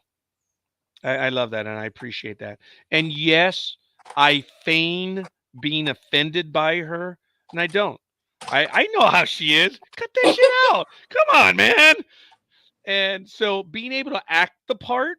I mean, don't get me wrong. I really don't want to engage you at sometimes. I mean that there's some truth. So whenever you're really going off, and I'm just turning around, I'm like, oh shit, I'm too old for this crap. Some of that is real. But nah, man, I'm not offended in any way whatsoever, because you, unlike others, you can dish it as well as take it. That's why it doesn't bug me when you mouth off against my team. It doesn't bug me in the least, because you have given credit as well as you will rip them in general, and you do everyone else. And that's why, Tanya, when you, like, if I would say, if you attack me and the team, nah, nah. I don't even see it that way. I respect your opinion, and it's good. You know, but there have been times, Tanya, which I know when you sign off, I know you're not listening, because there have been, I think there was one time when, and Big Dog will probably confirm it, you really went off, and I was like, okay, fine, fine, whatever. And you were just doing what you were doing, and Big Dog is muted right there. He is. He's back. And you really went off, and everyone was laughing because you were getting the best of me on everything. And you left, and the second you left, oh, I went off. I was like, oh yeah, well, Tanya, this and this, whatever. And I was mid sentence, and you came back, and I was like, everyone in the chat room died. And this, Tanya, this was within the last, what, Big Dog, 6 months? Yeah. It was recent, and I thought everyone was gonna call me out. No one said a word.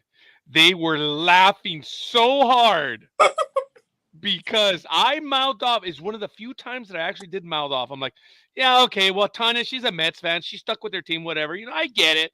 Being unhappy, being a Mets fan, whatever. And I was in the mid sentence, and you showed back up, and I was like, so when you returned, I still had to be, because someone let you back in like this. Usually I'm the one that lets people in. Oh no, these bastards. They saw you and they in. And I was like, Yeah, because you left right after that. You're like, oh, gotta get my pills, and you just oh yeah. So I even don't know what happened. That's funny, right? Because I did mouth off. It was one of the few times. So it just goes to show you, Tanya.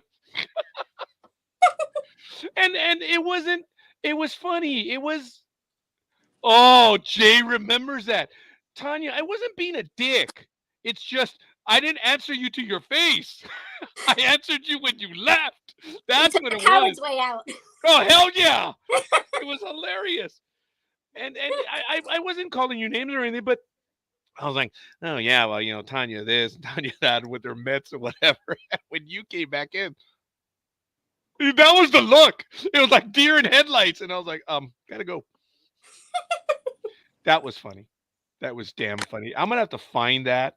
I don't know where it was. I don't think I ever made a note of that one because I left. So because it was, I think, the only time you ever came back.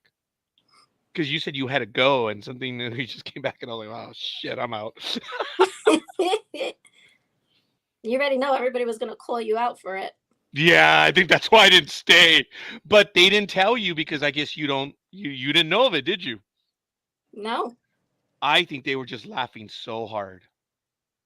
And there it is. I just got my report from LinkedIn because we've gone over. So for LinkedIn, I don't know. I'm gonna have to find out what is going on, but we'll see. But it looks like at the 4 hour mark it's done. So folks, it's 10:01 a.m. Pacific time on Saturday, September 2nd, 2023.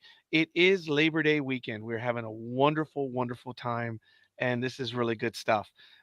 This is Sports Talk with the Guys, home of the Monday Morning Quarterbacks on Saturday. That's Ice Princess down there. Over my left is the big dog. And of course, your humble servant, the scorekeeper, right now. So, having a wonderful, wonderful morning. And it's good. It is a holiday weekend. So, we shall see. Hopefully, I'll get an answer back from Anime. Oh, there it is. Look at that, folks. You saw it from nothing to something. Look at these codes. You see, there's depth to the card, folks. Wow, look at that. beautiful. So the lantern can actually be pulled off because it is 3D, and you can put a string to it and use it as an ornament. Wow. I think I know where I may have that last card. Otherwise, I don't. I'm going to give it a quick look. I need about a minute. Big Dog, you have the con, please, if you don't mind. No, I don't want to.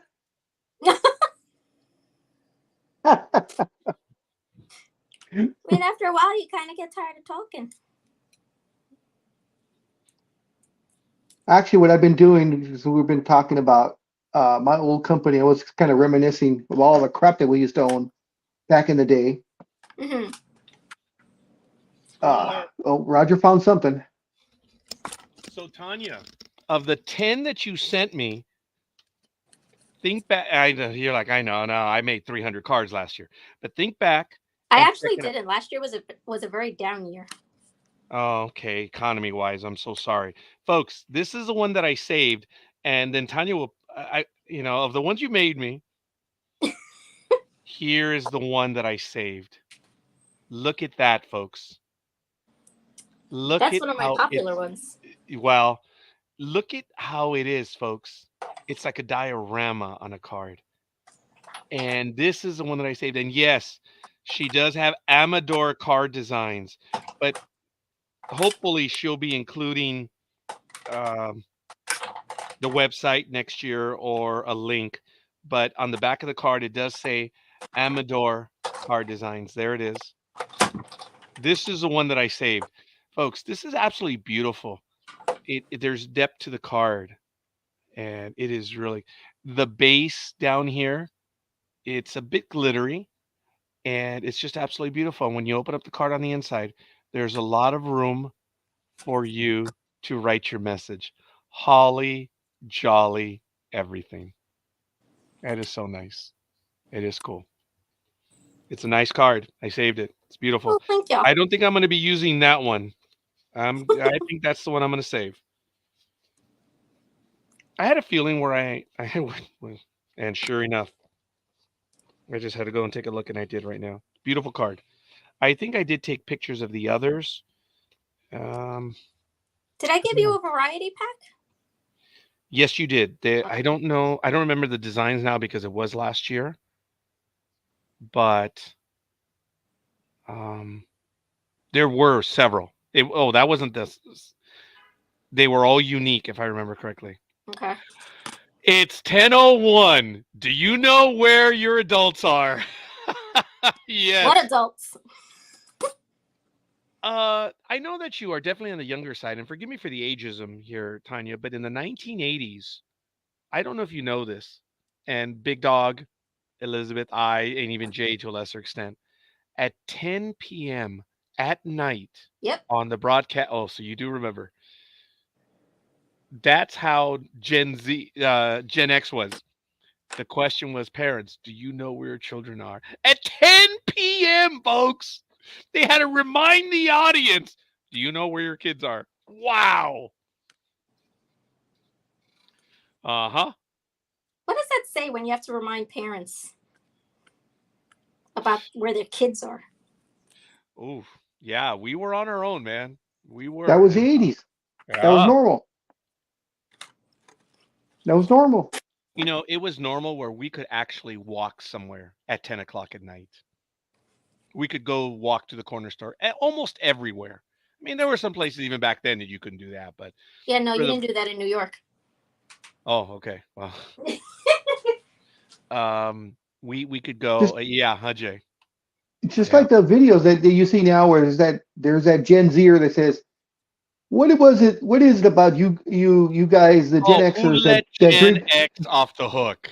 Yeah, that drink water from the water hose. You know, was it a sink available? Guy. Yeah, weren't sinks available? It's like, what a moron! Well, it's because we weren't allowed inside. If we went inside, that was it. You couldn't go back out. So we didn't go back in. We were the last generation of feral kids. We could survive on our own. I've joked about drinking from a hose. Oh my God, folks, when we went to San Jose in the 90s, when my significant other's family was up there, we went to visit them in the house that they were in. And Christina, God bless her soul, I was tired. I had just driven up, 6 hours. I said, may I have water? And she quickly reached for a water bottle. I'm like, no. Thank you. Save your water. I would like it out of the faucet. This is a young lady that had been in the United States for 1 year. In the 90s, maybe early 2000s, late 90s, early 2000s. And the look of horror on her face. She goes, what are you talking about? You want water from the faucet? Who are you? That was the look that she was giving me. And I knew what I said. I said, yes, this conversation was in Spanish. I said, from the faucet, please. And she remained in that look of horror. And I said, woman, you haven't been here that long to believe that crap. Yeah, I appreciate that chuckle. You've been here a year. You can't believe that crap. Cut it out. And we did. We grew up with water from the faucet. We grew up with water from the hose. Mm-hmm. Well, she didn't want you to drink the water from the faucet because she was from Mexico, and you don't drink the water from Mexico. Okay, well, you have that brought in. That's the shock that she was giving you. It's like, what? You want tap water? No, you don't drink tap water. That may be true, but she was still talking about our water in California. I'm like, woman. When I went to Florida in 2021 and Georgia and I had water over there, I was a little bit PO'd because you serve the water from the tap and it is clear, man. It is. I know, Tanya, it's shocking. When I was in Portland, Alaska, and I would serve the water from the tap, at first I was like, is there any water in there? Because I'm from Southern California. If I can't see the water, before it sets, I'm like, well, what's this? The water in Portland, wow, and in Alaska was wow. I mean, that was glacier fed. The water in Alaska, I had not tasted water like that, and I've not tasted water since. So when I see the water bottles that they sell and I drink it, says glacier fed, I'm like, bullshit. No. I can taste the water. It's not glacier fed, so they're lying. You liars! Oh my God, it's good. Do you drink water from the faucet or filtered? I mean, in the house, we have like the Brita filters, and we have the water that comes through the refrigerator, which is filtered. But we don't buy the water bottles.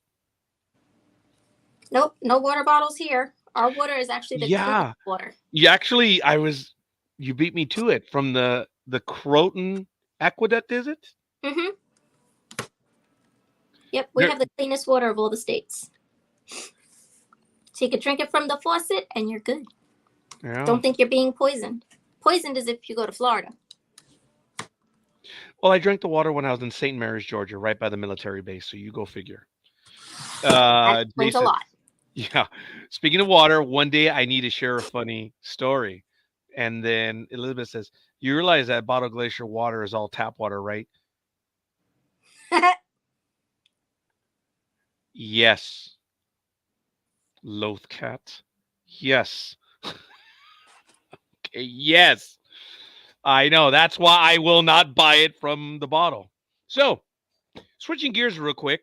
I know you're still working, Tanya, but Jay, I read it correctly. When are you going to Paradise? Puerto Rico? I don't know. Oh, very good. Okay. Fantasyland. 2 weeks. Okay. Because we're doing the Halloween party. Cool. Oh, that is cool. How long are you going to be down there? 5 days. It's a short little trip. You see, even Jay was like, when I said Paradise, he said Puerto Rico. Jay's like, he meant Disney. That was good. I love that we're all on the same page, man. So 5 days down there. So how does it work? Is it day per park, or what's, if there is a plan, what is it? I'm an annual pass holder. We don't do per day tickets anymore. Yeah. How many parks do you have access to? Is it 5? All of them. 7. 7? It's 7 parks. Yeah. 4 I parks. believe it's 7 parks, right? No, it's Isn't it 7 parks? Well, if you count the water parks, yeah, it's 7. But you have to pay separately for the water parks. Oh, really? come on. Oh, okay. Yeah. They used to be included, but then they got rid of that. So now you have to pay. It's an add-on. Like the photo pass, that used to be a part of, if you were an annual pass holder, that used to be part of the package also. They got rid of that. You have to pay separately for that. That's an extra $100. So, and here's the thing that pisses me off about Disney. If you're a resident of Florida, you can pay off your annual passes on a monthly basis. Oh, yeah. I had that here. If you're out of state, these mother truckers want you to pay up front. All at once? $1,400 for one. Why don't you have you ever thought about maybe getting a P.O. box in Florida? And just paying that, it's only like $30 a year or something like that. And then you could say you're a resident. Actually, you actually have to show proof of residence. Oh, okay. You have to have a bill and everything. Oh, okay. Like they make you go through it. Like Disney does not play. That is true. Disney will get you for every penny they can. Yeah, and we were upset because we actually wanted to go to Disneyland's Oogie Boogie Bash. Oh, okay. But they sold out in like 2 hours. Yeah. All the tickets sold out. And then they're being resold for $2,000. Yeah, on eBay and stuff. Yep. Which I'm pissed off about because we were gonna go to Oogie Boogie Bash this year. That's just not fair. It's not. And then Disney opened up more tickets again so that people who missed out can try again. Mm-hmm. Again, same thing happened. Sold out, and it was all resellers. I don't understand why then that with everyone having some sort of Disney connection, whether it be on Disney Plus, D23, folks, I am a D23 member, and I was offered Disney Plus for 3 years at like $129 or $139 when at first, and I was like, I did the math. I'm like, 3, screw it, I'm in. But Disney 23 opened it up to anyone as long as you registered under the free membership of Disney, the D23 club. It was open to everyone, so they just didn't do it. Granted, in 2019, $120 some was expensive, but this was 3 years. It was ridiculous, and I think it was one of the best investments I ever did because it started November 12th, I think it was, or November 11th, Something like that. 2019, and then COVID hit almost right away. That was crazy. And I am now on a yearly plan on everyone except for Netflix. I don't think I have Netflix at the moment, but I do have HBO Max. I do have Disney, and there's another one that I think I haven't. I just went yearly on. Oh, Paramount Plus also, What because about Max? HBO Max. Yeah, yeah. I have that one, and Hulu? I do have Hulu. Yes. Hulu you could do a package with Disney Plus. So Yeah. Yes. At first, I And didn't want to ESPN. do that. Yeah. I do have Prime. Thank you, Jay. Yes, I do have Hulu, and I didn't want to do the package because it's stupid the way Disney. I've looked into this, where at first I didn't want to change it because you had to only get Hulu ad supported and ESPN. This was years ago. Now you can do it, but the requirement is you have to do it through your Hulu account, which I don't understand why. And it's just it's a mess, and I don't want to change the emails on Hulu. It's enough for me to say, okay, well, I'm gonna only have Hulu for not too much longer. But if I get the bundle, I'll get ESPN, Hulu, and Disney. So I am considering getting that, which is still Yeah, that's cheaper what I have. than Amazon. Yeah, I'm that's what I sorry. have. I have it's Hulu, Disney Plus, and ESPN Plus, and I believe I pay $17.99 a month. Big Dog, if you can, look and see what it is annual. Because I ended up re-upping, and I think I paid.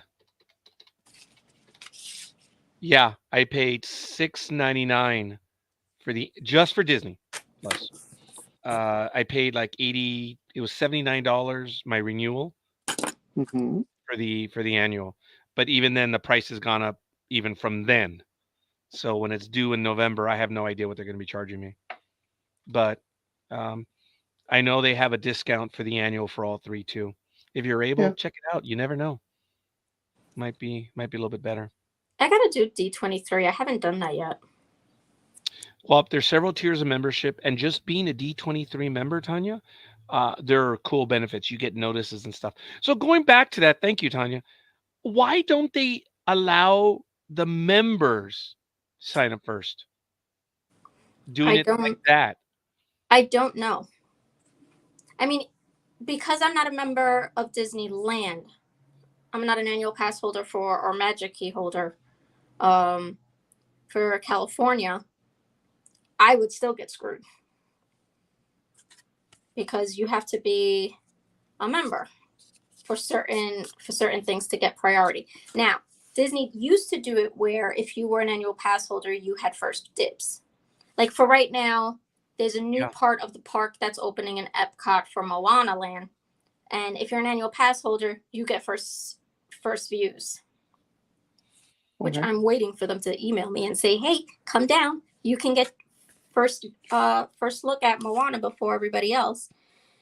But that is what they're doing now instead of first dibs for like tickets and what have you.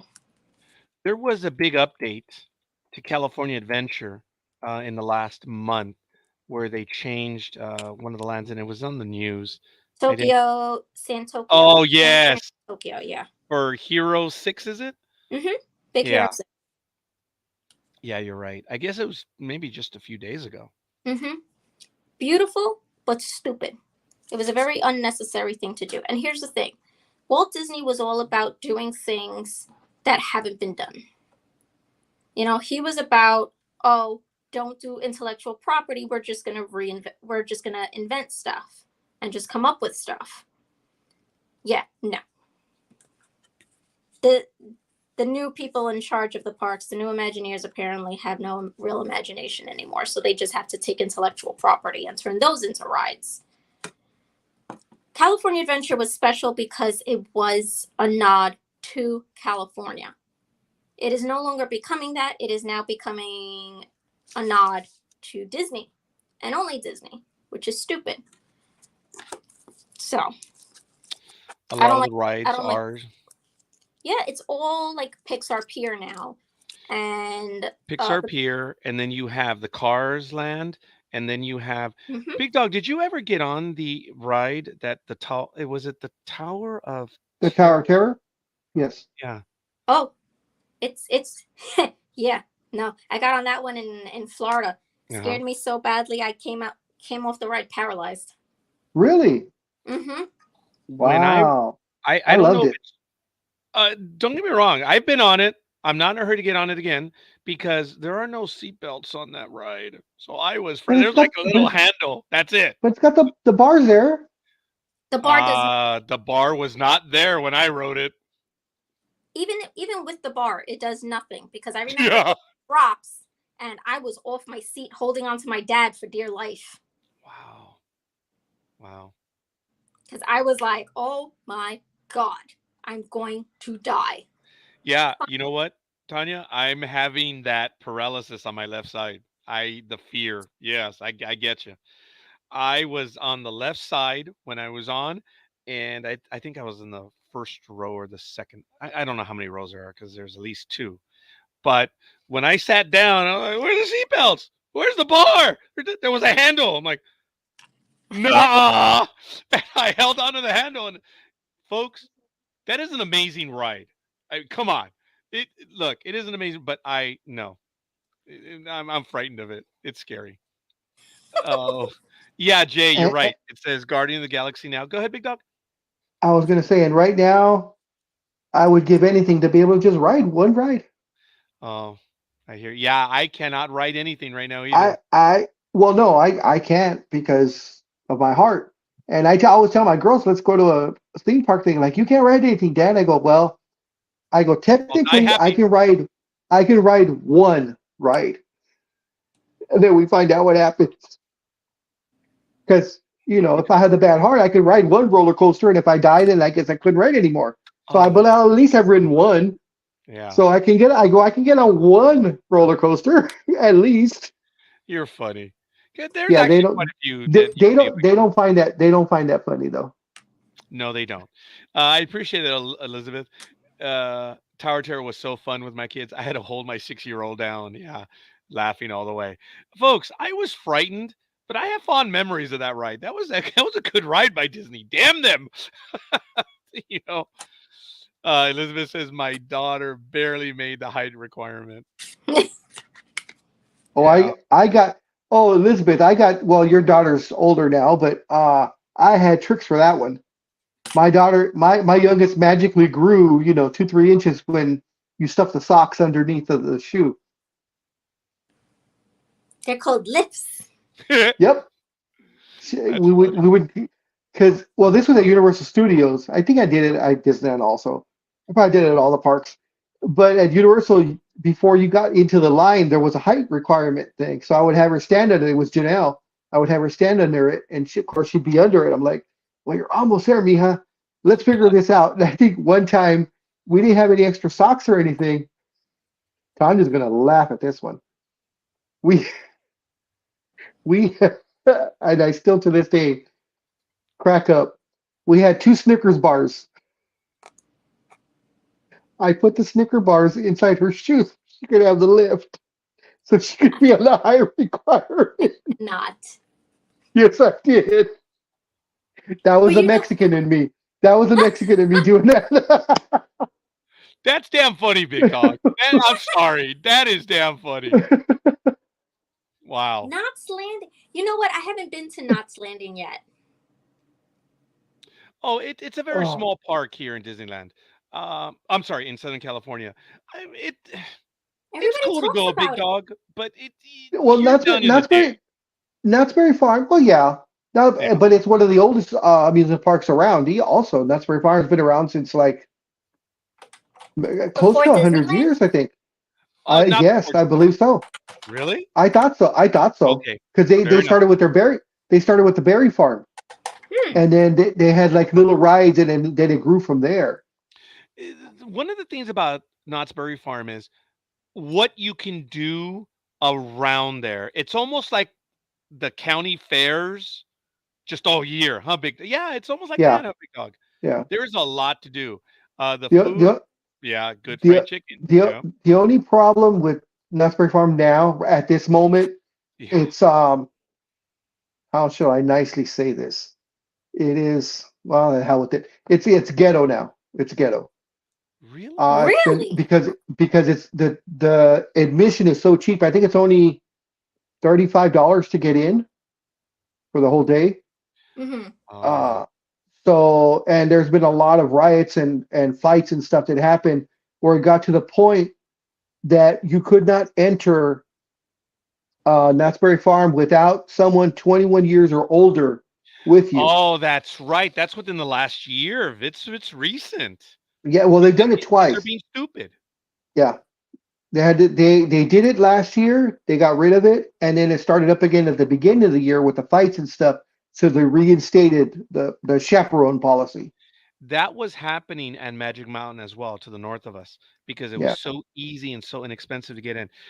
I remember Magic Mountain, the tickets were expensive, but here was the deal. Say they were $55 for the all day at there, but if you brought a Coke can to recycle, the second person got in for free. Oh yeah, Most Great people, Adventure out here did that too, but I think it was yeah. Pepsi. or it might not have been a Coke can. Sorry, it was it was a recyclable can. That was crazy. But most people would forget to do that, so it worked for them. But the Latin kids, they always brought their aluminum can. So Hell yeah. because that $50, $60 ticket all of a sudden became $30, it became a bargain. But Magic Mountain was having the problems over the last few years as well due to that element. And now they've raised the price. Yep. And I And think it's a things shame. have gotten better. Unfortunate, I was about to say it's a shame, but yeah. Yeah, Jay, this is recent. This is within the last year that stupid stuff has been happening at Knott's Berry Farm. Yeah, It's just and of course the big thing for Knott's Berry Farm is coming up in October, which is Knott's Scary Farm. They were probably the first one in SoCal to do the Halloween theme. Where you actually had the mazes and people scaring you and the whole thing. And of course, uh, all those years that they had it, they were exclusive. oh, And Elvira would be there every year because I went a few years and Elvira was there. And then Universal said, "Hey, we invented monsters. We're going to show you how it's done." And now, of course, Universal Studios Halloween Horror Nights is the epitome of if you want to go and be scared and go through those mazes and everything. At least in SoCal. And then, of I want course, no it's part of that. the Disney one. Of course, is the happy Halloween one. That's mine. But there's some crazy mazes at Universal. I think the craziest one I remember that I went through was the La Llorona. They did a Stop it! maze with her. Yes, and they had like little pools of water, and they had like babies floating in it. And there was, of course, the lady that would be roaming around scaring the crap out of everybody. I am not gonna sleep tonight. oh, sorry. Sorry. It's fine. But Universal usually has, I think, 9 to 11 different mazes, different themed mazes of all their different horror stuff. And then, of course, the rides. Um, the tram is the Terror Tram. So you actually take the tram ride, and in the middle of it, they break down, and you have to walk, and you walk through the Bates Motel. You walk through the Bates Motel to Which get is back at to the studios. That's yeah. interesting because that's on the studio portion. So that Mhm. is cool. Yeah, so they walk you to a designated area, and there's, of course, another tram waiting for you. Whoa, whoa, whoa! What the hell, Elizabeth? What do you mean they're not sorry? What? I never. She did. I mean, he did. What? Don't They're worry, not Elizabeth. sorry. I am well aware. I know how Tweedledum and Tweedledee are. Actually, it's Tweedledum and Tweedledummer, but it's okay. I'm the dumber.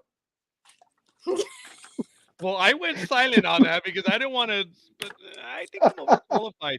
Oh my God! Something happened yesterday where my daughter. Oh well, as I said earlier in the program, my daughter and I went to go get some the prescriptions, and we ran a few errands. And something about being. Oh, she's. Oh, I love you. Yes. Um, something about driving, and I think the thing about being stupid. And I think I think I told my daughter something defective. You're being stupid. I said, hey, it's what I do. That's the persona I take. I'm qualified for that. I said, yeah, but the problem is I'd never get hired, sweetheart, because I think I'm overqualified. It was something to that effect, and she laughed at just like that. So I said, oh, no, when it comes to being stupid, I'm overqualified. You want to see card See number now, 2? Oh yes, yes.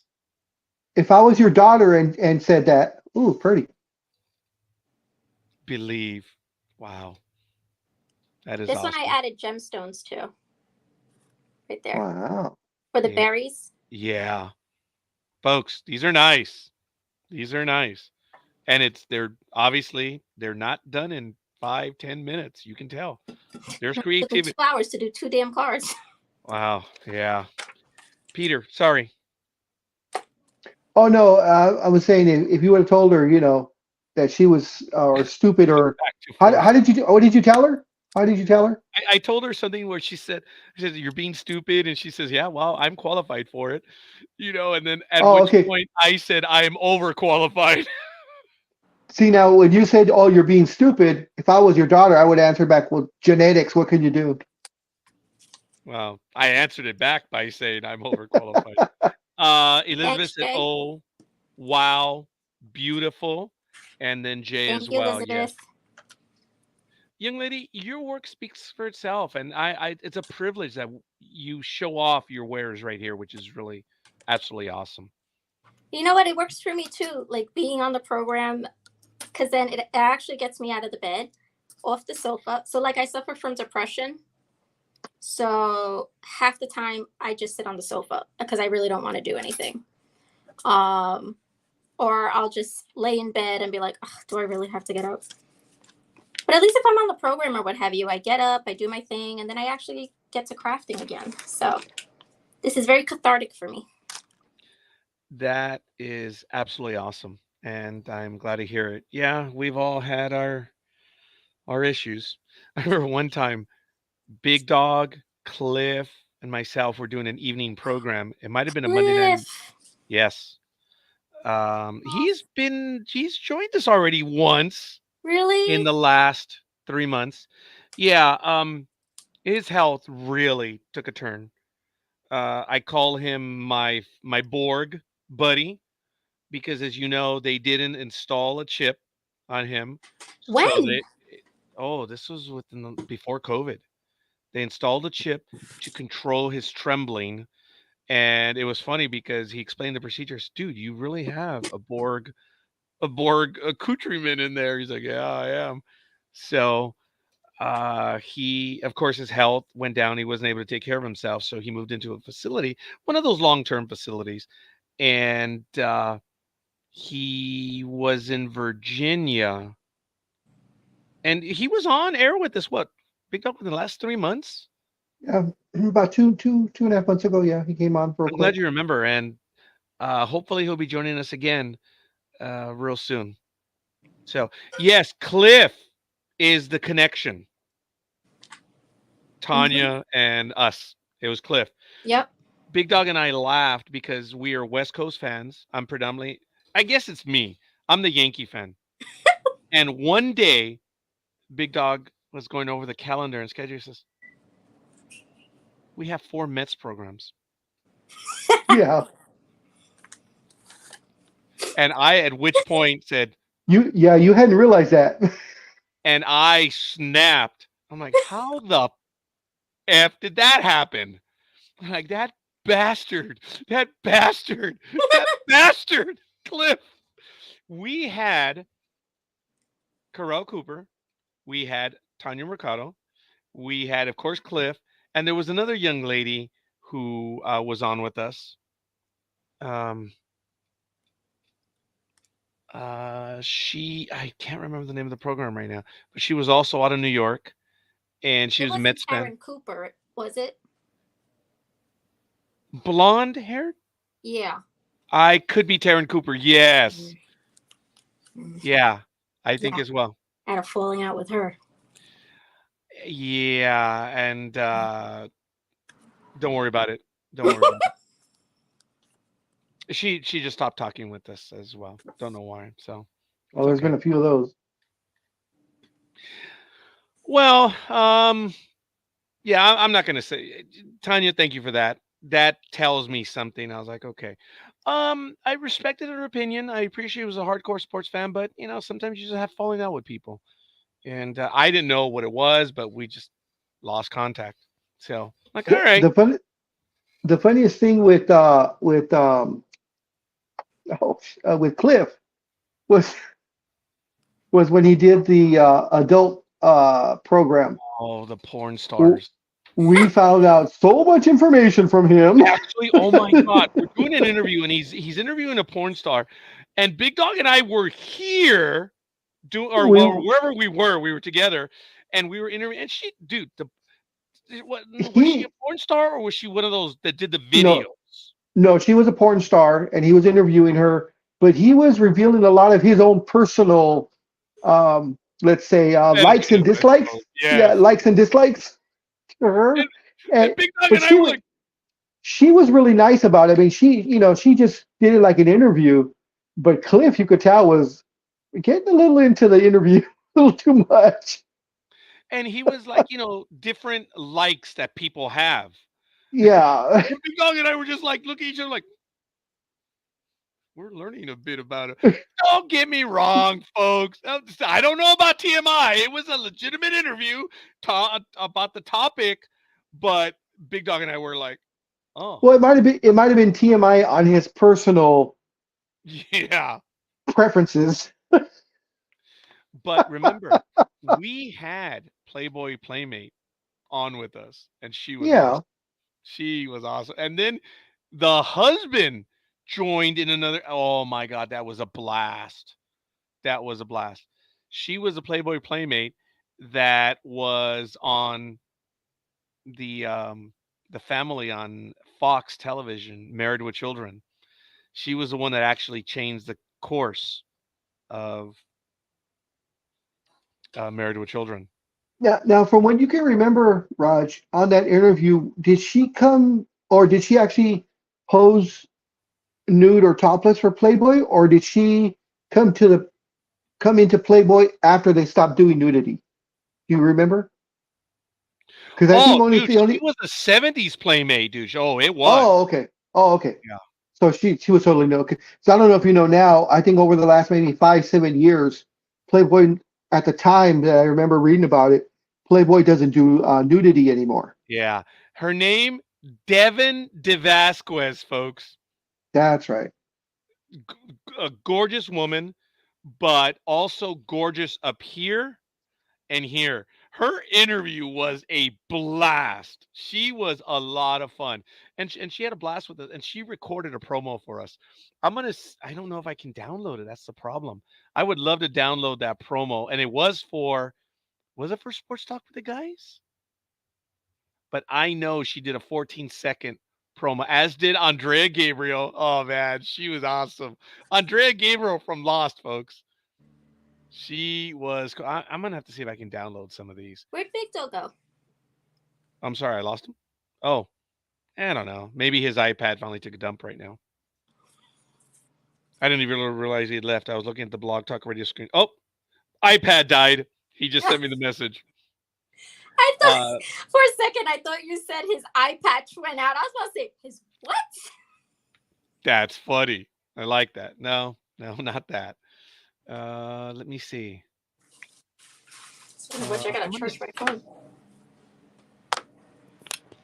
There we go. Let me see dashboard. I want to see if I can get into my settings. Because if I can get If you those. can't download it, send it to me. I can record it at work, and then I can just email it to you.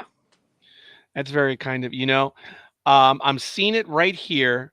I'm at the sound clips, which I'm going to have to get these anyway. Let's see. I can, in Blog Talk Radio. Oh, you know what? I think I can only save it. Oh. There's no downloading option. That's a shame. Well, send it to me. I can just record it and then just send the whole thing to you again. That's very kind of you. What I'm going to have to do is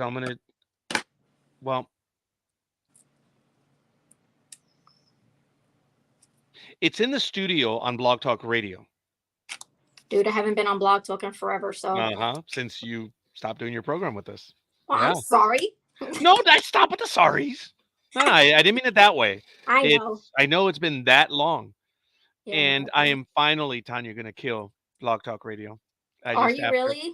Yeah, I'm not trying to be a cheap SOB, but no, it's $40 a month that I only have 3 programs on there, which they can all move over to StreamYard. And I'm paying almost the exact same thing for StreamYard, every month with a lot more options. No, yeah, I mean, you're better off just staying with StreamYard. And knowing that the life is changing, I don't know what's going to be happening moving forward. I just don't know. I'm just learning to cut back and cut back. Look, $230, Tanya, gone. I'm only paying $15 a month now for really fast internet. Well, yay, that means all my old programs will be gone into oblivion and I don't have to be embarrassed by the nonsense that I used to do before. You're funny. I understand what you mean, though, by that, but Tanya. Dude, like some of the stuff that I used to do, I'm like, oh my God, how the hell did I get through this? Here's ndbmedia.net, folks. And here's, you see all of our main programs on the left, announcements upcoming. And at the bottom, you can find all the pages, everything that we have. But then over here, we have shows, video. You can click on them, follow links to everyone. And then, shows audio. Uh-oh. Right now, it only directs to the webpage, but we're going to be saving them all. If you don't want me to post them, Tanya, you are clearly entitled, because as I told all the hosts, my expectation is to host them on the platform. But if you want me to remove them, no, Tanya, I mean, the one that I really, if you can, to really save is the one where I interviewed. Oh, I talk about that episode. Barranca? Yes. If you can save that one for me, because I really love that interview. That is one of my absolute favorite interviews. I was your wing producer on that one, because I think, and you were kind enough. This is Roger. Want to ask him? I was I didn't want to take away because it was your program. You gave me the privilege of asking several questions. I think I spent about 5 minutes, maybe 10 minutes at most. I think it was 5. But believe it or not, the interview that you arranged, was it Clint Hurdle, the backup catcher for the Mets of the '86 team? Maybe. Actually, no, not Clint Hurdle. That's a different catcher, but it was the catcher on the '86 Mets team. And I remember when you passed it on to me and I said, Roger, do you have any questions? One of the questions I asked him, I was, sir, you've caught for the '86 Mets team.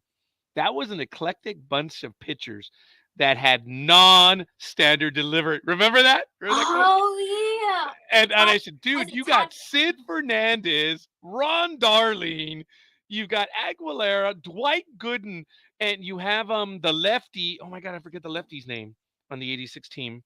Was it Ojeda? No, I think it was with Boston. Sorry. But there was a lefty that was on that team, and they were all unique. And I remember him saying, dude, yeah, I know what you're saying. Because remember, Sid Fernandez had that herky-jerky. They were all so unique. Mm-hmm. And I said, sir, I know you're a professional, but does it throw you from time to time? And I remember his answer being to the effect of, it does, not as much as you think, But the one that throws me is Dwight Gooden. Remember that? He said. And Yep. I said, why is that? I think his is more conventional. He said, because I caught him in the minor leagues and his stuff was better. Remember? And I said, oh, come on, dude. Remember that? He's like, yeah, So yeah, if you could save those episodes for me, I will be saving those.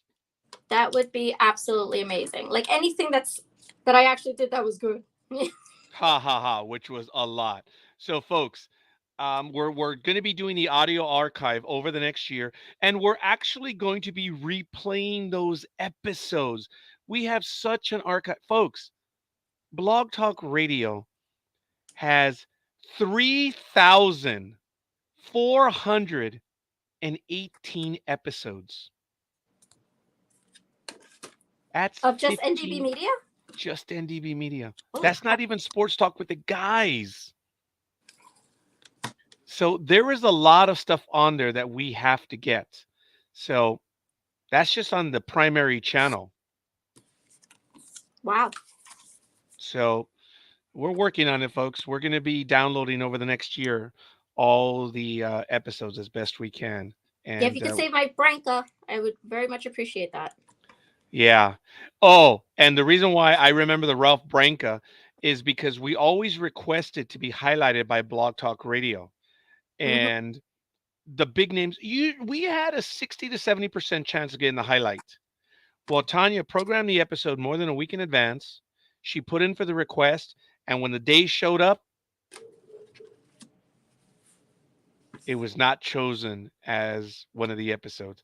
And I remember Tanya had a cowl that day. Really? I don't remember that. It was not chosen as one of the 5 picks for the day.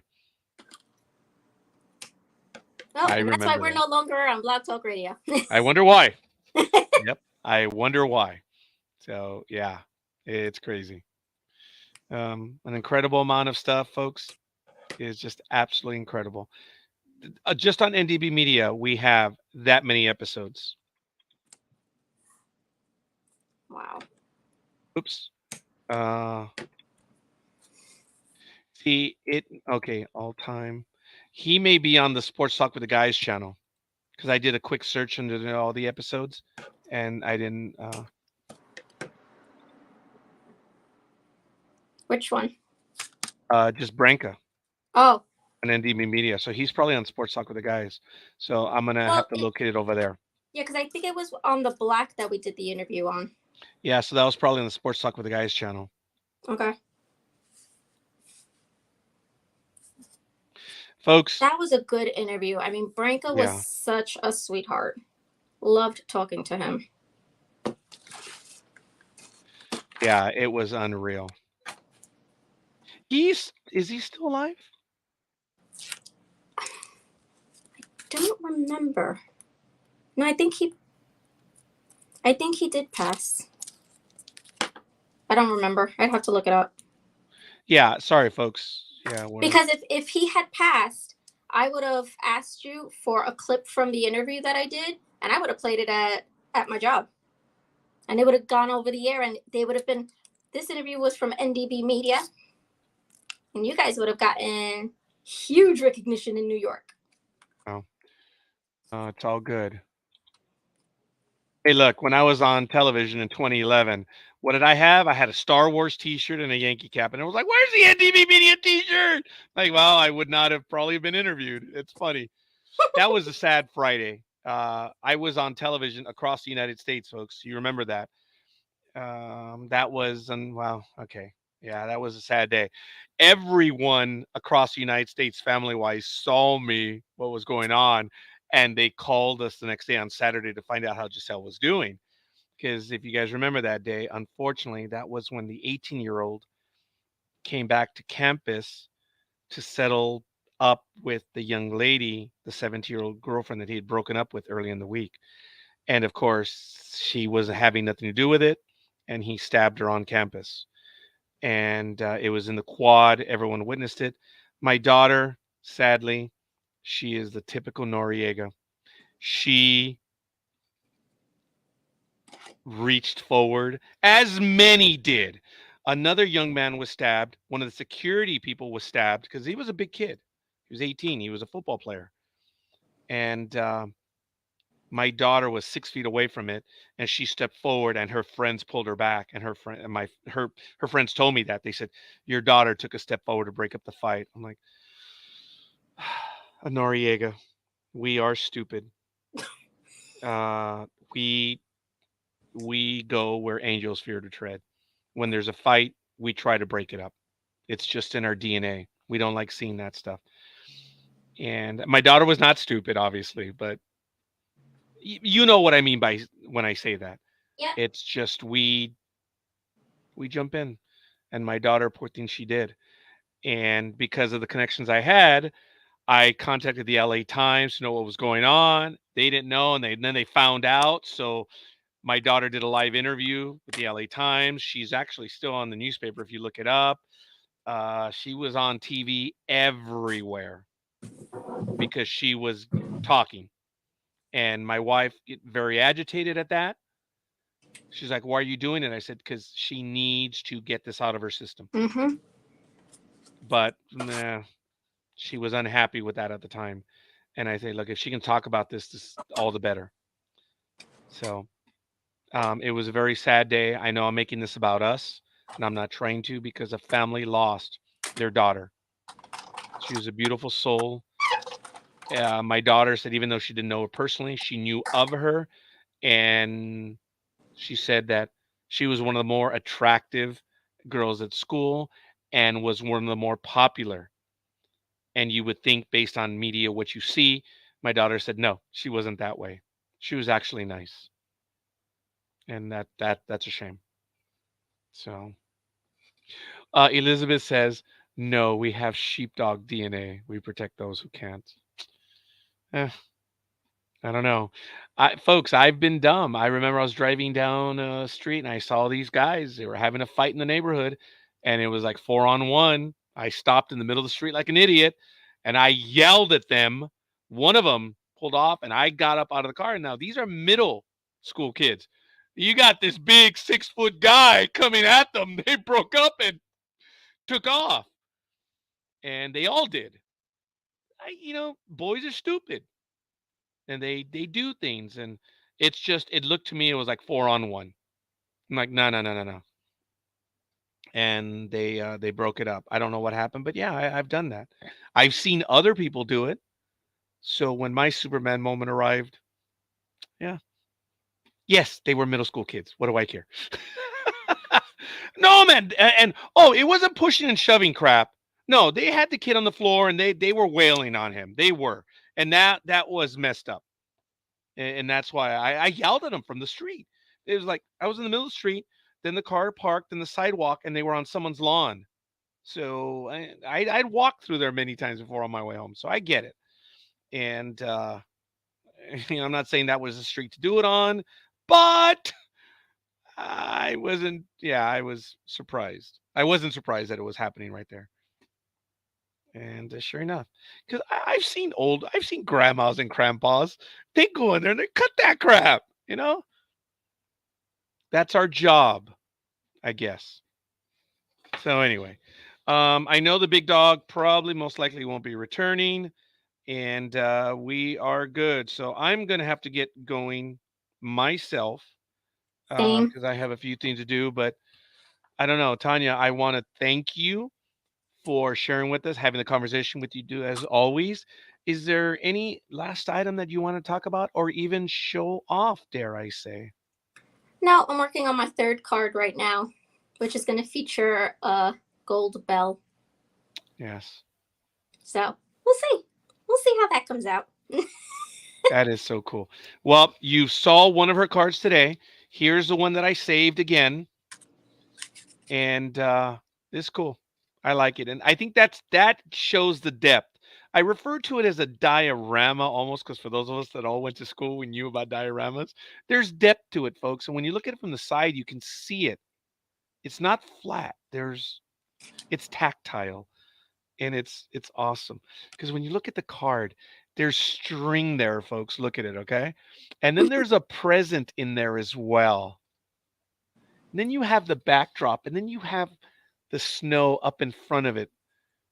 Folks, they're personalized. They're made by hand. It's good stuff. Thank y'all. Thank you. I mean, and if anybody wants to place orders or what have you, or if they're interested, they could just go to like the Amador Card Designs Facebook page. Oh, boom! There it is. And Okay. I'm not really all that active on it. However, if you message me there or message me on my personal, I will totally acknowledge. So all's good. Yeah. Because then I'll be posting links to the website on there where people can start purchasing stuff. I'm gonna have to look it up. At Jedi.tax, Pond's Edge Design has a link. I do not have Tanya's, so I'm gonna have to put it on the website in a little bit. So the one thing I will ask, I know she's busy, but I will do it on my end. If you have a logo image, which I can use, and here's what I'm talking about. I love sharing websites of friends, folks. There it is. Of course, it's reverse order. There's NDB Media, but there's Rosalind's. So I will slip in Tanya's if she can get me an image that I can use for the hyperlink. Yeah, I'll send that your way. And I thank you. Pond's Edge Designs. This is Rosalind's website. Look at the stuff that she does. It's beautiful. Beautiful. I love her stuff. And it's funny, folks, because again, her stuff is unique. Oh, funky, fun, and I forget what else. And it's like unique, one of a kind. So I bought something from her, and what is the first thing Roger did? Because my wife saw it. She goes, "Oh my God, do you think she has more?" One of a kind, unique. And I immediately sent her a message. Oh my God, Roz, do you have any more of this? And I know Roz, it was early in knowing her. She was like, "Oh shit, if Roger didn't read it, I guess." She says, it's one of a kind, but on that one, I may have a little bit more of," and she did, and she made one more for us. Roz is very creative, as is Tanya. And there's a lot that Roz does. Necklaces, home gifts, gifts for him, hair accessories. I'm not looking there. Bracelets, earrings, pinch brooch. Thank you. Thank you. I'll be here all day. Pendants, and a lot of other stuff. And I don't want to say help out, but Roz has got quite a bit on her plate right now. Yeah. If you want, it wouldn't hurt. It keeps her busy. And it's neat. But Pond's Edge Designs, her commercial that she did for us as well, which is neat. Really cool. Did you ever get the one that I sent you? I sent it like what, 2 weeks ago, I think, or a week ago. You know what, Tanya, I've been under the weather. I have not been very much on the internet. Did you send it by email, text? That's perfectly fine. I did send it by email, but if you didn't, okay, I will look then. Because I'm going to be here for about an hour and then I'm done because there's only so much I can stand with the neck and the compressing discs and all that stuff. 100%. You should be resting. Yeah, I'm going to try. I'm going to do that in a little bit. So, folks, we have some endeavors on the side. It's kind of neat. And any chance I get to talk about anyone in the family that does this stuff. Oh, it was funny. I'm going to reveal a secret. What? Tanya last week was telling me, she said, "Well, I consider you guys my family." And this like, "Yeah, sorry, tough shit, Tanya. Well, for us, it's you are family." And it was cool. She didn't get all weirded out of it. She laughed. It was that little laugh. And I said, "Oh, I'm sorry. We see it a bit differently, Tanya. It's not like." So, but I can reveal that one in person. So, because she's here. But beyond that, I guess we're down to our last minute. So, yeah. Amador Card Designs on Facebook. Yep. Okay. And as she mentioned, hit her up on Facebook. A lot of creative stuff for her as well. So, folks, I think that's going to be it. I want to thank everyone. And yeah, also Adi here. Thank you, thank you, thank you. Thank you for spending your Saturday with us. There were a lot of people watching. Tumblers. Yep. They want to know more about the tumblers. So that's good. Yes. Probably not next week, but in 2 weeks, I'll have some tumblers to show. Okay. Can't wait to hear about your trip to Disneyland. And for everyone else, folks, we will see you guys on the other side. Peace.